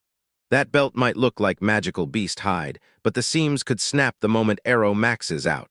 So Marcia can swap it out in a blink, yet with the water wheel running, she's got to be way more careful. Even with Jin's magic materials thrown in, they still ended up with bronze. Nothing they could do, and nobody expected that final race to stretch so damn long. Sure, Elsa snatched the lead from Marcia on the reefs, but after that came a brutal, straight stretch, and Ligi fumed when they got reeled in, swearing this was the best golem around, and admitting it all felt pointless. Even if she played nice with that arrogant jerk just to steal the race, it wouldn't save her. Still, it didn't even matter because she'd use her abilities to bridge the gap between the golems. After all, she carried a sailor's pride, and they were going full speed from the jump. Meanwhile, Rich slammed the gas even harder. She shot out from behind Io at full speed. The moment Elsa saw her, she barked at Lorelai to keep going, warning them not to let the gap they carved through the reef close. Lorelai nodded, and when Elsa apologized for the stress she'd put on the golem fired back with a blunt refusal. Lorelai cut in and said, "At the end of the day, this is exactly what her creator, Reinhardt, wanted," and Elsa nodded along. Until the announcer chimed in, saying Elsa's got even more speed now, but Rich won't let her close the distance, so Marcia might be next. Then Marcia stared ahead and realized it looks like both of them are headed straight for their deaths, so they've got no choice. They knew they had to win, so Arrow slammed the gas, and the announcer shouted that Marcia was flying too. Right then, it looked like victory would be a three-team war. Marcia carried herself like she owned the track. Elsa stayed razor-focused, but Ligi's hands started to tremble as nerves hit hard. The announcer pointed out the rest of the route was nothing but a straight shot from Io Island to the venue, and with every second on the clock, this was pure, no-holds-barred speed. Valentino looked absolutely furious, nerves crackling in his eyes while Reinhardt grinned like it was nothing. Jean silently prayed Marcia wouldn't lose, and Marcia slammed the order, full speed ahead.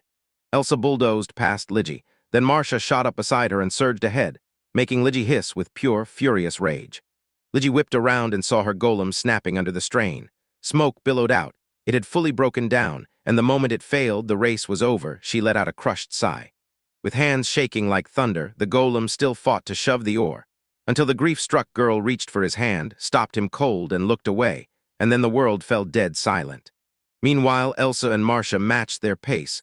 Lorelai tore forward on every step she could manage, and Arrow pedaled like her life depended on it. The girls clutched their determination like a challenge. Each one swore she'd finish first, and Marcia even flashed a smile as they kept their pace perfectly in sync. Then snap, something cracked and Marcia snapped back with a furious curse.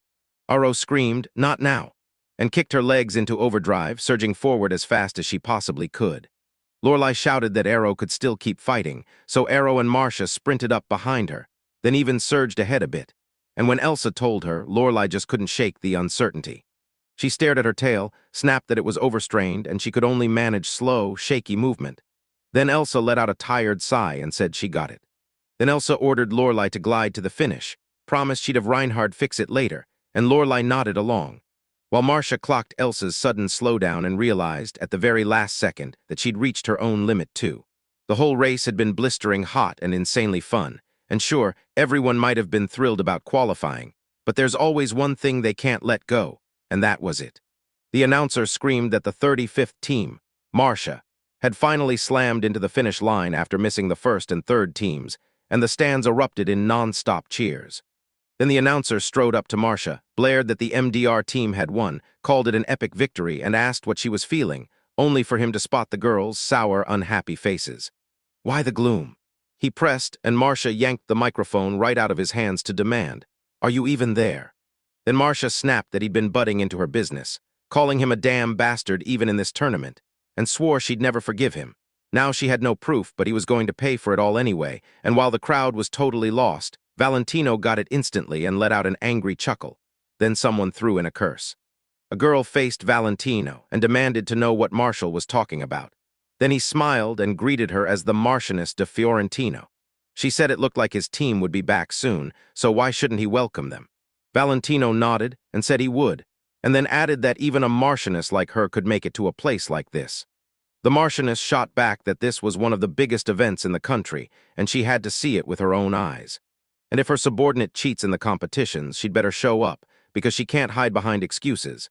Valentino tensely didn't buy it at all and asked what she meant, then slam. A shattered rackagallon flew right at him. The Marquis stood his ground and declared that he already had the proof, while Marcia, the mayor's announcer, and Mr. Bernard stared in stunned silence at what they'd just witnessed. Rieko burst out of the water, clutching a golem core, and roared congratulations to Marcia before telling her to take the core as a gift. Then the real mystery hit. They were hiding in a rocky spot on Io, and Rieko couldn't stop wondering who made these cores and what they were doing here, because she was dying to find out. And the Marquis stared down Valentino, confirmed it, and flashed the golem core in front of him, grilling Valentino if he'd ever seen it, while Valentino weakly tried to act like he knew nothing. Then Jean stepped in and snapped, "Don't lie, we'll read you like a book," and Valentino exploded in rage, yelling, "You bastards." Reinhardt and Marcia, Valentino called them his boyfriend. So Reinhardt snapped that with Elsa in the mix it was anyone's problem anymore, forced Valentino to confess everything, and then tracked him down and called him the former Count. Reinhardt barked again that Valentino would spill every secret, while Mr. Bernard snatched the golem's control core, cast a read on it, and then slammed it with a brutal shock. He ordered the golem to block any ship from taking ship number 1, and to wipe out ship number 35, and the crowd erupted with gasps and buzzing whispers. Then Mr. Bernardo snapped that the orders came straight from Count Valentino, and Marcia flew off the handle calling him a bastard, while the Countess swore she'd heard the Count even threatened the riders who sat out in the first half, just so he couldn't be questioned. Still, Valentino only smirked, snatched the ring, and insisted he'd never meant anything like that. As the golem smashed through the wall, Valentino spat, "To hell with this stupid tournament, and this country too." The moment it broke free, it slammed in front of him, and Jin snapped, "Wait, that's the same golem that attacked the ship." Valentino didn't even flinch. He gritted his teeth, formed a spell in his hand, and started something worse. In the blink of an eye, dozens of golems erupted from the sand, stacking up one after another to trap everyone in a ring, and Valentino just laughed, saying they must have forgotten this place was built with his family's golems. Then he snapped his fingers and ordered them to unleash full-scale chaos. Panic ripped through the crowd as everyone bolted from the golems, and the Marquis finally faced what he'd caused. Then Valentino snapped, blaming those who wouldn't hand him the power he demanded, climbed onto the golem's shoulder, and called out a final goodbye to the kingdom of Elias. Jin seethed as that criminal refused to confess and then bolted, so the Marquis snapped, "Jin, Reinhardt, leave him to the guards." But Reinhardt shot back, "We still have to evacuate people." And as they went for one golem, Jin fired a beam of light and started smashing the others. Rieko burst into the fight and crushed 2 golems in one swing, and former member number 14 shouted that they should use their golems as shields to protect everyone. While Ligi kept grilling the golem about what was wrong, he kept grinding, sparks of smoke still curling off him. Then the golem jerked his arm toward the girl. She snapped, "Pull yourself together, we're only a few steps from the shore." The moment he heard her, the golem froze cold, because he remembered the feel of her touch. Then he shot up from his seat, and Ligi blurted, screaming, "What are you gonna do if this boat flips?" The moment the golem started clambering over the side, she fired off questions. Was he one of those golems that couldn't swim? Then urged him to be careful. But the instant the golem sank beneath the water, Ligi erupted in a terrified scream, sick of how he'd been acting. Rico's blasted another golem's head clean off, and she declared it was the final one. Then Jin praised her, and she blurted that she was sorry she hadn't noticed it sooner, but Jin snapped back that it wouldn't have mattered anyway. Reinhardt snapped that you can't spot inactive golems, but the Countess seethed, calling it their mistake. Because the builders of this facility are still here, and after Reinhardt warned her, she swallowed her pride and apologized. Then she pressed, "Why is Valentina so desperate to win?" And Marcia got the exact same question. Then Marcia's mind snapped back to the time she rejected Valentino's demand to be his wife, or even his shipmaster, and she started blaming herself, convinced that her refusal was the reason everything spiraled. But before the guilt could swallow her, Jean shut it down fast, saying he didn't buy it for a second. Going that far, to that extreme, isn't normal, and nobody does something like that without evil behind it. Jean was certain Valentino wasn't just angry. He was gearing up for something huge, something flashy and dangerously grand. Then Marcia spotted Rixai's boat, and Liggy snapped that nobody should be messing around with iron ore. Like, seriously. Her shoulders started to cramp, The Martians went off on her for even showing up, and Elsa swore she'd seen Liggy run off with Valentino. Liggy flipped back, screaming she'd never run off with that bastard, then insisted everything would be pointless if she quit the race. Plus, there was still the unanswered question of what happened to the swan. Leggy admitted she wasn't sure about every detail, but she clearly remembered Valentino fixating on either the boat or the dock, like he was terrified of what might be seen there. Return it, or torch it to the ground. When someone pressed her on what he was hiding, she only had one clue, that burn it plan. And then Marcia realized it wasn't random at all. Valentino was the one who lit the docks on fire. Jin argued that if they shoved the docks out of the way, the swan wouldn't leave enough space to hide anything, and Arrow kept watch. Reinhardt leaned in and guessed the clue might have been tucked into the boat during the transformation, especially since Valentino had checked Marcia before he even met Jin. But Jin and Rico insisted they would have spotted it either way. So Reinhardt fired back, "What if it's the kind of thing you'd normally find on a boat or at a dock?" And then Jin remembered it, a rope and a little suitcase from an old boat left sitting in the dashboard. Jean slid the case open with a knife and insisted it mattered. Those decorations were too gorgeous to ignore. While Marcia froze, sure John must have done it, not him. The blade was stunning, and when Elsa snatched the knife, she gasped, screamed, and blurted that the gem in the dagger's middle looked like Elradite. Reinhard checked it himself by lifting the case and then uncovered a secret compartment hidden inside. Inside the secret compartment sat a trade contract for Elradite, and the contractor's name was Valentino de Hudson. Reinhard hissed that Valentino was the one who really pulled it off, because Elias was getting hit with shame after shame. Marcia demanded why everyone was staring at her like she was guilty, and Lygia erupted, screaming that she had no clue and was totally uninvolved. Lizai insisted she only cared about winning the race, and Jin immediately snapped, "What kind of Elradate is that?" The Marquis leaned in and said it was a rare gemstone that supercharges magic power, uncovered about 100 years ago, yet it stayed scarce and tightly controlled, all because it's so rare. Then the Marquis blared that the price shot up with size, but it would never drop under 10 million Torah, 10 times what he'd won at the tournament. A dagger pressed under Log's face as they warned him. The distribution was tightly controlled back home, and if he tried smuggling, they'd execute him. Then the Marchioness snapped that Valentino had to be arrested no matter what, and told the guards it'd be better if they caught him. But before anyone could move, the guards interrupted, saying they'd lost Valentino's trail, and Marchioness Fiorentino narrowed her eyes in pure frustration before waving them off and letting them go. The Countess snapped that hunting Valentino was their duty, then grabbed Jean and Reinhardt's gratitude, because she had to race back and report everything to the king, straight onto the wanted list. Reinhardt immediately offered to ride with her, told Jean to trust them, and added that he'd be back to Sharo in half a month, so he could go with him too. Jean just asked him to take some time to think, and Reinhardt didn't argue a single bit. And just like that, the chaos inside Patrock finally died down, and Marcia dropped into place over the bag of coins, staring at it like it was glowing. The boys were ecstatic. After everything that had happened, they finally landed the prize, and that hit of 1 million Tour in their hands felt unreal. But Marcia's joy instantly collapsed as she remembered the rent, the documents, the food, and her dad's debt, and Jean snapped at her not to drown in pessimism. Then Jean lit up and said Marcia could finally run the shop, and it felt like pure magic. Marcia grinned, admitted it was almost too good to be real, and asked Jean if he wanted to team up and open a boat store with her since it was seriously profitable, while Jean, somehow, was also a magical craftsman who forged the race's winning boat. Then Marcia flashed a grin at Jin, saying his name would be known too, before slapping him hard on the back and laughing that she was totally just joking. She leaned in and asked Jin if he really planned to head to Reinhardt and Elsa's country in 10 days, and when Jin confirmed it, she snapped at him to stop wearing that gloomy face. Then Marcia snapped back that they were aristocrats, so trouble was basically guaranteed. Jean cut in, telling her to stop acting like nobles were some kind of curse, but he promised he'd be careful and demanded she keep away from debts and bad guys.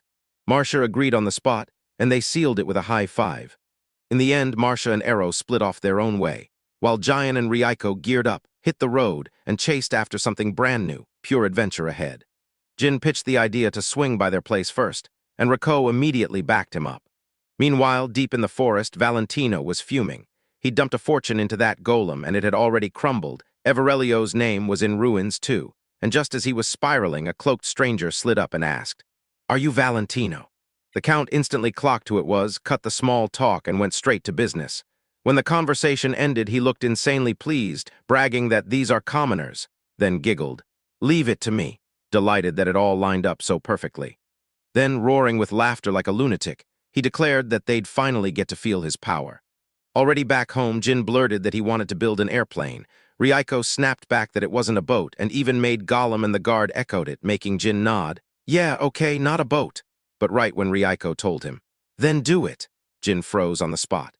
Jin clocked that there was only about a week left until he met Reinhard, and that made everything feel tight and tricky with so little time. But man, he was still thrilled to be back on the island after being gone for ages, finally able to breathe because food wouldn't be a worry for a while. And thanks to the farm, he couldn't help wishing he knew exactly where that island was, so he could cook up defensive gear too, since they had the materials to do it. Reiko admitted she'd been craving a real weapon for ages, and when Jin pressed her on it, she flared a fire on her hand, saying she could only control her power so much, and there were times she couldn't rely on magic at all. Then she hit him with the truth. On a long journey, trouble always shows up out of nowhere, so it's smarter to travel prepared. Jin grinned and pitched an idea: go do something. First off, for their journey, they had to craft a weapon, and when he stared at that gun, he had to admit it was terrifyingly dangerous. But if everyone didn't even understand firearms, what stopped him from using it anyway, at least as a threat? Rocco snapped that they should grab Vina's paralysis staff, and Jin immediately remembered the barrier generator too. Yeah, its power and carry weight aren't amazing, but it's a solid setup for what's ahead, because who knows if they'll face monsters or bandits out there. And that's scary as hell, like a venomous snake. So Jin refuses to risk water blades or those flashy light attacks anywhere near people. So Jin forged a jaw-dropping baton, this magical transmitter hooked to his mana link, along with protective rings, offensive rings of every attribute, and even a katana made for a Rocco. It's his self-defense weapon too, smaller and way more portable than the old staff, and the length can adjust on the fly. That protective ring shields you from both physical blows and magical chaos. Plus, even when a fire spear gets reflected back, those attribute-filled attack rings light up and let you fight just like everyone else, and the real kicker is, Tuka, a katana forged solely for Reiko, could slice through adamantite in a single strike, and when the golems saw it, they clapped in awe. Reiko then raved about Jin's masterpiece, proving just how insanely good it turned out. The golems burst into conversation, each one demanding what it wanted, and Jin shot them a grin he'd share everything in a bit. Right as a bamboo pipe got tipped over and they all sat down for tea. Jin noticed this same moment always flips his excitement into overdrive because he's always itching to do something, while Reiko, clutching her brand new katana like its treasure, said she was having a blast, and somehow that snapped Jin back to calm. Then Reiko snapped that if Jin was that wiped out, they could push back the plane's development, right when Jin's eyes lit up, because he shot back that he'd build it for sure, do it his way, and power it with a magic jet pack with straight main wings, not swept ones. The same tech as the glider golems going in, so durability won't be an issue. Adamantite and mithril are powering it, and they even slap on a catapult plus a parachute for safety. When Riko asks Jin, he shows her the projection and explains it's how they'll pop out of the plane while they're still in the sky. Riko then fires back, "Why not just use a magic jetpack?" And Jin lights up, thanking her like the idea's pure gold. After some time, the magical plane finally took shape, and Jin couldn't stop at just building it. His excitement even pushed him to make a hangar, too. But Riko snapped out of the hype when she saw the others couldn't match their speed, so she apologized to the exhausted 3 golems still trying to catch their breath. Then they headed back to the plane and Reiko blurted, "Can something that massive even fly?" Jin said, "We'll only know if we test it," and Reiko immediately worried it might crash. When she heard about the catapult, she shoved the idea aside and demanded they test the plane. Then uninvited guests crashed the moment and stole their focus. 3 golems lunged out and landed beside the guys, and while Rocco had zero clue what was happening, Jin shot his gaze away, awkwardly rubbing his cheek, as the first one, Sky One, introduced himself and bragged like he was an eagle. The second popped in and called himself Marin, all slick and smooth like a dolphin. Then the third snapped in as Landum, sharp and sly like a fox, and the 2 of them declared they were the Golem Rangers. Reiko whirled on her father and demanded answers, and Jin, red-faced and caught, looked away and muttered that he decided to build an island defense force. Then Sky One, this golem, strode up to Jin and demanded that he hand over the Sky Eagle test, and Reko clocked how Sky One labeled the plane like it was his to name. Then Sky One warned Sky Two, "If you don't return, I'm taking over everything from here," and Reko snapped back, "Just use the ejection device." With Sky One settled on the plane and the flaps up, he slammed the controls, hit every button that mattered, and the other Golem Rangers sparked the launch with a big flag wave. Then Sky One roared off the spot, fighting to break free of the ground. Rocco let out a delighted sigh as the plane roared off the runway and shot upward, climbing higher without a hitch. Jin and Rocco burst into laughter at the exact same time, sure the plane was finally in the air. Then later, Jin scanned the map and found the spot where their island sat. Ranger Golem gave a firm nod and said, "West of here, still not locked in, could be a continent, could be nothing." He added that this island belonged to the kingdom of Elias, and if Jin headed north, he'd hit Agria. Jin pressed, "So the blue lands are up there." Golem kept going. "Even farther north sits Klein, and Sky's got the rough spot of the village of Kaina." Jin mulled it over, and just then Rika snapped his attention with a shout. When Jin snapped around, Ryuko flashed the plane keys in his face. Then Jin pointed out that Sky should have had them. Ryuko shot back that she'd borrowed them and even offered to take a few laps first, and Jin nodded like, "All right, do it." Ryuko stared at Harai Island and couldn't believe how tiny it looked from up here. The plains were unreal. And then she turned to everyone like, "So why haven't we swung by Kaina village even once?" Ryuko said she figured everything down there had finally settled, and Jin nodded, still unsure. Then admitted he already made a promise to Reinhardt and decided he was going there because he didn't know much about this world yet and wanted to go back once he understood what was really going on, so he wouldn't have to flee again no matter what hit him. Ricco snapped an apology for worrying for nothing, and Jin waved it off, then went, "I never thought I'd get to fly on the plane I built." Alive because Ricco carried him into this world and still able to keep living thanks to his teacher's power. So Jin has to scramble, figure out his next move, what he's responsible for, and who he needs to save with this power, while Rika just grins and nods like she's with him every step. Jin slid on his glasses, leaned toward Rika, and asked if she'd fly with him. She grinned and said yes, and the two of them soared off into the sunset by plane. Jin barked out assignments. Sky One was ordered to build the world map. Then the golem behind him leaned in like, "Leaving already?" The maid golem chimed, "Be careful," and Jin turned to Ryuko, asking if she was ready as she drew her katana into place.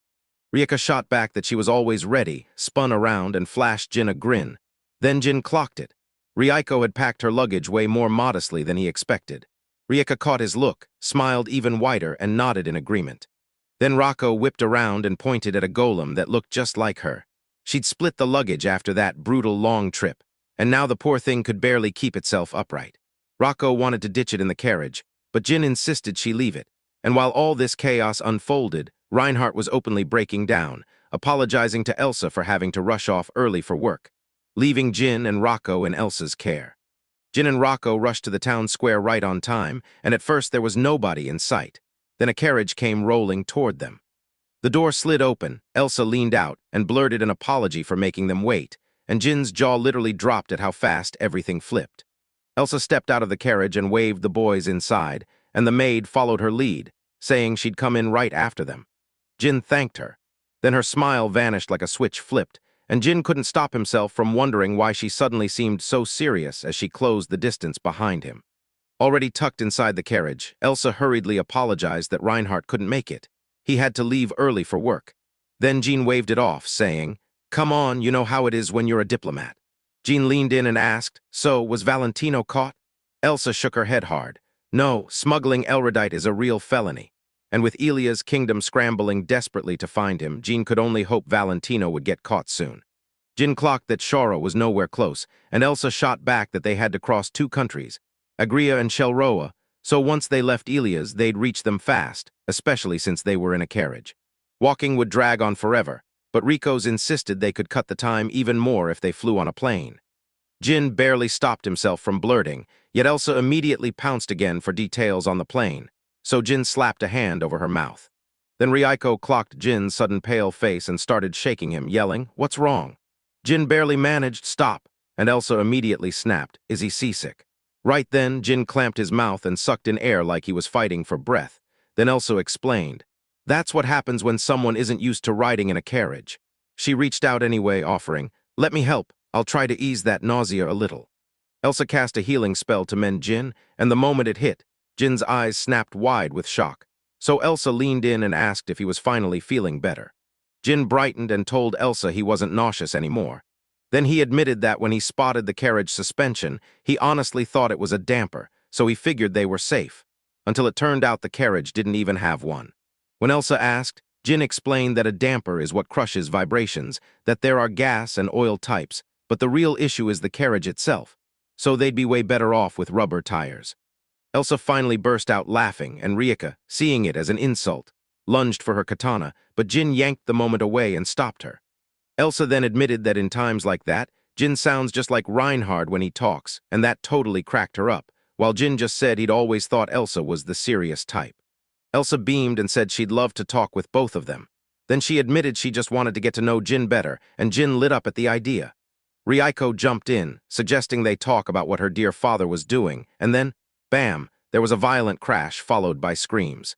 Jin snapped his eyes open and saw her inches from his face. Then his worry for Elsa hit hard, until he asked if she was okay and realized she was tumbling straight onto him, leaving him mortified on the spot. Elsa blurted, asking if Jin was okay. Then her maid suddenly burst into the carriage, spotting Elsa and Jin too close, and snapped that she'd ripped Jin's thing off right there. Elsa hurried to explain to her maid that it was all a misunderstanding because she'd simply lost her balance. Then the carriage jolted hard, Jin caught Elsa, and he nodded like crazy.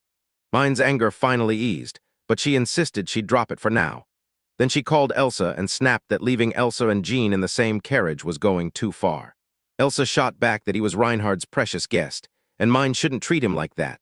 So Mine fired back that this whole mess started earlier when they got too close to an unknown commoner.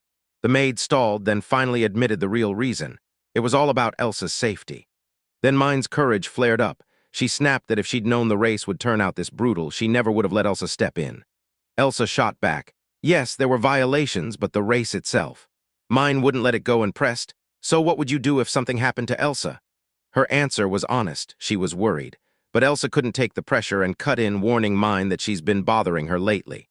Then Elsa spun around and bolted, and Mine tried to grab her back, but it was useless. While they ran, Jin checked the carriage, saw the wheel jammed deep in the hole, and the coachman warned them they'd never push it free. Jin only called for help, and Rieko lifted the entire carriage with one brutal heave, leaving the old coachman staring in shock.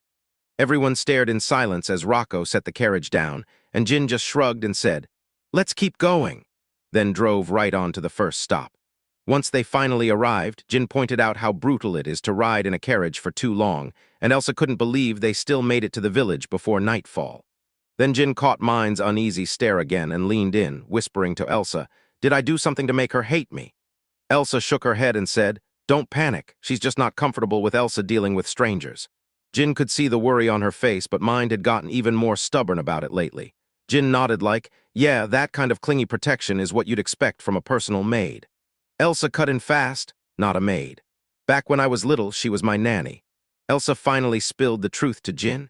She did have a mother, just not her real biological one, because the woman who gave birth to her seemed to die right after labor, and Elsa only learned all of it when she was 17.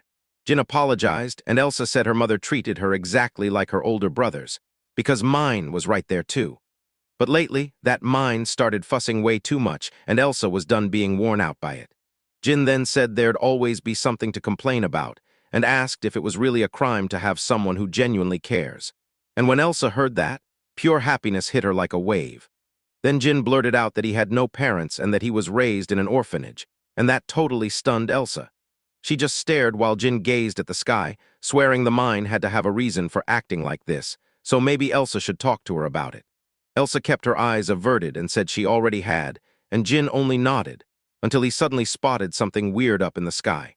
Kites danced across the sky, and then, a little farther off, a woman hurried toward her husband and child and shouted for them to stop, because the light was fading fast. Right after that, an old man stepped in and said it looked like kite flying was a favorite pastime in the village of Moft. He explained the mountain wind was strong enough to lift them, then introduced himself as the butler, Udberg, and apologized for showing up so late. Jin immediately asked if he needed anything, and Udberg leaned in like it was urgent, saying he wanted to talk right away. When the carriage got stuck, Udberg spotted the wheel's metal fastener was busted, so he figured Jin, since he's a magic crafter, could fix it. Jin didn't hesitate and jumped in, but Elsa tried to insist she'd handle it herself. Then Jin, acting like a guest who'd already decided to get his hands dirty, quietly focused on the dampers, even repeating it under his breath while Rieko warned him not to go overboard. Udberg noticed how weirdly determined Jin was. Elsa nodded like, "Yeah, same." And then Udberg said he wanted to work on the carriage, earning Elsa's full agreement. Later at dinner, the whole table went stone-cold silent. Elsa chewed with a scowl, and when Mine tried to speak, Elsa thanked her and bolted out, slamming the door behind her. Mine only let out a tired sigh, and Jin muttered that Elsa was seriously awkward. Rieko nodded right along. Udberg broke it down like this. Elsa was a total tomboy back then, and my guess is she's still acting the same after being locked up in that mansion for a year. So Mine says it's way too soon for Elsa to step outside, because the world's packed with dangers. And honestly, it's not the same when she's with Reinhard, shadowing Jin to Shoro. Mine is terrified something could go wrong. But Jin shot back that Elsa's tougher than everyone thinks. During the race, she pushed with everything she had just to win. Then Jin leaned over to Udberg and asked if he could steal a little time in the morning before leaving. Udberg grinned and said he could give him the whole day to fix the carriage. And Jin lit up, saying he wanted to fly a kite with everyone else since it hadn't been long since his last one. Udberg stared at Mine, thought it over, then nodded, agreed. And Jin promised he'd craft kites that would soar, while Udberg just smiled and said he couldn't wait. Sitting in the room, Jin leaned in and told Rieko that years ago, an orphanage caregiver taught him to make kites. Then Rieko blurted, "So you'd use magic?" Jin shook his head and said, "No, the one thing my teacher never wanted was tech anyone could just churn out." And Rieko pressed him, "So you mean something that's easy to make?" Jin said that what one person learns has to be handed to someone else, because connections between people don't just link, they spark something brand new. But then things can spiral, get so tangled and confusing that nothing makes sense anymore, and Rocco hit him with, "So you like being annoying?" Jin shot back, "No, I don't mean it like that, I just don't want trouble." Morning hadn't even fully kicked in when Jean and Elsa were already up in the air, flying two kites, one tagged spinning, the other dragon. Elsa beamed because it was actually soaring, and when Jean asked if it was flying right, Mine couldn't help but start whining that it was all just a child's toy, until Elsa shot him down with an excited scream, yelling for Mine to look at how that kite was flying. Then Elsa snapped that Mine should take the kite, tried to thrust it into Mine's hands. But before Mine could even move, a brutal gust hit, whipping the kite into a frenzy and ripping the string straight out of Elsa's grasp.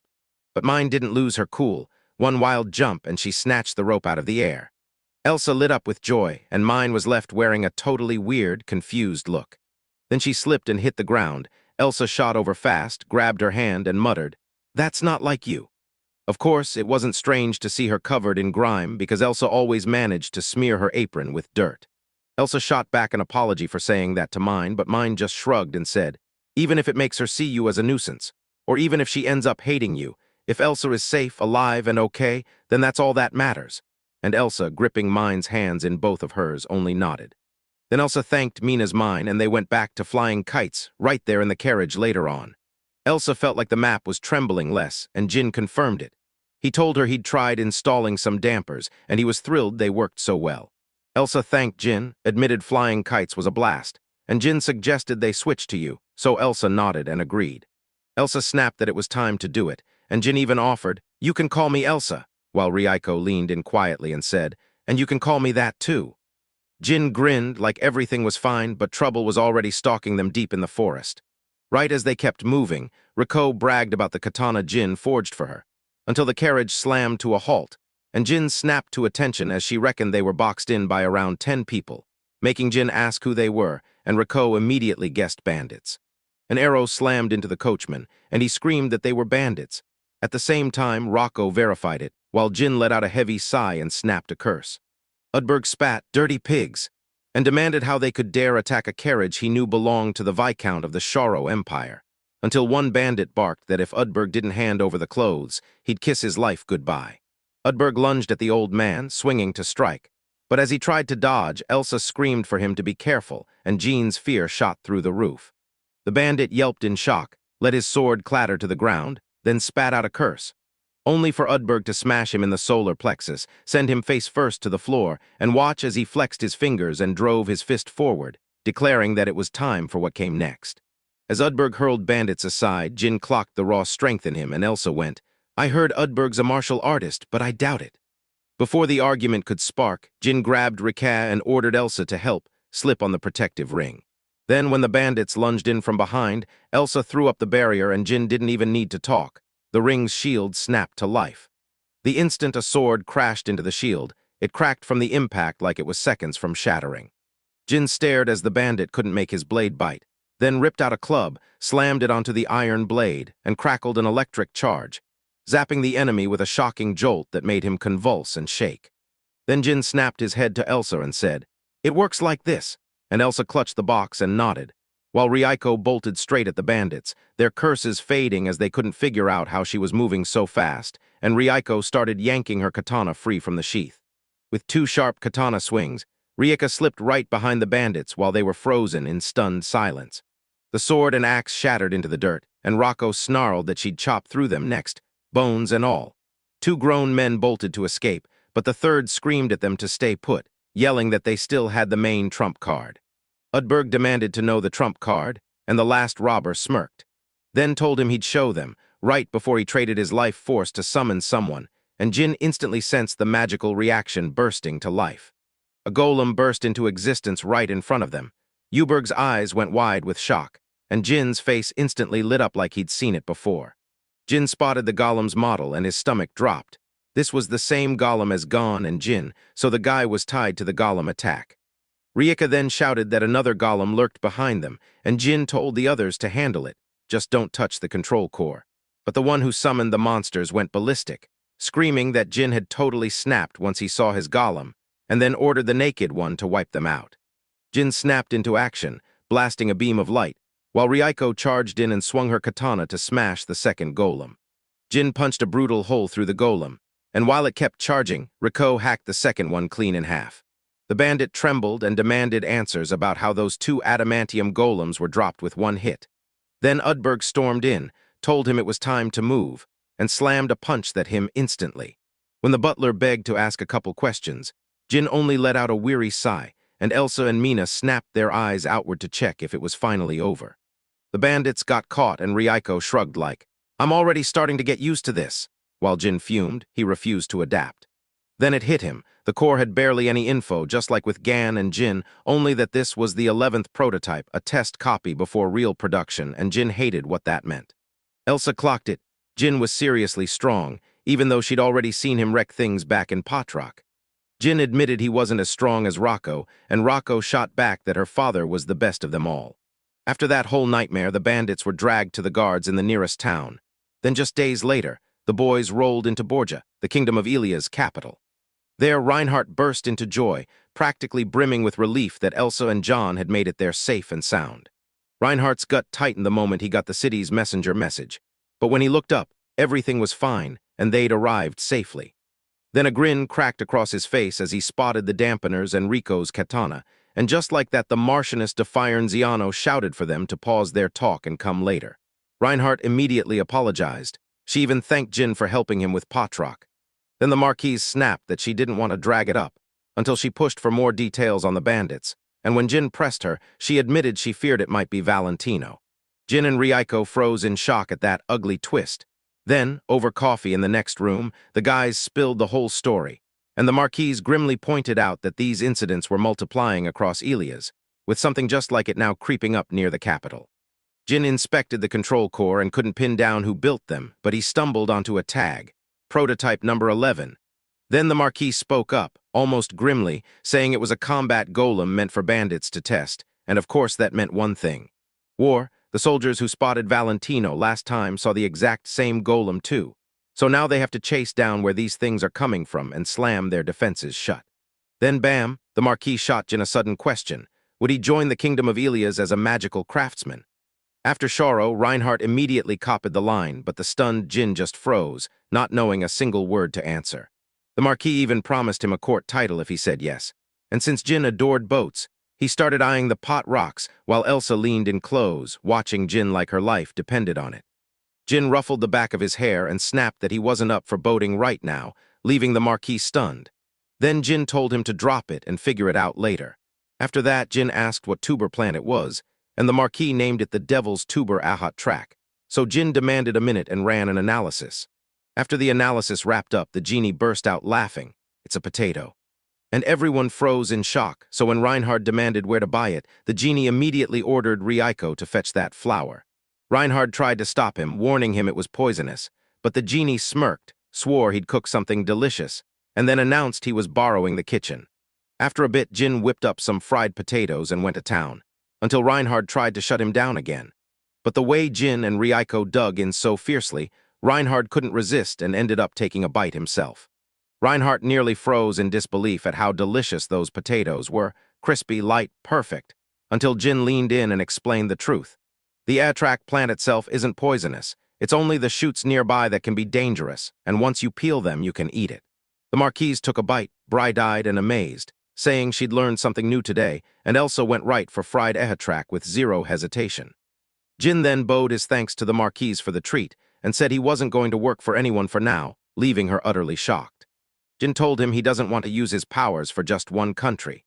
He wants to aim them at people who need help, but he's still shaky on international affairs and refuses to let bias steer him. So now he plans to hit the road and explore the world to learn.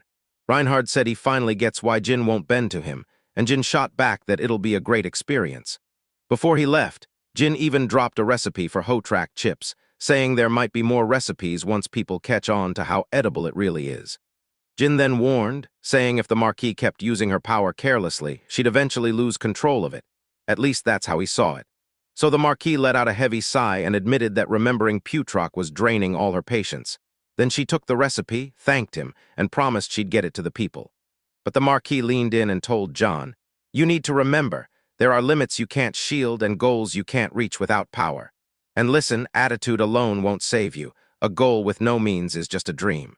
Then he added, with real sincerity, that he truly hoped his ideals wouldn't be impossible to live out.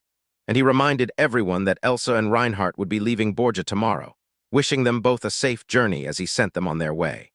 Jin kept laughing as he repeated power, and Reinhardt told him that everyone grabs and uses power in their own way, and Reinhardt saw nothing wrong with Jin's mindset.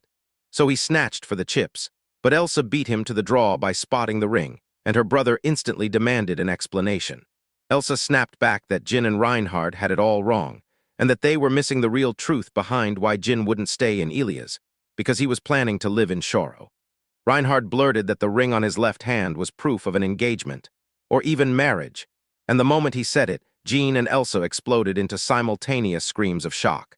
Elsa tried to talk her way out, claiming it was only because of the ring's size and that it was usually a magical tool, but Reinhard was already cutting her off, swearing he'd go and convince his parents, while Reiko went completely quiet.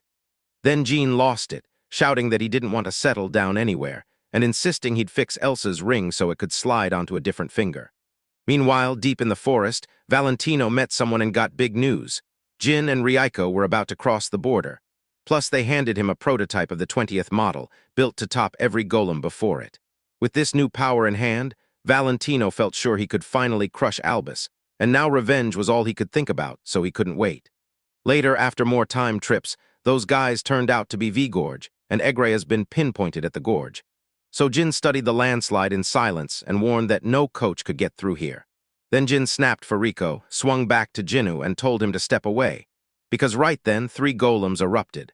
Jin barked for Rocco to strike, and Reinhardt snapped orders to his own golem, Schwarzritter, while Rocco and the golem surged into a V-shaped attack.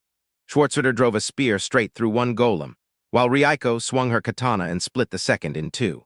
With one golem on each side, Rocco and Schwarzritter rose shoulder to shoulder, back to back, ready to strike. And right in that moment, Valentine burst in. He shouted, "Velkope, Nan name's Albus," then slammed a Schwarzritter right into Golem. "Valentino, huh?" he sneered, and with a brutal second strike, he ripped the Schwarzritter hand clean off. Jin and Reinhardt were left speechless by this insane turn of events, and Valentino finally admitted he'd been waiting forever for this exact moment.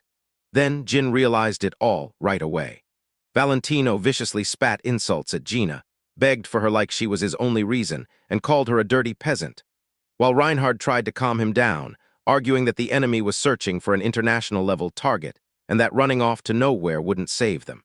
Valentino snapped, "Fuck off," and crushed the first person who dared stand in his way. Then Reinhard locked onto the truth. Valentino wasn't just dangerous, he was obsessed with Gina, and he realized he wouldn't let it end like this. Albus and Schwarzritter slammed back together for another V-fight, and Jin yelled, "Rico, huh?" Ta shook her head and said she hadn't felt any golem before, until her magic senses caught everything, dead-on confirming VOK, then a scream tore through the air. Turns out the golems zeroed in on Carriage Jean, and even with Reiko demanding help. Elsa inside, Rieko up front. Jean held a barrier with her help rings, but it stretched on for ages. Not enough, huh? Jin snapped, and when Time asked Reinhardt for a little time, Reinhardt nodded, saying they'd stall them a while so the big Togo guy could. Well, you know, get his shot in. But with Albus, none of them could do a thing. Albus slammed Schwarzritter again, and Valentino only scoffed that a nothing like that couldn't stop him. Then Albus had the Golem cover Methrillo, and with a Mantium armor suit, and thanks to Elraditu, this Golem could even break apart magic. Valentino shouted for Albus to show them, and then he flipped the switch and activated the rewrite. With a screech and a nasty creak, Albus peered through the peephole, pulled the latch, and blasted his own out, shipping radius force to every opening he could get his hands on. It was like invisible strings yanked the moment. Schwarzritter snapped to a stop, stunned that nothing could move, and then Rieko dropped to her knees, still pushing on with her words. Rocco shook with fear as her teeth chattered, and she said, like she was chained in place, that even the Schwarzritter couldn't move. Valentino just chuckled when he saw Golem's guards freeze them solid, then he boasted about Reinhardt's skills like they were magic, until Albus suddenly slammed the Schwarzritter with a brutal strike, knocking Togo flat into the dirt. Then Rocco's hit came in clutch. Rocco, Elsa screamed as she tried to shove her way through, but the strike held her back, and Valentino just said, "So that's it in the end, everything will play out exactly like this." Elsa went still and demanded why Valentino's soul loved turning chaos into pure pain.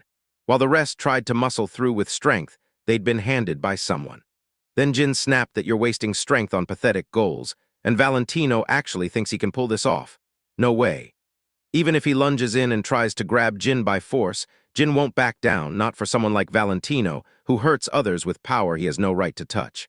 The strength Jin inherited from that life, he's not letting it go ever. Jin lunged at Albus, but that scattered spell and Valentino's warning about something close. Then it was clear it wouldn't land, kept Gina in danger as Valentino screamed to wreck her, and when Jin faced Blow Golem, he snapped up a barrier. Jin screamed for Rieko, warning her that what left the carriage would end up hurting him, and even when he got hurt, he swore he'd fix it no matter what. Then his words hit, and right when it all finally clicked, Rieko snapped her eyes open and stared at Gina. Valentino used rewrite. Right then, it slammed into the command signals between Golem and Automatic and cut them off, and Rocco instantly knew what he had to avoid. Jean smirked and said, "Now we hunt." After all, Rocco was Valentino's masterpiece. She was the best thing he'd ever made, and Reinhardt and Elsa lit up with pure joy, while Valentino alone looked downright terrified.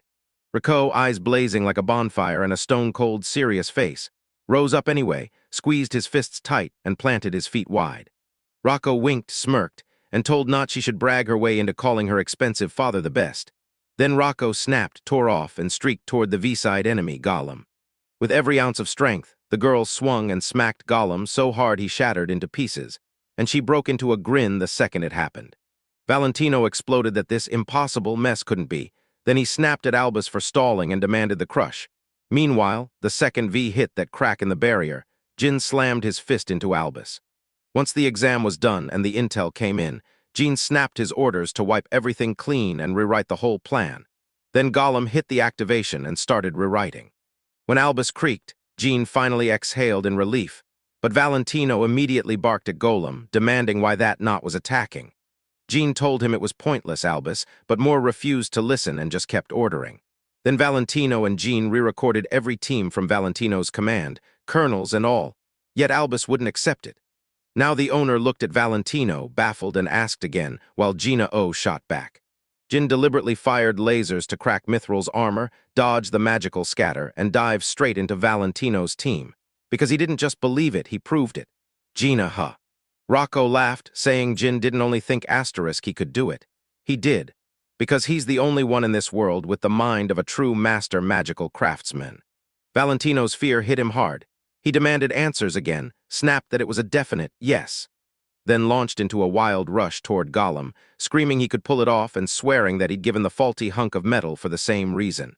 His third son antics, and those bastards keeping him trapped in the same fooling around. Jean and Reinhardt just watched, crushed, as Asteria roared, Valentino, huh? Because he was yelling that he was just as capable as Beshapti, that Golem beating him meant nothing, and that he wouldn't lose his place, his senior brothers, or his family. Because in the end, only he would win. Valentino landed one vicious hit on Golem. Bam. And Golem staggered, crumpled down, and somehow ended up leaning over Valentino as everything swung his way, Then Valentino dropped his hand to the earth and didn't stop. Jin snapped, so he died? Lee Valentino, right? Rico said, yep, but he didn't go down because of magic. His own weight and joints betrayed him. And Jin stared as she explained the knee damage was likely carved up from fights with the Schwartz Ritter and the guards, then added that it looked like he'd never truly healed. Reinhard backed it up, saying Lee's condition matched exactly what he found. Jin asked Lee if he was okay, and Rico finally nodded that it was safe. At least, it was after all that damage. Jin wiped the dirt off his cheeks, and Rico blurted out an apology for getting in the way so much. Then she waved it off, saying it was worth it after all, and Jin just grinned like, glad, huh? When Gina finally asked, why? Tilting her head and smiling, Rico said it was because her rich father believed in her asterisk. Jin shot back that he'd keep believing in her, too. Rico's smile lit up like crazy, and Jin finished by ruffling her by the head. Reinhardt was stunned to see Jin's smog supercharge El Rey Dita. So yeah, he guessed it, and Rico really was that V-condition move. Jin started to explain what it meant for his power, but Rico couldn't finish, because Elsa cut in and said it all happened because of the fierce love Jin poured into it. Reinhard clenched his fist and swore the Schwarzritter was built with just enough love at the moment of creation. Then he realized the reason Rico's impact was weaker wasn't the power at all. It was because she was positioned farther from the source. Then Jin leaned in and asked, hey, can Lee Rocco get rid of fallen stones?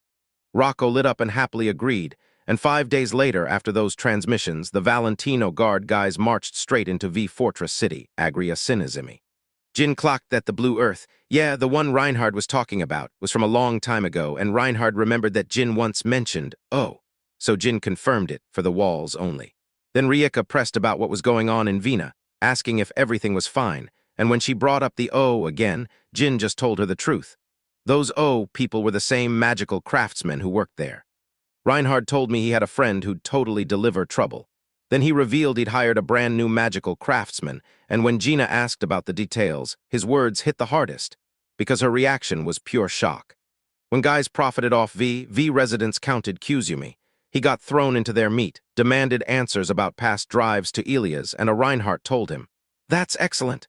Then he walked in and met beautiful people, and later said Louis already knew them. The moment Louis spotted Gina, joy exploded in his chest.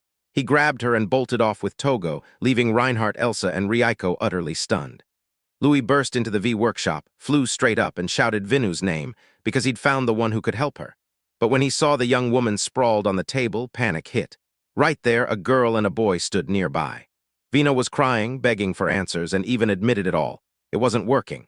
And after all this, Golem had somehow made everything worse. Louis tried to steady her, but Vina snapped back that Golem needed 10 full days to create the solution, so even teacher Hampton couldn't force it any sooner. Jin snatched the drawing, glanced at it, and admitted he couldn't do it either. Vienna even agreed, then said it was up to the teacher, just like Jin said. But the moment her eyes landed on what happened, Vienna's face crumpled. She walked past, heard Jin and Rico say hello, and then she exploded into tears, shoved her fists against him, and screamed that she was terrified. Because Jin had left without warning, and Rico immediately noticed the bruising violence. Vienna demanded where Jin had vanished to. Jean finally spilled that people like them had shown up out of thin air, and then Elsa snapped. Lias had been building bows and golems, like they were criminals sneaking around. Jean even flinched and Vienna pressed, who are you? Elsa stepped in, I'm Elsa, daughter of Count Rendola from the Empire's Sharo, and Vienna answered, I'm a commoner. But the moment her ring caught the light, tension snapped tight between them. Jin said the long history was apologizing to the girl for everything she'd been through, then asked how her business was. So I was shocked Jin didn't know about it, and just a bit later, while he sat at the table, he demanded answers about production golems. Louis explained that the king's third son, His Majesty King Igor, keeps Ernest's love for golems alive in every kind of car. And when V celebrates his name day, it'll run for 10 days with big celebrations in the garden, golems included. Louisians invited the magicians and masters for peace. Then the Anu brought Ernesto too, and everyone praised Freezer and Kindler so hard they gifted the royal family, which is why he's now hunting C. Golem, the one who made all of it. Then Louis grabbed an invitation envelope and told everyone. Reinhardt had invited him too, the same Black Knight who used to rule everything with size and swagger. But Reinhardt swore he'd break that old order. Louis said he'd handle every material, and when Hall asked, they'd make it happen. Hifu, go build the golem, so they could figure out what Reinhardt's crew still needed, and once he found them, they'd get paid. Reinhardt told him it had to be this way, but he didn't believe we could fix it. Then the Black Knight said Jin might help, and Jin refused, shocking everyone, while Reinhardt, Rikau, Elsa, and Vina all erupted in screams from sheer surprise. Vina and Elsa here, so Jinna right away starts getting bombarded with questions, and it's a mess of why and how, because the answers Jin gives don't match up at all.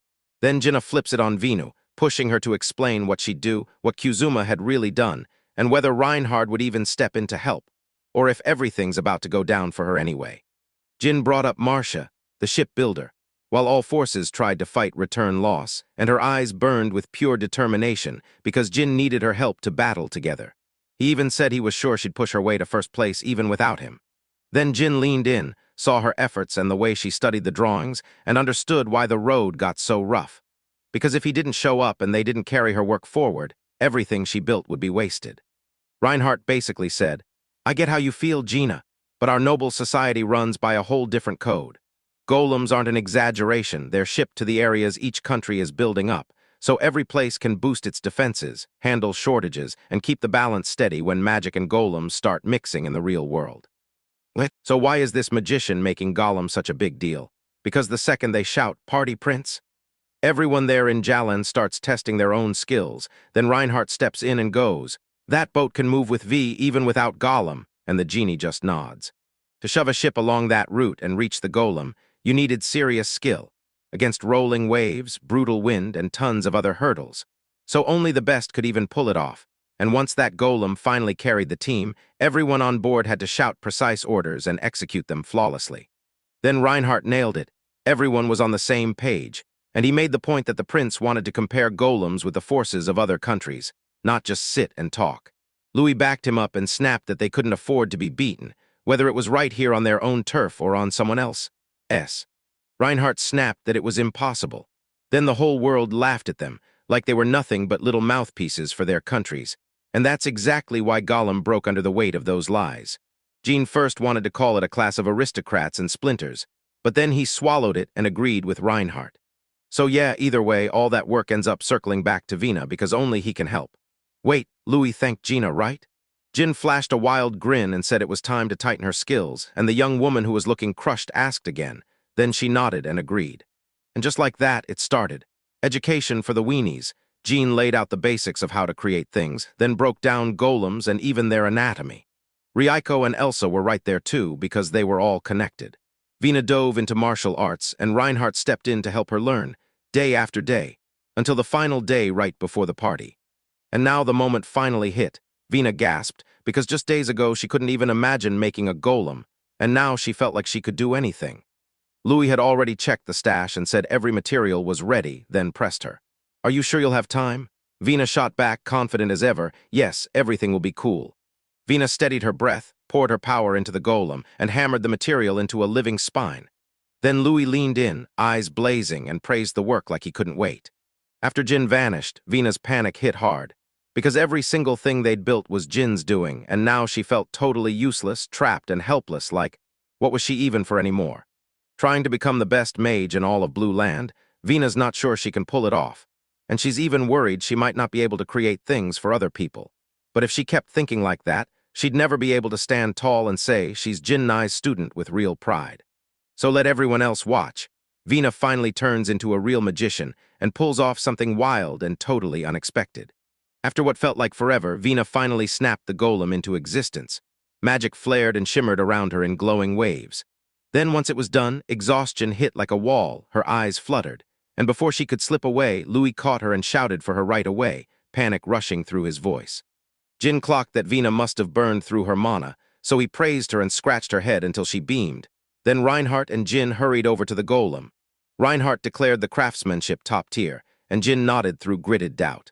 Then he said her look still needed some serious tweaking, and Reinhardt just barked a chuckle. Morning hit. Vina woke up to find Jin sitting right by her side, grinning and calling out, "Good morning." And Vina practically shot up in bed, demanding news on the golem. Jin reassured her everything was okay, telling her she'd done great. Jin clocked that Vina forgot the golem's look, and Vina blew up in frustration. Jin snapped that her magic was fading, then finished it for her. Vina still complained she'd need him again, but Jin waved it off, grinning because she'd handled all the big moves herself, and he was thrilled she was leveling up. Vina swore she didn't want to stay some half-trained mage, and promised that everything Jin did for her, she'd never forget. The knowledge, the skills, the remembering. She's still convinced she has a ton to learn, so she drags Jin in and asks him to teach her something new, and Jin goes, no problem. Then she gets an even better idea. Let's go see what I did. Jin just grins and tells her, you nailed it, you did a great job. But the second she laid eyes on a golem carved in her exact likeness, her jaw dropped. Then she shrieked, demanding it look nothing like her, pointing at the drawing like, everything's wrong, so why does it look like me? Louis told Reinhardt he'd heard Jin built a golem inspired by Elia's pilot, and Reinhardt admitted they figured it'd be awesome to make it look like its creator. Then Jin insisted he meant well, but Vina snapped at him for being a pervert. Elsa backed her up, and Rocco came in swinging with a scolding of his own. On the day of the party, the guys were already tucked inside Sando, the bustling capital of Agria, right in the royal castle, and Jin's jaw dropped at how packed it was, like the whole city showed up. Elsa asked if it was his first party. Jin admitted it was his first time inside the castle, and that's when he spotted Reinhardt and Louis acting totally at home. Elsa just grinned and said the guys were wildly sociable. Vina wasn't comfortable at all. She was trembling with pure excitement. Jin bragged that they'd gone even further by making these stunning clothes, and Vina snapped at him to stop teasing her, then warned him that she's surrounded by aristocrats and one wrong move means death. Jin laughed and called it an exaggeration, and Reiko jumped in, saying she could wipe everyone out in about a minute.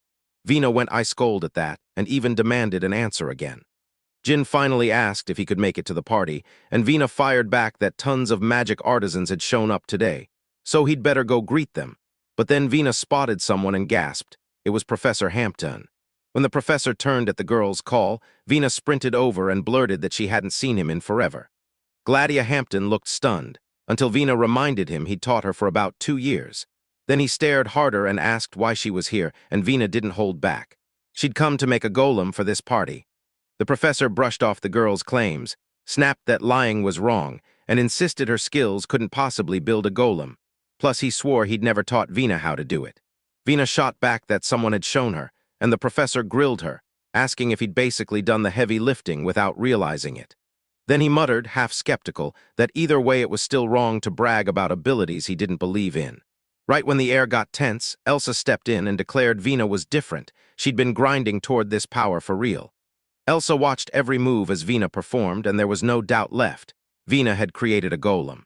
Elsa snapped at the professor for sizing up her without ever meeting the real Vina. Like, if he's a teacher, shouldn't he trust his students' potential? Then Vina called out to Elsa. Elsa told him they were heading out, and the professor pressed her to explain why another teacher was even there. Jin watched it all unfold, and Vina backed the professor's guess with total certainty. Night had fallen, and the maids hustled the boys to the rest building, until Vina cut in and reminded them, this is the royal castle. The maids promised anything they'd need for tomorrow's party, massage, cosmetics, and even a hot spring. Then the girls' eyes lit up, they yanked Rocco along, and Jin immediately gave the nod. Rocco heard a clank, spun around, and stared at the maid. Then just like that, they were already getting ready to bathe. The girls gawked at the spring and its massive size. Vina leaned in and asked if every aristocrat had one like this, and Elsa admitted she didn't. Rocco's cheeks went hot, but she blurted that her own spring was even bigger. Then Vina asked where Jin and Rocco lived and said they'd come through a warp gate, and Elsa quickly explained what that was, until Rocco slapped a hand over her mouth and squeaked that it jumped out. Vina teased Elsa for not knowing, and Elsa shot back that they hadn't even talked about it yet, until Vina reminded her they'd been together forever. That hit Elsa hard. She sighed and admitted Jin felt like a locked box, never spilling where he came from or who he really was. Vina said she got it, but Elsa kept going. Jin dodged every question, and even his stories sounded foggy. One rumor said he lived alone, another claimed he was in a nursing home. So in the end, the girls decided to go straight to Rocco. Reiko sank into the water, clapped her hands over her ears, and hissed that nobody should ask her a thing, so the girls nodded along because pushing felt useless. Then Vina finally blurted, "Why would Elsa help you?" She couldn't shake the feeling Elsa was either dodging her or straight up hating her. Elsa just said it was all exactly like Reiko claimed, the past. "I won't start telling you who she is now," she added. "Elsa and her brothers have different mothers, and I didn't find that out for a long time." The moment she realized it, sadness hit her hard. Rainey yanked her out, and her new mother treated her like gold. Because she now had mine and Udberg, Elsa finally changed for the better. She threw herself into the ship race against Marcia, smiling through every moment, even if Jin was still this mysterious guy who knew things Elsa didn't. He pulled off wild, interesting moves and even saved Elsa. And Elsa's sure Vina had to claw her way through plenty of hardships too, even if Elsa thought she could just meet Jin and have it easy. At that moment, Elsa grinned warmly and blurted that she couldn't help herself. Vina froze in shock, realizing what a sweetheart Elsa really was, and she smiled back in gratitude. Vina straight up confessed she thought Elsa and Reinhardt were about to use Jin. Elsa was shocked, and Reiko didn't deny it either. So Vina explained that she and Jin had been burned by aristocrats. Then Elsa asked if Vina even minded Kazuma's position. Vina froze, blushed hard, and blurted that it didn't bother her at all because Kazuma was different. Elsa caught on that Vina had a crush on Jin, but Vina snapped back that she liked him, as a father. And Enrico blurted it out with nerves jangling, forcing the girls to slow down because Vina insisted it was a totally different thing. Then Vina fired off that dragging it out in suspense was just stupid. So Elsa leaned in and asked if Vina wanted to be her friend, and Vina grinned and agreed, saying now they didn't need all the formalities anymore, and Elsa told her to praise her by name. When the girls came back, Jin clocked that Elsa and Vina looked totally refreshed, and the girls traded glances and erupted into giggles. While Louis noticed Elsa and Vina were weirdly getting along, and Vina realized they looked like they'd been sipping all night. Then one of the guys leaned in and asked Vina if it felt strange that 3 guys stayed sober. Vina just nodded along. Jin said the two were freaking out about tomorrow's event, and they were basically just hashing it out, until Elsa snapped that if it was a normal party, nobody should be clawing for first place. Louis then revealed that at this party people take turns building a golem, and whoever makes the best one wins a prize, with the twist that later the golem might even be handed over to Prince Ernest's escort. Louis figured Rotherham's golems blew the others out of the water, and Schwarzritter wasn't far behind either. So what happens if the escort shows up as a golem from outside the country? Easy. That gets saved for another day, because the real question right now is whether they're going to grab first place. Aside from Louis of Egria, the Foreign Affairs Minister, Magic Minister Earl Garana, and half the Blue Land aristocrats are showing up too. So Jin asked, shaking, "Garana, why are you coming?" Louis shrugged and said he'd be watching Chancellor Galeli instead, because she'd hired the Saluria magic artisan Starina and sent for a special envoy from Saluria, Dominica, who arrives right alongside them. Reinhard remembered that Starina Gamma was one of Saluria's greatest magic craftsmen, and in his head he saw the future, while Louis made it clear that Saluria was about to unleash her power on the whole world, and with the Chancellor's hand in his, they looked like they were perfectly aligned. Then Louis said it would be a spotless show for everyone, and Reinhard nodded along. Rocco cut in and yanked the maid into it with a sharp call. Then Jin blurted, "What's wrong?" Rocco admitted she'd been mulling it over for ages, apologized fast, and even though the maid looked totally lost, she suddenly lifted her skirt and stared straight in. The maid's face burned with shame as she shrieked at Rocco to let go. Then everyone finally saw the loincloths hanging under the knives. Jin snapped first, and right after that he and Reinhard locked onto the blades. Louis snapped as Vina tried to shut his eyes, insisting it was a hidden weapon. Then Reiko chimed in that the other 2 maids were armed too. The blonde demanded, "How do you know?" And the second maid answered, "Because our work is flawless." Reiko pressed on, saying their body cores were finally trained and they kept checking that spot. Plus, even if it was barely there, you could still catch the telltale scrape of metal against fabric, something normal people never notice. Reiko's instincts didn't miss a beat. The blonde shrieked that Reiko saw straight through their act, and if that was true, they'd call Lila and Kate snapped back. Were they really going to do it? Tossing off their maid outfits, the girls flashed a grin and said, "Sure, we're peasants sometimes, servants sometimes, but the truth is we're secret royal maids." Literally everyone froze in shock. Layla admitted she already sensed she might be wrong. Kate snapped that their cover was blown, and the blonde warned that if they retreated now, their name would be ruined. She insisted the mission was to wipe out every suspicious person and safeguard the kingdom, but then they got hit with the twist. The ones who looked suspicious were them. Jin snapped first and admitted he got it. They were totally spying, dressed up as maids, and Reinhard demanded answers for why those bathing suits were even involved, then grilled them about why they chose to spy on the guests while dressing. Kate tried to clamp down, but Leela burst the secret wide open, saying the group was gearing up to assassinate the prince. And Louis absolutely freaked out, screaming, "Is that really true?" Layla tried to play it off like she hadn't said a word, but Kate snapped that she was clumsy and stupid, and the way everyone reacted told Louis it wasn't just talk. he pressed. So why not cancel the party? And the blonde shrugged it off as just a what-if. They can't blast it to the public, they've got security, and they don't buy that there's even a 1 in 1,000 chance the prince's life is really in danger. Yet if someone's aiming at the prince, they'll have to dig up who's behind it. Jin got it, why they were tailing them. But he called it a total waste of time, because if it was really them, they'd never risk spilling the truth inside the castle walls. Reinhard guessed it was probably a golem from the escort, and the blonde nodded like that was obvious. Then Reinhard snapped into action, saying he already knew what to do. Louis caught the vibe and insisted they get Rothdern or the Schwarzritter to ride along with the prince if they could. Jin said this was at least one way to cross off a possible option, so they thanked the maids for the info. Then everyone spoke up, and Layla especially fumed about how clumsy she was. After the maids finally left, Jin just stood there, lost in thought. Rico asked what was wrong, and Jin admitted he couldn't stop replaying that talk, because the plan was to aim for the prince's life and use golems. Then Jin leaned in and asked Rico if he could mess with her body, and when she agreed, he promised he'd do the same to the others later. So Rico demanded to know what he planned to do next. Jin snapped back that he wouldn't repeat the same mistake, and the very next day they slipped into the party venue, a massive arena building. The announcer blared the news, today in honor of King Egrea, Herald Ruin Utekris II, and his third son, Prince Ernest Laram Yander, starting with Prince Ernest's opening words at the Golem party, where the permanent host in Golem battle, lover of the golems, the magical craftsman Bernard, took the stage. Then Jean stared at the announcer and Bernard of Patrox stunned. The king stepped up and opened with heartfelt gratitude, thanking everyone for showing up today for his child, Ernest. And then he lit up the room. It truly meant everything to him that everyone would throw their best effort into making golems, because he and Ernest were counting on it. And he even made one bold wish. Everyone here would unleash their full power and show what they've got. Then the king cut straight to the point, dropped the speeches, kicked off the Golem party, and the whole crew went stone serious. The announcer kicked off the Golem party, first calling out the Chancellor of the Kingdom of Egreus, Lord Galilee, then unveiling a golem named Celes, created by the magical craftswoman from Celoria, Lady Stelluria, Lady Starina Gamma.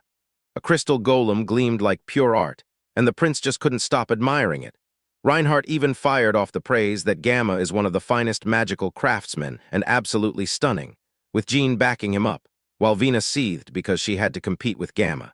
Then Jean pointed out how wild it was that Starina used transformation magic to move them without getting in their way.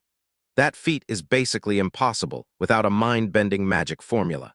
Jin also clocked this. If the prince realizes what Rotterdam is really worth, they're going to clinch the win. Then the announcer shot back that they don't need to hold back, keep rolling out the golems and their makers.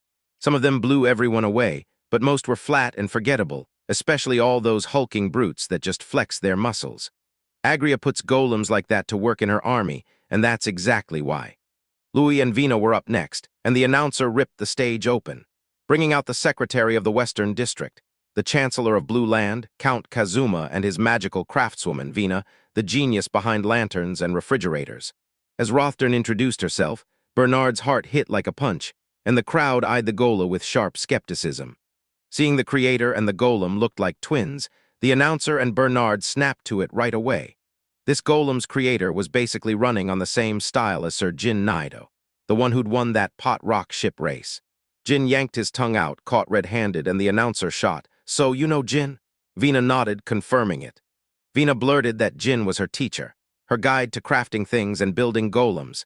Then she revealed that it was Jin who sculpted Rothdern's look, the announcer.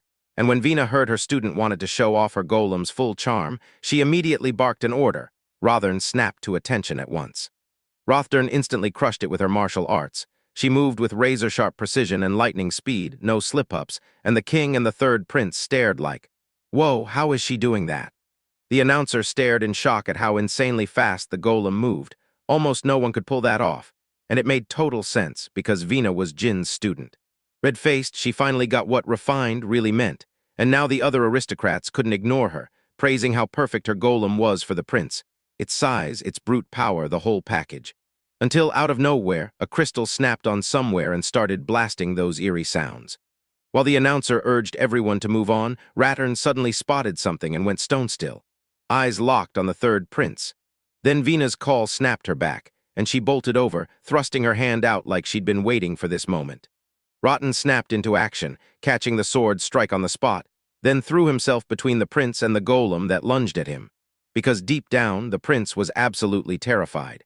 Then Rofton hurled the throne aside and snapped into position beside the attacking golem. One brutal swing punched a hole through it, and the only thing she lost was a sliver of her finger. The king shot straight to his son and demanded if he was okay, and Ernest yelled that Rothren had shielded him, until another golem slammed in from behind, and Ernest screamed a warning to his father. Rothren jerked up a massive sword and planted himself between Danger and the royal family, then swung and cut the monster in half. The king stood there in shock and demanded why the royal guard golems were turning on them, but Louis just snapped that it was a total disaster, because the golems kept coming, one after another. They snapped to violence and lifted weapons against their masters, like even the professor's golem was ready to strike, until a massive spear smashed the head off and ended it. Schwarzritter burst in just in time, and Reinhard snapped, "Use it!" The new weapon erupted as 4 blades shot out of the golem's shield and started spinning instantly, turning it into a brutally deadly threat. Schwarzritter threw a few brutal swings, surged ahead, and the moment he slipped behind the golems, they shattered into scrap while his blades finally quit moving. Reinhard begged Elsa to help the wounded, and Jean fired a laser that punched through 2 golems at once. Then they stood back to back, Reinhard stunned that it had actually come to this, while Jean snapped at him to stay in control, and yeah, that was the truth. Reinhardt said Elrodite's magic got involved, but Jin's counter saved him. Then Jin snapped that he had no time and could only cover 3 people, while Reinhardt grinned and insisted it was fine because Rieka could move. Upstairs, Rieko spiraled into panic, so many golems, and fighting them would take forever. Then she froze because magic was out, since innocent people could get caught in the blast, and she'd left her katana behind. But the moment she spotted a weapon dropped by a defeated golem, her eyes snapped open. While the creator and sponsor were sobbing over their ruined masterpiece and vanished money, Rieko swooped in and snatched the spear, shocking the 2 of them. Riko kicked a boost into her spear, shouted for the golems to strike, and when they surged toward her, she grinned like, "Now we're gonna have some real fun." As Rieka pummeled golem left and right, it hit her. Back in Jin's home world, that kind of slam was called a home run. When it was finally over, Jin and Reinhard blinked in shock. Right from the ceiling, a golem was jutting out, and beside it stuck a weapon with a hand on it. Jin snorted that it was basically like the dead ball, and the announcer suddenly remembered something, while Bernard swore he'd seen it all before because it was just like Patrak. Then the golems burst into scattered chunks. Louis and Vina came into view, and Jin lit up, asking how they were, only for Louis to fire back. "What about you, Jin?" Reinhardt and Elsa jumped in to help Layla evacuate people and carry the wounded to safety, while His Majesty and Ernst steadied things. But Louis hesitated, just for a beat.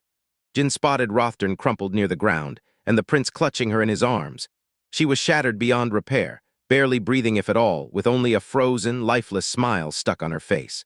Vina told them Rothren fought tooth and nail and shielded everyone, and Jin could only nod, stunned that her power still held together. Then Ernest blurted, "Can you fix him, Vina?" Because she'd guarded Rothren to the very end, Ernest had never seen a golem more heroic, and Vina didn't just battle. She kept smiling just to calm him down.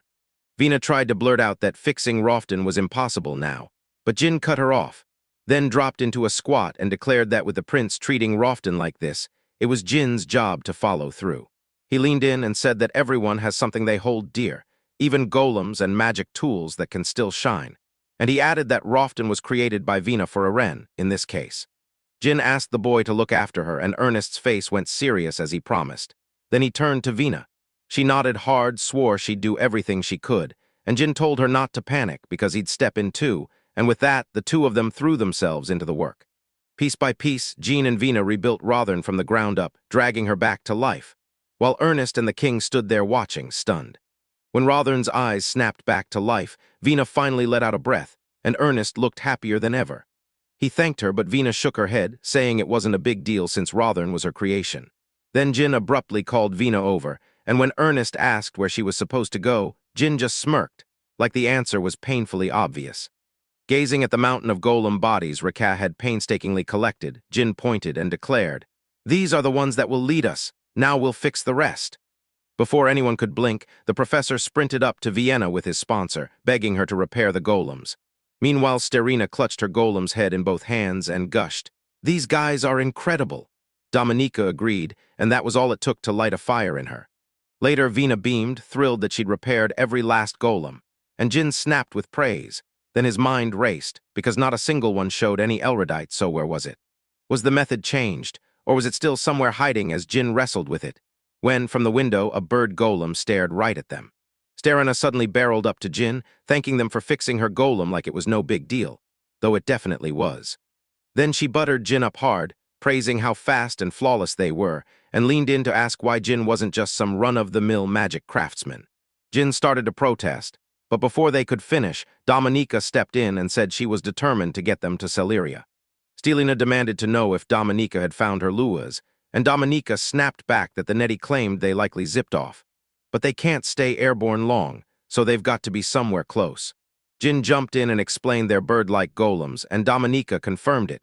She even built them as pets for the prince, but the servant golem Vina made apparently stole the whole competition, and Jin just nodded like, yeah, that tracks. What? Then Dominica leaned in and teased that if Rocco had joined, she'd smash everyone flat. Jin shot back that Rocco was a machine gun, swore he and she wouldn't let her be taken, and Starina watched it all in awe as Dominica's eyes narrowed and her smile turned cruel. Dominica wasted no time. She blurted out asking if Rocco could help hunt for luas in case they were somewhere she couldn't reach. Jin waited for a second, nodded, called Rocco over, and asked her to lend a hand. Then when Rocco tried to refuse, Jin tapped his ear, and that's when she finally understood. Once the column was finally set, Rieka nodded like she'd nailed it, and Starina just couldn't stop admiring Rieko's sheer strength. Dominica thanked her on the spot. With a warm smile, Rieko promised she'd come back as soon as she found Lowe's. Then, right behind Dominica, Rieko fell silent, eyes sweeping the area like she was searching for something. Then Rocco snapped that the luas were gone, nowhere in sight. So Dominica shot back fast that she'd ordered them to scatter and fly in circles, and just like that the luas swooped straight to her while she made her point. This whole plan was to bait Rocco and lure him right here. Rocco blurted out what it all meant, and Dominica snapped that Rocco already knew how to shut down Elrodite's magic. What a disaster, because some idiot Valentino had pulled off too many boneheaded moves, and if he hadn't, this would have been way more exciting. Rocco quickly caught on and tried to speak, but Dominica cut her off, swinging in with a dramatic intro. She was a specially sent magical craftswoman from Saluria. Then Luises started circling Rocco like a storm, and Dominica whipped out a massive crystal. Rocco tried to scream, but Dominica snapped, "I'm with the Union," and right from that moment. Rico's mistress watched as Rico crumpled to her knees. Dominica burst into thrilled laughter, flung her arms wide, and screamed that Rico was hers. Huddled behind Dominic, she hissed hot-blooded plans to tear this country apart together. Then, with heavy, slow reluctance, Reika finally nodded and agreed to remake it the way it used to be. When Dominica came back with Rocco, Starina practically demanded, "Did you get the luas?" Dominica grinned and said, "Yeah, because Rocco's got one right up there on her head." Then Dominica thanked Jin, and Jin waved it off like, "No big deal," while shouting praise for Rocco. Then Dominica shot off a bombshell. Rocco had told her she didn't want Jin anymore, so Dominica swooped in and decided to take her for herself. Jin froze in shock, and so did Vina and Elsa, while Dominica grinned and yelled triumphantly that Rocco didn't want to hear a word about it, and now she's Dominica's. Jin blurted in panic, "Why, what did you do to Rico?" Dominica smirked and said she'd explain just so he could die in peace, because her defenses against the Elrodate weren't holding. 4 Elrodates' resonance broke through, and now Rico was her plaything, while Stelina demanded to know why Dominica was doing all of this. Dominica froze for a second, then blurted out that it was because she belonged to the Union. So Reinhard snapped and screamed that she was part of a bunch of lunatics. The king insisted they wanted to rebuild the world after the Great Magical War, when it got chopped into smaller countries, and the prince swore they'd use violence to make it happen. Louis then pressed for the meaning. Was she saying the golem attacks hitting different countries were the Union's doing? Dominica just shot back, "Why are you all acting like idiots?" Dominica shrugged and said it didn't matter. She'd kill them all, drag Rieko with her, and become the ruler with all the power and money in the world. Then Jin finally snapped and called her boring, and when Dominica demanded what he meant, he pointed out the truth. She wasn't just magical. She was a craftswoman, and she could use that power to make people happy, not just unleash evil through those birds. Dominica used them wrong, and that lit a fire under her. She screamed again, furious, "What's the point of doing anything for people? This is ridiculous, idiots who never taught me a thing. Look at them, people with no purpose, fools who make tools just to mess around. So tell me, what's the point?"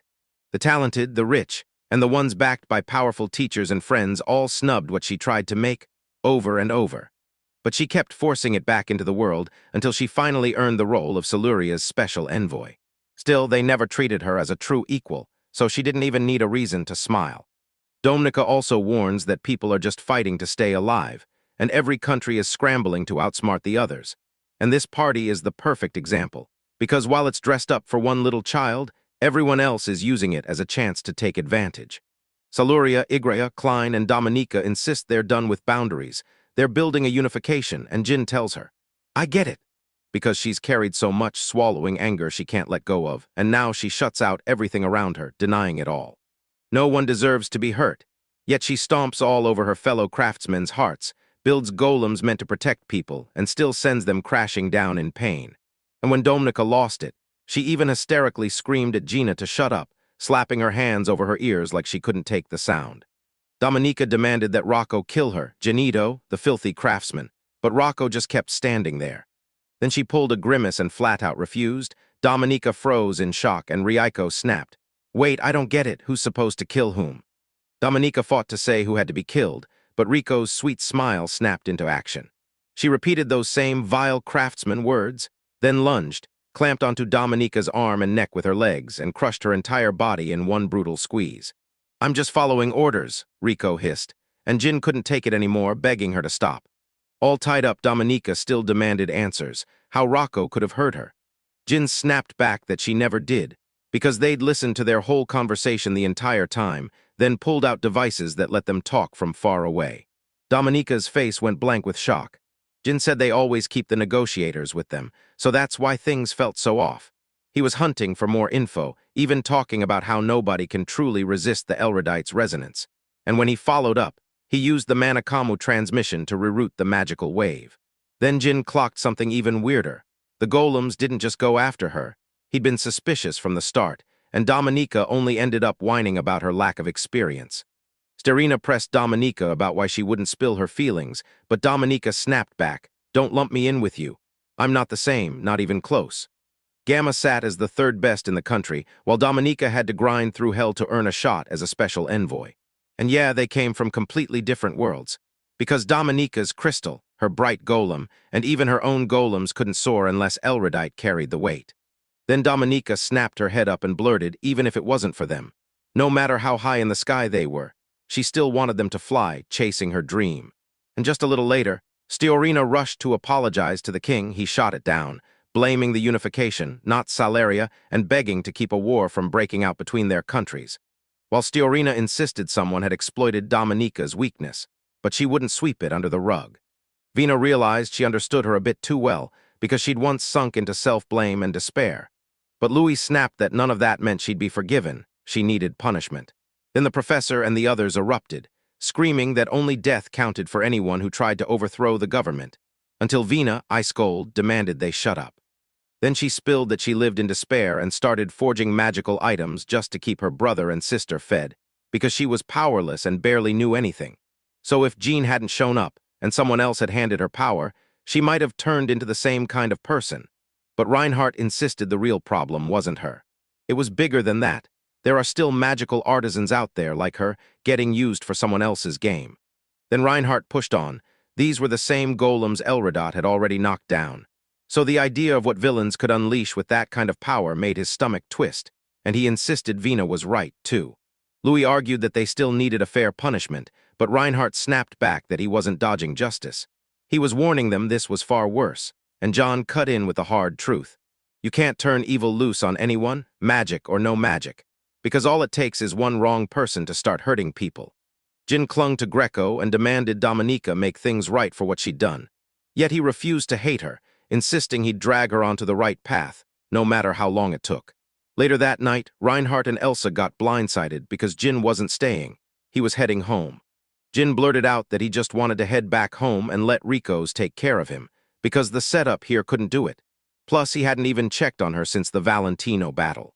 Rico's nodded and confirmed they'd managed it this time, but they could get hit with the unification again, and Reinhardt calmly agreed. Then Jin said, "Wait, my home's way back at Elia's," and Vina dropped the bombshell that there was a warp gate near her old place, and the whole room froze as Jin and Reinhardt stared in total shock. Then Vina asked if Jin had filled them in, and Reinhard pressed her for what she meant by the warp gate. While Elsa blurted out that she wanted to visit Jin, and Reinhard instantly said, "Let's all go to Jin." Jin tried to protest, totally spaced out, but one by one the guys jumped on board, and Louis even added that it'd be great for him to see something better than the royal palace. So Jin finally caved, and Reiko just sighed, because Jin had once again dumped the pressure on him. Reiko couldn't forget what happened right after she hauled Hannah out of the forest bear in Kana village. Because when Hannah was bathing, she kicked her leg and praised how strong her little sister was, and Reiko just nodded along, soaking it all in. Reiko grinned and told everyone, "My mom and dad built this body, then they brought it back to life." She claimed it's the strongest body on the whole planet because her parents are the strongest too, so of course Reiko, S1. Hannah chimed in, "And you know what? My older brother is seriously awesome. He built a pump, a cart, and a stove." Then she declared him the world's one, like probably without even a doubt. Reiko nodded along as Hannah explained that when the older brother goes off and does his thing, he might not even notice you're there, no matter how clearly you talk to him, because he completely forgets food and sleep, and Reiko insists that's not good. Then she pushes Hannah to tell something else about Jin. At the party venue, Rocco finally got it. Hannah was right, Jin really did have a weak spot, and it was his stunning good looks. When the boys finally rolled up to Jin's place, they stared in awe at the clear sky, the towering mountains, the dazzling blue sea, and then they saw the real nightmare, golems everywhere nonstop. Vina turned to everyone and demanded, "So what kind of place is this?" Jin grinned and shouted, "Welcome to my place on Hooray Island, boys." A violent swirl of flowers and golems erupted out of nowhere, and just like that the 5-color maids rushed in to welcome everyone, while Sky and the golem rangers snapped into formation. Round the guys, a roaring crowd of colorful, shouting golems closed in, hauling supplies, shoving food and drinks into their hands, and even offering to fly them on a plane. Stunned and gaping at it all, the guys got their answer when Jin invited them straight into the mansion. Already seated at the lunch table, the guys went stone silent over their tea, and Jin just sipped and relaxed, like he was quietly taking a breather. Jin dropped a quick remark about home sweet home, but the guys shot it down. Some said the structure felt weird, some claimed something looked off, and one even swore the tea smelled amazing. Jin then apologized for the island being so empty, and they insisted, "No way, there's nothing like that." Then Vina leaned in and asked what kind of golem it was, wondering if they really moved on their own free will, and Jin simply nodded. Then he told them, "I set things up so you can run this island while I'm away, tend the fields, plant fruits and veggies, and scavenge whatever you need." He even made it so you'd have freedom to move without feeling so trapped and alone like villagers. Elsa pushed, asking if anyone else was there, and Jean answered, "No." Reinhard asked about the master, and Jean said, "She left a long time ago." Vina couldn't hide her excitement. "I'd still love to meet her." Reinhardt realized she could summon a rap gate, so the guy in awe pressed for Master Jin's real name, but Jin insisted it was Adriana Barbara Susie. The guy snapped that he was lying, and Reinhardt shot back that nobody might even know her true name since she'd grown up on that island. Then Jin demanded what they were actually talking about. Elsa blurted out that Adriana Susie was a fairytale-level magical craftswoman. Jean couldn't believe it. Then Reinhardt conjured an image with pure magic and claimed that, 1,000 years ago, a legendary craftswoman wielded her power to teach people how to stop diseases, how to fertilize the land right, how to find their way in the dark, and how to protect everyone. She tore across the world, meeting souls, lending a hand, and blowing everyone away with her magic, so much so that crowds followed her everywhere, thanking her with tearful grins. But not all hearts were pure. Some wanted to steal her power for themselves. And then a darker spark spread. Students she taught turned that magic into war's fuel, transforming help into a weapon that could end lives. When Adriana saw what her gift had become, despair hit her like a punch. Then she vanished out of nowhere and never showed up again. Jin called the tale heartbreaking. Reinhard said it hit different for magical craftsmen and magic users, and Elsa admitted she'd heard the story since she was little. But right then Reiko snapped and screamed that her mother wasn't some made-up character. She was real, and Jin scrambled to calm her down. Jin said that even after 1,000 years, they still remember her, and Reiko nodded along. Then Jin pushed them to explore the island, swore the guys to keep every detail secret, and warned that if they betrayed that promise, they'd never meet again. Only then did he promise he'd become a legend, just like Adriana. The boys tore across the island, hit the seashore, galloped on golem horses, sampled the fruits grown by Jin, and soaked up every weird new surprise they could find. Jin then yanked the guys into the lab, where he went to work whipping up one jaw-dropping invention after another for this world, until the lights finally faded into view, and every single one of them reacted like it was a brand new reality, swinging from pure shock to wild delight, and Reinhardt even grinned like a total mad scientist. Reinhardt and Elsa practically burst with excitement at the massive library, the robots that fetched any book on command, the lab where they'd craft experimental golems, and even a golem minotaur still in development. Vina and Louis couldn't believe what they were seeing. When the boys finally cracked open the first sections of the lab, Jean dragged them to a special test, launching a magical jet engine, and the shock on their faces was just as loud as their reaction to the lab and the island inspection at the start. Next, the guests marched into a massive metal mining mine, and Jin broke it down for them. This is where the rarest stuff gets dug up, like adamantite and mithril, along with a whole haul of other ores. Jin told Reinhardt and Louis that the golem didn't sleep at all, 24 hours a day, 7 days a week, and after a full 1,000 years, it had piled up an insane mountain of metals. When they finally saw it, mithril, adamantium, even magic crystals, they stared in pure shock, amazed clear to the core of their souls. Louis warned that if all of this ever flooded the shelves, the world economy would crash, and Reinhardt pressed him, asking how much he thought Jean could snap up with that super tech from before the Great Magical War, plus all those documents. Louis said the world would go nuts if it all showed up again, like a sealed treasure box no one could open. Reinhardt admitted he couldn't wrap his head around it, but he still had to admit this was a fairy tale coming to life. Then Louis shot back, "So, does it feel funny to you?" Louis clocked it instantly. They were locked in a Dragon's Lair vibe, no question about it. Meanwhile, Jin leaned in and started showing Elsa and Vienna whatever he had to explain. And later the girls, completely drained from all that walking and non-stop sights, finally collapsed into the springs. Vienna's jaw kept aching from being shocked at every turn, while Elsa stared at Giga's hot springs, bigger than anything back at the castle, and her mind just went blank. Meanwhile, the guys kicked back with a bottle of wine, swapping stories. Louis groaned that even now he still couldn't figure out Jean's real goal or what drove him. And Reinhardt fired back that Jean was basically just like Adriana, and that detail mattered.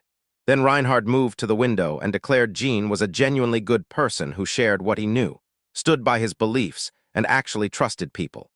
Reinhardt snapped that if they ever betrayed him, the same gratitude would slam back into their lives, and honestly, they might not even get another chance to leave this island anyway. He couldn't let this story end the way it did for Adriana, and Jean can't be left alone. Meanwhile, Jin tinkered with Rocco, tweaking the magic wave power to push back the Elritite. Then he froze because the lab went eerily quiet, and for once, that didn't feel terrible at all. Rocco smiled, just like Jin. With the silence dragging on, the gloom settled deep in his chest. Maybe he'd even started tuning it out. So he asked Rico what she thought, and she blinked her eyes open, admitting she felt a little lonely too.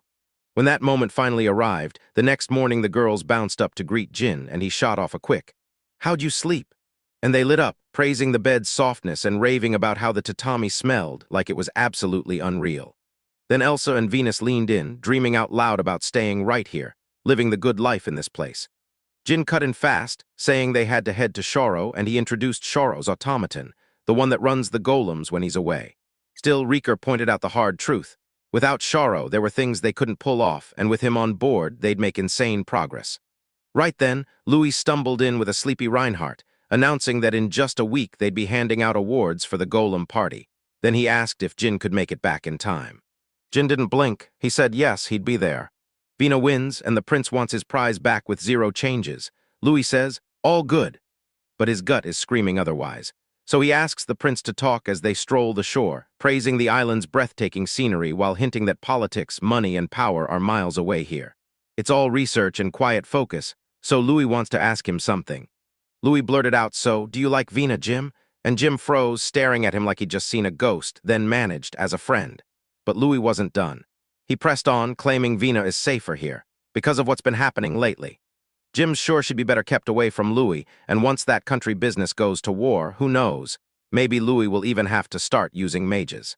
Then Louis finally blurted out that he liked Vina, and that he loved her with his whole heart, while Jin burst into laughter. When Louis flared up, Jin chuckled and rushed to apologize, saying he just figured Louis was trying to use the island for something, but Louis snapped back that he wasn't trying to lose a friend, and that Vina would hate him for it. Then Jin muttered that Louis's plan just didn't feel that great. Then Jin leaned in, told Louis to listen closely, and demanded he confess to Vienna, only for Louis to freeze in total shock and fire back. Wait, what did you hear? Jin kept pushing Louis to confess to Vienna, and Louis spiraled into even worse embarrassment, snapping that it wasn't that simple. Then Jin swore he'd back him up. But right then, Reinhardt slid in wearing this ridiculously kind, inspired look, revealed he'd overheard everything, and offered help too. Jin's face instantly matched Reinhardt's, and Louis just stared like, "Okay, what's going on with you two?" Next day at the research center, the whole council packed into the conference room, and Jean, dead serious behind his glasses, kicked off a meeting about Louis and his plan to get Vienna to fall for him. Reinhardt listened, then suggested going first. Sky grinned and pitched a wild idea. Fly Vienna around on a plane with a barrel roll and an Immelmann loop so she'd definitely drop, and Jean shut it down fast, saying falling like that wasn't what they meant. Louis demanded to know why they should even bother asking the golems, and the Jin shot back that the real prize was the proposal. Then the stranger leaned in and demanded the floor, claiming a legend from the foot of Mount Horai. There's a tree, and when the full moon shines over it, lovers who confess to each other will stay together forever. Louis bought it instantly, but the Jin just stared at the old man with sharp, skeptical eyes. Then the stranger burst into laughter and snapped that, no, of course it wasn't true. It was a lie, before calling Louis a young nobleman and revealing himself as Jean's grandfather. Jean shut him down and demanded he stop lying, but the man just grinned and said he was genuinely curious. Right away, Reinhardt demanded to know if it was a brand new machine gun, and Jean confirmed it. The machine snapped, "I run this island, I'm Roku," and Jin shot back that what you're seeing is just a vessel. Roku then revealed the truth. His real body is a massive magical brain. Next, Roku nudged Louis to ask Vienna out, swearing that a stroll through the island's wild nature would melt her walls. Then he even laid out the exact date route on the spot.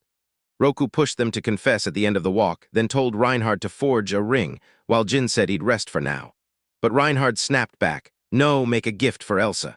Jin lit up and asked if it was for her birthday, and Reinhardt confirmed it, saying he'd do it on the award day. Jin agreed, then questioned why Reinhardt shouldn't do the gift instead. Reinhardt admitted he wanted to say it, but he couldn't, plus he'd mess it up worse than Jin.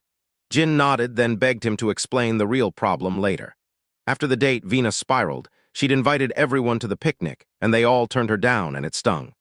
Louis stepped in and said the timing was cursed. The reward and Elsa's birthday hit the same day, and Elsa even snapped that she felt sick. Meanwhile, Rieko watched Louis and Vienna clatter off on golem horses and called through the intercom that everything was running like clockwork. Roku hollered, "Start!" And when they pressed him on what he'd cooked up, he grinned and said it was just a little surprise.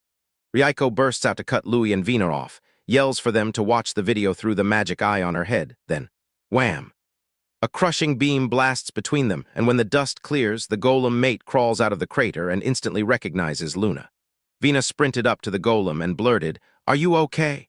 And the golem groaned that her knees were killing her, then said they were rehearsing a performance before the banquet. Vienna clarified, "So this is the performance." And her mind instantly raced with ways she could help. But then she remembered these were Jin's golems. Louis just tossed in his horse and told them to ride straight to Jin. The golem blinked and demanded, "Why are you giving us a horse? We're only golems." Louis snapped back, "One is enough for you," then ordered them to hurry as fast as they could. Golem thanked her and insisted she didn't want to get in the way of their date. Vienna froze in shock, then said she'd go, and Louis shot back, "So, want a ride together?" As they kept walking side by side, Vienna shot Louis a worried glance and asked if it was too heavy. While Louis shook with nerves, Rico radioed headquarters that the crew was moving together, and Roku demanded they stick to the plan. As Louis and Vino stared in awe at the bird, golems suddenly burst out of nowhere, and terror slammed into them. Louis clutched Vino even tighter and sprinted away, trying to outrun the nightmare creatures. As Louis leapt away from the golems, he held himself like a true noble, calm, fierce, and downright admirable. While Vina watched in awe, Rocco saw it too, and Jin, munching popcorn, clocked just how relentlessly diligent Louis was. Then Reinhard leaned in and said it was rare to find aristocrats like him, because the way he carried himself was pure seriousness. Louis sprang up to the tree and asked Vina what was going on with this island, and she lit up saying the golems were incredible. Then Louis threw out the idea it could be Roku, and Vina nodded fast, saying he was wickedly cunning, and Louis grinned right back. This was fun. Vina blurted out that she wished things could stay just like this forever, and Louis shot back that it'd be amazing. Then promised that if she stayed here, she'd get to enjoy it every single day. But Vina shut that down fast, saying it only felt this good because they were together, and Louis nodded, fully agreeing with her. Then Louis, dead serious, admitted he'd had just as much fun. Because of Vina, telling her he could smile no matter where he was, and then, with a shaky breath, he finally confessed his love, leaving Vina's heart stuttering like it forgot how to beat. Vina blurted that she was just a commoner, and Louis went, "So what exactly?" She admitted she smelled like poverty, acted tight with money, and couldn't even pick the right words. Louis snapped back, grinning, "Don't worry, I'll teach you and we'll get through it all." Then he opened the box and fished out the ring. Vina's eyes instantly brimmed with tears. Vienna's smile lit up her face as she blurted that ever since Louise saved her from Count Garan, her heart had been his. And with those words burning in the air, Vienna launched herself straight into Louise's arms. Above the mountain's foot, the full moon crept up through the trees, and after they finally confessed their hearts, the two lovers shared a long, tender kiss, while Enrico watched in silence from the side. Reiko swore the mission was finished. Then the golems erupted in joy, and Jin went, "This is how Roku made the legend come true." But Roku just shook his head and said, "Nah, everybody forges their own legend." When Jin pressed him, Roku shrugged. "Truth or not doesn't matter. What matters is whether anyone even remembers it. If nobody knows, it'll never become real, and that legacy will live on only through the ones who keep the story going." Roku said it best. When stories get passed from mouth to mouth, legends refuse to die, and Jin immediately nodded like, "Then let's make today one." He pitched turning it into their own fairy tale. Roku backed it without hesitation, and before long the guys were already locked in on Igre's at Vina and Jin's awards ceremony. Vina got named Honorary Magic Craftsman for pushing Rothen into first place, and Gina earned the nod for keeping the chaos from exploding. But if people hand out these titles, then who in the world crowns someone Master of Magic Craftsman? And of course, Gina still has no clue about this whole fairy tale. Where could Jin possibly uncover the truth about her? A little later, the guys all came together to celebrate Elsa's birthday. Elsa congratulated Vina on her award, and Vina shot back her birthday wishes. Then Vina pressed Elsa, asking why she never mentioned her birthday, because without Reinhard, none of them would have even known. Elsa snapped back that it just lined up with the award, and she didn't want to hassle the guys. Vina realized good moments feel even sweeter when you share them, so she handed Elsa a gift, a thermos topped with a cat's head. Elsa asked what it was, and Vina grinned that it was her signature popcorn machine. Press it, and you can munch fresh popcorn anywhere, anytime. The catch, it only makes 10 at once, and Elsa said she'd savor them slowly. Then Louis tossed her a carriage made for long trips, and Jean went. The stakes just got higher. Jin warned that beating the carriage would be tough, and the moment Elsa heard him, she blurted out if he had something ready for her too. Jin said he wasn't sure what she'd like, popped open the box, and there it was. A brooch. Elsa's face lit up with pure joy, and Jin revealed it was crafted from magic crystals, with the design dreamed up by Reinhard. Elsa snapped the brooch on right away and asked Venus if it suited her, and Venus said it did, while Louis stared and muttered that Elsa looked way more grown up. Elsa turned to Jin and thanked him, beaming that she was thrilled, and all the while Reiko and Mine watched in tight silence.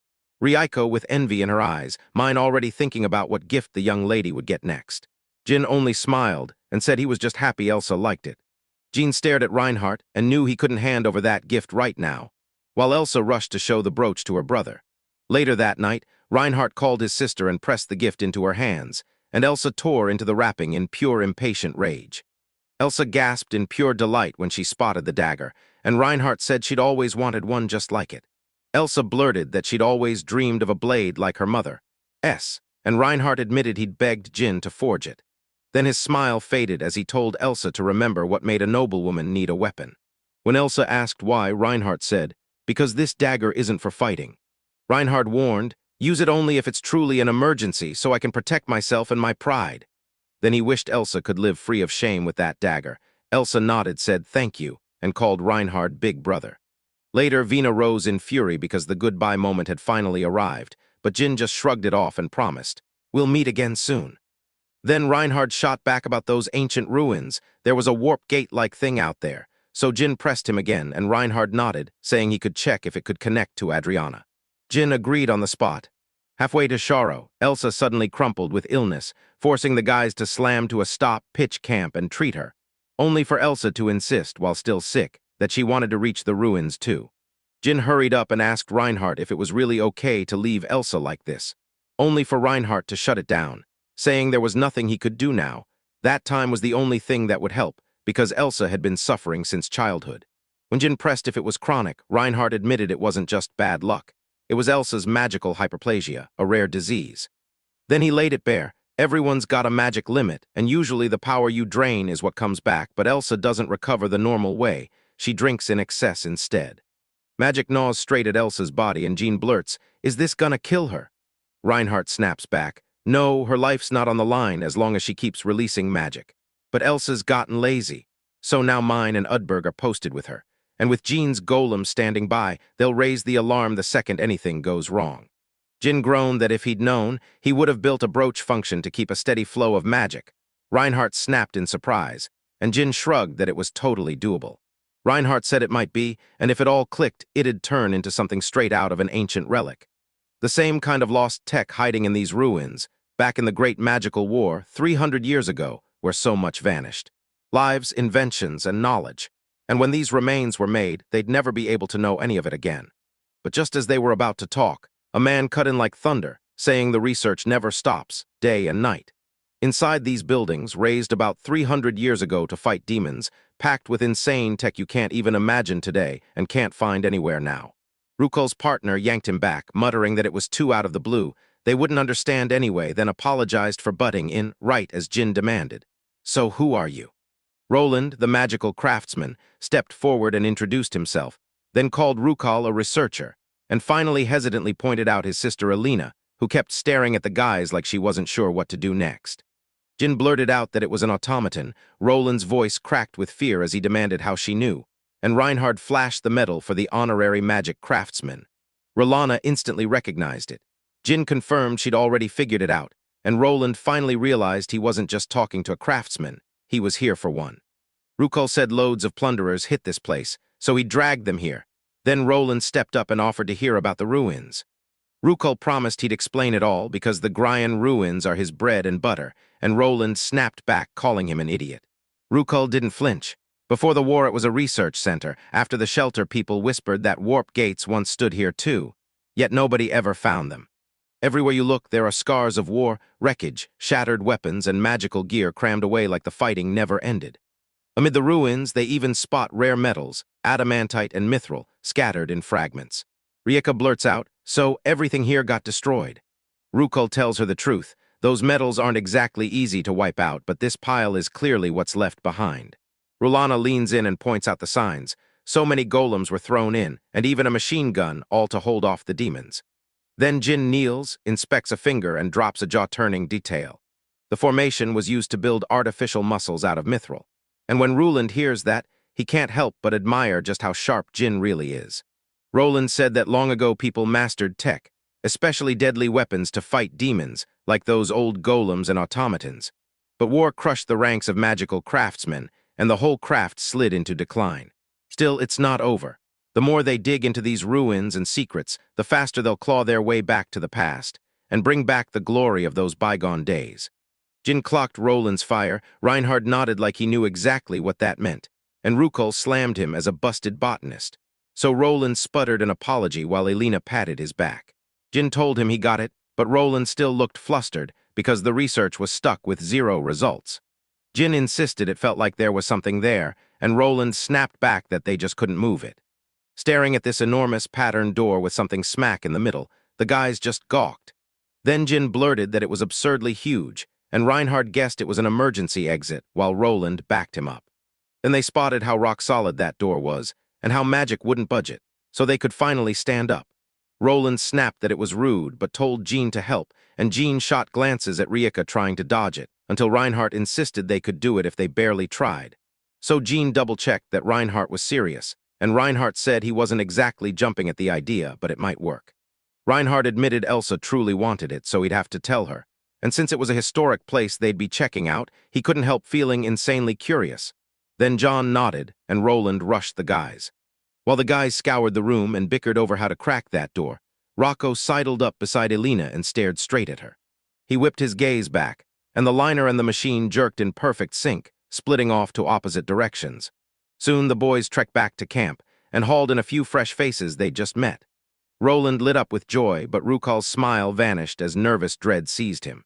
Then Roland shoots up a prayer begging the big guys stay strong, the girls stay cute, only for Elena to clock him right in the stomach, and even Jin couldn't help feeling bad.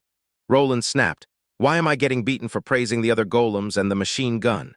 And Ryoko stepped in, telling Elena to back off and reminding her, "If Roland isn't your master, then you have no right to disrespect him." Elena grimaced hard and snapped back that Ryoko was the one thing that pissed her off. Everyone gawked in shock. Then Ryoko blurted out Elena's words, and Elena snapped back that Ryoko had no business sticking her nose where it didn't belong. Ryoko fired back that she'd beat and humiliate her own master, and that the machine was supposed to protect him. Elena shot back that her master is Mama, not Roland, and then basically asked why on earth would she even listen to her. Elena stuck her tongue out at Rocco, making one eye twitch in disgust, and Rocco snapped. He tried to throw down, but before it went any further, Jin and Roland were already wrenching the machine gun into place, while Reinhardt stared like he just spotted the coolest detail of all. The whole scene was so wild it felt like kids messing around, and Elsa burst into laughter. Mine told her they reminded her of Elsa when she was little, and Elsa instantly freaked out at how similar she was. So Mine shrugged and said every kid does that, even if their parents think it's adorable. Elsa still smiled as she caught the way Mine looked at her, then leaned her head right onto Mine's lap. Mine tried to tell Elsa it was time to rest, but Elsa only got worse, so everyone panicked at once. Jin blurted for Ryoko to heal her, and then Elena cut them off before it even started. Elena blurted that it wasn't magical hyperplasia, snapped at Riko for being a fool, and warned him not to drown her in magic, until Jin grabbed the furious Riko and demanded how Elena could tell so fast. Elena said it used to be a common disease, that she already knew how to treat it, and then shot back why they never heard of it in the first place since they're magical artisans. Riko clamped his jaw and bit his lip, fighting to keep his rage from spilling out. Then Elena cut in fast, telling them to let the magic inside her slip to a new place, and right after that she launched into how ether gets converted into mana, how the magical connection locks in, how the flow of power gets shaped. Then she snapped, "Start." What? Elena snapped into action, and started gulping Elsa's overflowing magic into the sphere. When Elena was done, Elsa slowly stirred awake, and with a flick of her hand, she dispersed the sphere only to warn Elsa that the ether was thicker this time, and it could hit her hard if she wasn't careful. Elsa thanked her, but Elena brushed it off, saying she was doing all this to help study the ruins. Elena stormed up to Roland, only for him to snap that she was lying. Then Jin clocked it. She just pulled out her own ether converter. Jin thanked her, declared they had to help scour the ruins, and Riko nodded too, already thinking, "Yeah, this is our fight."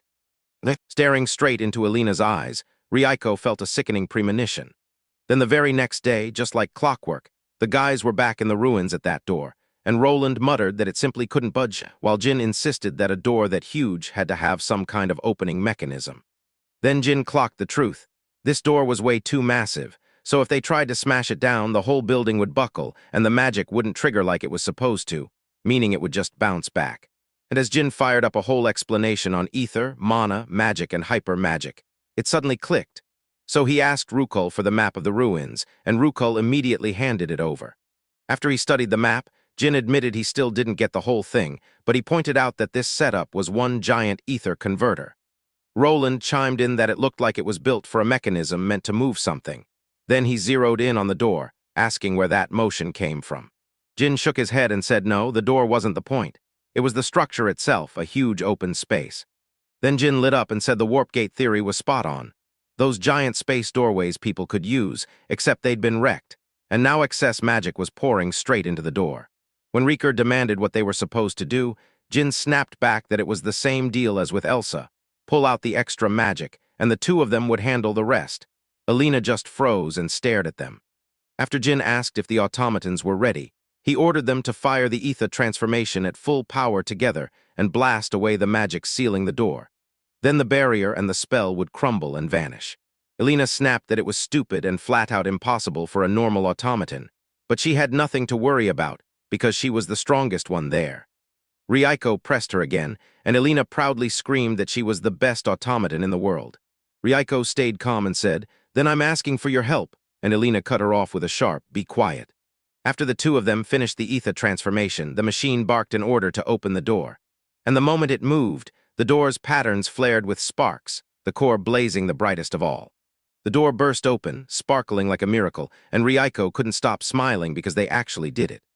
Reinhardt gasped in shock, staring at the way magic had been pulled straight out of every ruin, and Jin backed him up with a firm nod, while Roland just stood there, blown away. Staring at Elena, Jin realized, oh no, there were other heavy hitters out there, powerful machines hiding in plain sight, maybe even her mother.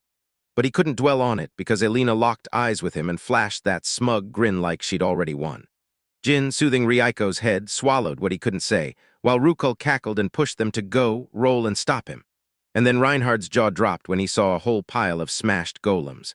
Roland stepped inside, stared at the machine, and couldn't stop wondering what just happened. Then the boys peered deeper down the passage. Rukul's eyes widened. This place screamed battle, with smashed columns that definitely didn't get destroyed naturally. Jin stepped in, ran his gaze over them, and saw the metalwork. Iron reinforcement, concrete pillars, and even copper tucked into the mix.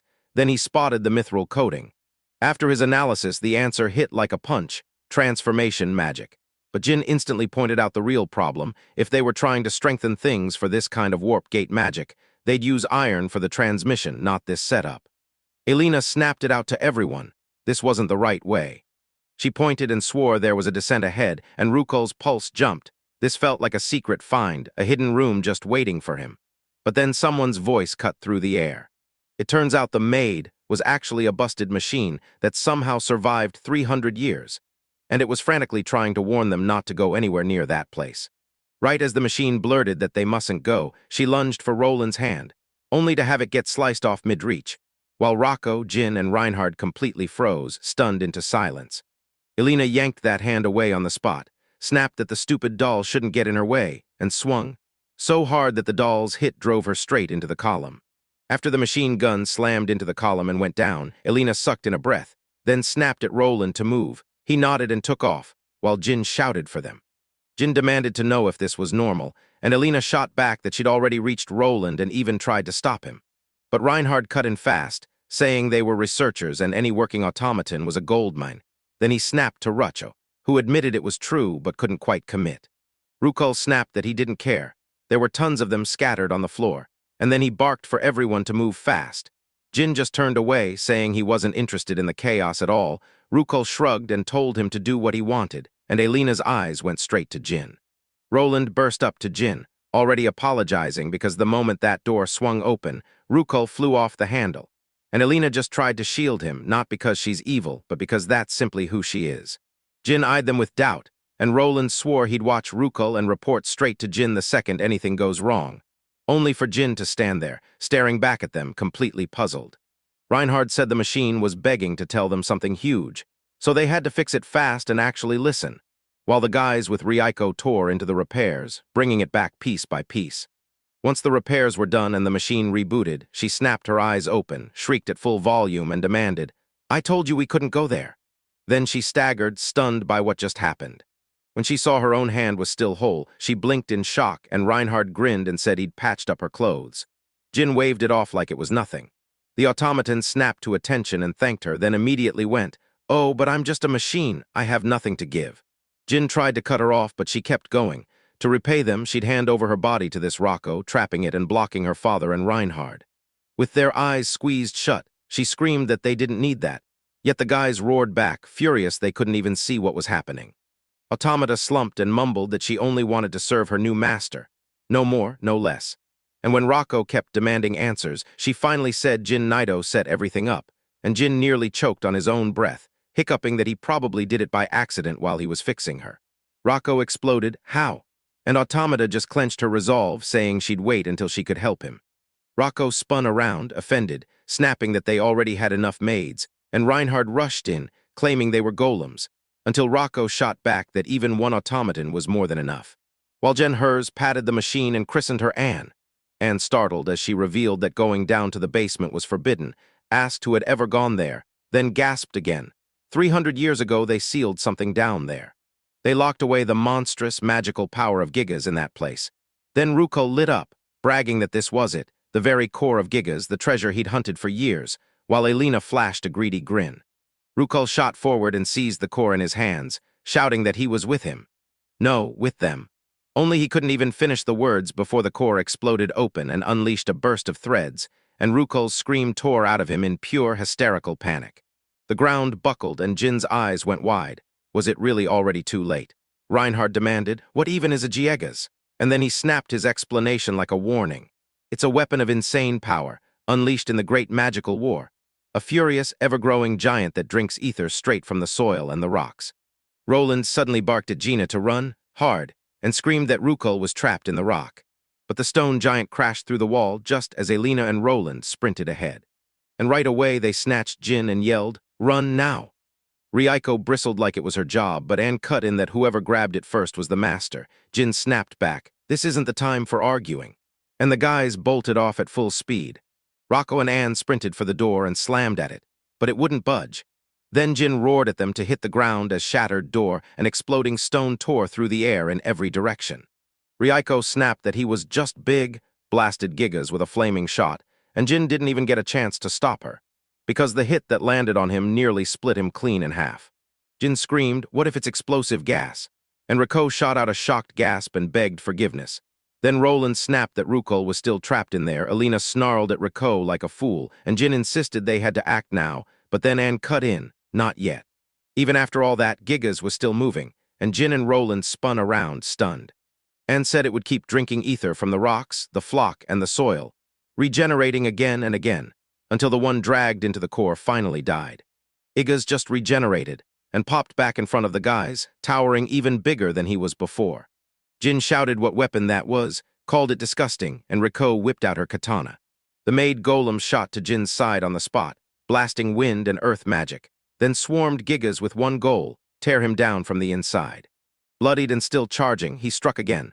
Then Ranger Golem smashed into him right away. The Golem Ranger's sword jammed straight into Gigas' head, and the second Gigas went for another strike. All three snapped into a full sprint to get away. Golem Ranger snapped that they couldn't pull it off, and one of the maids tumbled straight toward Rocco. Jin demanded what to do next. The maids admitted they were running out of mana, and Rocco asked if she could fix it. Jin told her to buy them time, but Reinhardt cut in, saying they'd hit a dead end. Since Gigas is slow, he can't land a hit on the golems, or Rieka, and you can't blast him with strong magic either because Rukul is still trapped inside. Try weak spells and he'll just tear through them by regenerating. On top of that, the ether in the ruins is so thick they can't even block Gigas from getting to it. Jin also suspected this whole setup was made to trap the Gigas inside. Like that magic-drinking door and the metal-framed columns were built to keep him from ever healing. Anne cut in and said it wouldn't work, and when Jin pressed her on how they even sealed him, she answered with the truth. They just waited for the captured person to die. Jin's disgust flared. Using a person like an ether converter was vile, while Elena insisted it was still effective. Either way, she told him to try coming back alive after fighting a demon. Then Elena leaned in and asked Jin what it would take to craft a pile of expensive mana converters, and she made sure he didn't ignore the terrifying part. Slapping that process onto a battered combat weapon was a disaster waiting to happen. But if you tried using people as the converters, you'd still need a mana driver and a magic substrate, because in the end, human lives were treated as disposable compared to magical equipment. When Elena snapped that the demon-slaying weapon was turning on people, she smirked like it was all laughably stupid, then admitted she didn't even know why it was made, and Jin just couldn't stop thinking about it. Roland strode toward Elena while Jin's brain started racing. Magic converter, mana driver, stone buildup, power release, and that wild volume spike. Then he remembered how, 300 years ago, they pushed efficiency through absorption. And when he finally looked at Elena, he blurted that Gigas might be built from a magic device meant to cure magic hyperplasia, making Elena stare at him in shock. When Elena pushed him on why, Jin admitted he had zero proof, then laid it out anyway.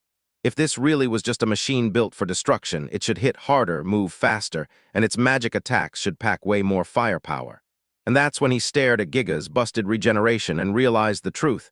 Maybe it isn't healing to win, it's keeping the trapped person alive as long as possible. Then the last piece clicked. After he wondered why something like that was ever made, Jin decided, yeah, he'd be the one doing it. Jin also said, if the magic crafter behind Gigas is anything like me, I want to believe that. Then shrugged, saying he doesn't think a machine like that is normal, while Elena stayed quiet the whole time, until she finally leaned in and said, it's the prison location for Rukul. That's where the magic flow gets crammed and concentrated. If you dig, maybe that's the key. Jin fired off the idea at once, and the moment Roland saw it, his face twisted. He snapped her name like it hurt. Roland then rushed up to Jean and told him they'd go check on Elsa, just in case. Jean thanked him, but right then Elsa shouted for Roland, and Roland swore he and the others had it covered. This place was too risky. They couldn't linger, and honestly, no matter who ended up winning, they'd already pulled off what they came for. Reinhardt snapped, "What do we do?" And they threw out Elena's plan, use dig magic, but Jin shot it down because they can't know where it will land. Rukul is tangled in magical descendants interference, and if they misjudge the depth, they'll slam into him. Even if they carve a hole, they still won't know the next move. And Jin's fixated on remaking the Schwarzreiter spear. Jin blurted that he wanted to build an excavator, and when Reinhardt pressed him, he pointed to the golem in the mine. Maybe the shape would be different, but swore he'd craft a magic tool that could rip into the earth. Then Reinhardt shot back, from just a spear. And Jin shook his head, saying he didn't know how, only that they had plenty of materials, even if they were 300 years old. Reinhardt nodded and ordered Schwarzreiter to hand the spear to the genie, and keep Jin safe. So Jin snapped at Anne to run, grabbed the parts from the shattered golems and the machine gun, then told Ryuko to last a little longer. Ryuko agreed, then rushed over and told Ran to break Gigi's leg. With the explosion roaring behind him and the vibration sword buzzing in his grip, Ran charged straight at Gigas. With a single brutal strike, he ripped Geki's leg apart, and then crashed down far away. Topaz and Peridot snapped orders to Rakat to stop the Gigas. Then the three of them unleashed magic and knocked him down hard, while Anne sprinted ahead and delivered the parts straight to Jin. While Jin was thinking, he realized Gigas guzzled mana but couldn't swallow magic on its own, so the drill needed a barrier to stop the whole thing from refilling. The hole also had to be wide enough for Rocco to dive straight into Gigas, core if she attuned the power. And just like that, seconds later, Jin yelled, "It's ready," and Rocco spun around. Schwartz shoved her with a drill spear into Ryuko's hands, and Jin barked, "Catch it," because he'd already caught it himself. Ryuko froze for a heartbeat, then Jin yelled, "Hold the lever and crank that handle with everything you've got." So Ryuko slammed the controls and turned the Gigas. With a fierce grip on the lever and the handle, Ryuko yanked and twisted with everything she had, moving like lightning. Riko snapped the drill toward Gigas, drilled the first hole into him on the spot, and Jin blurted, "Now strike back."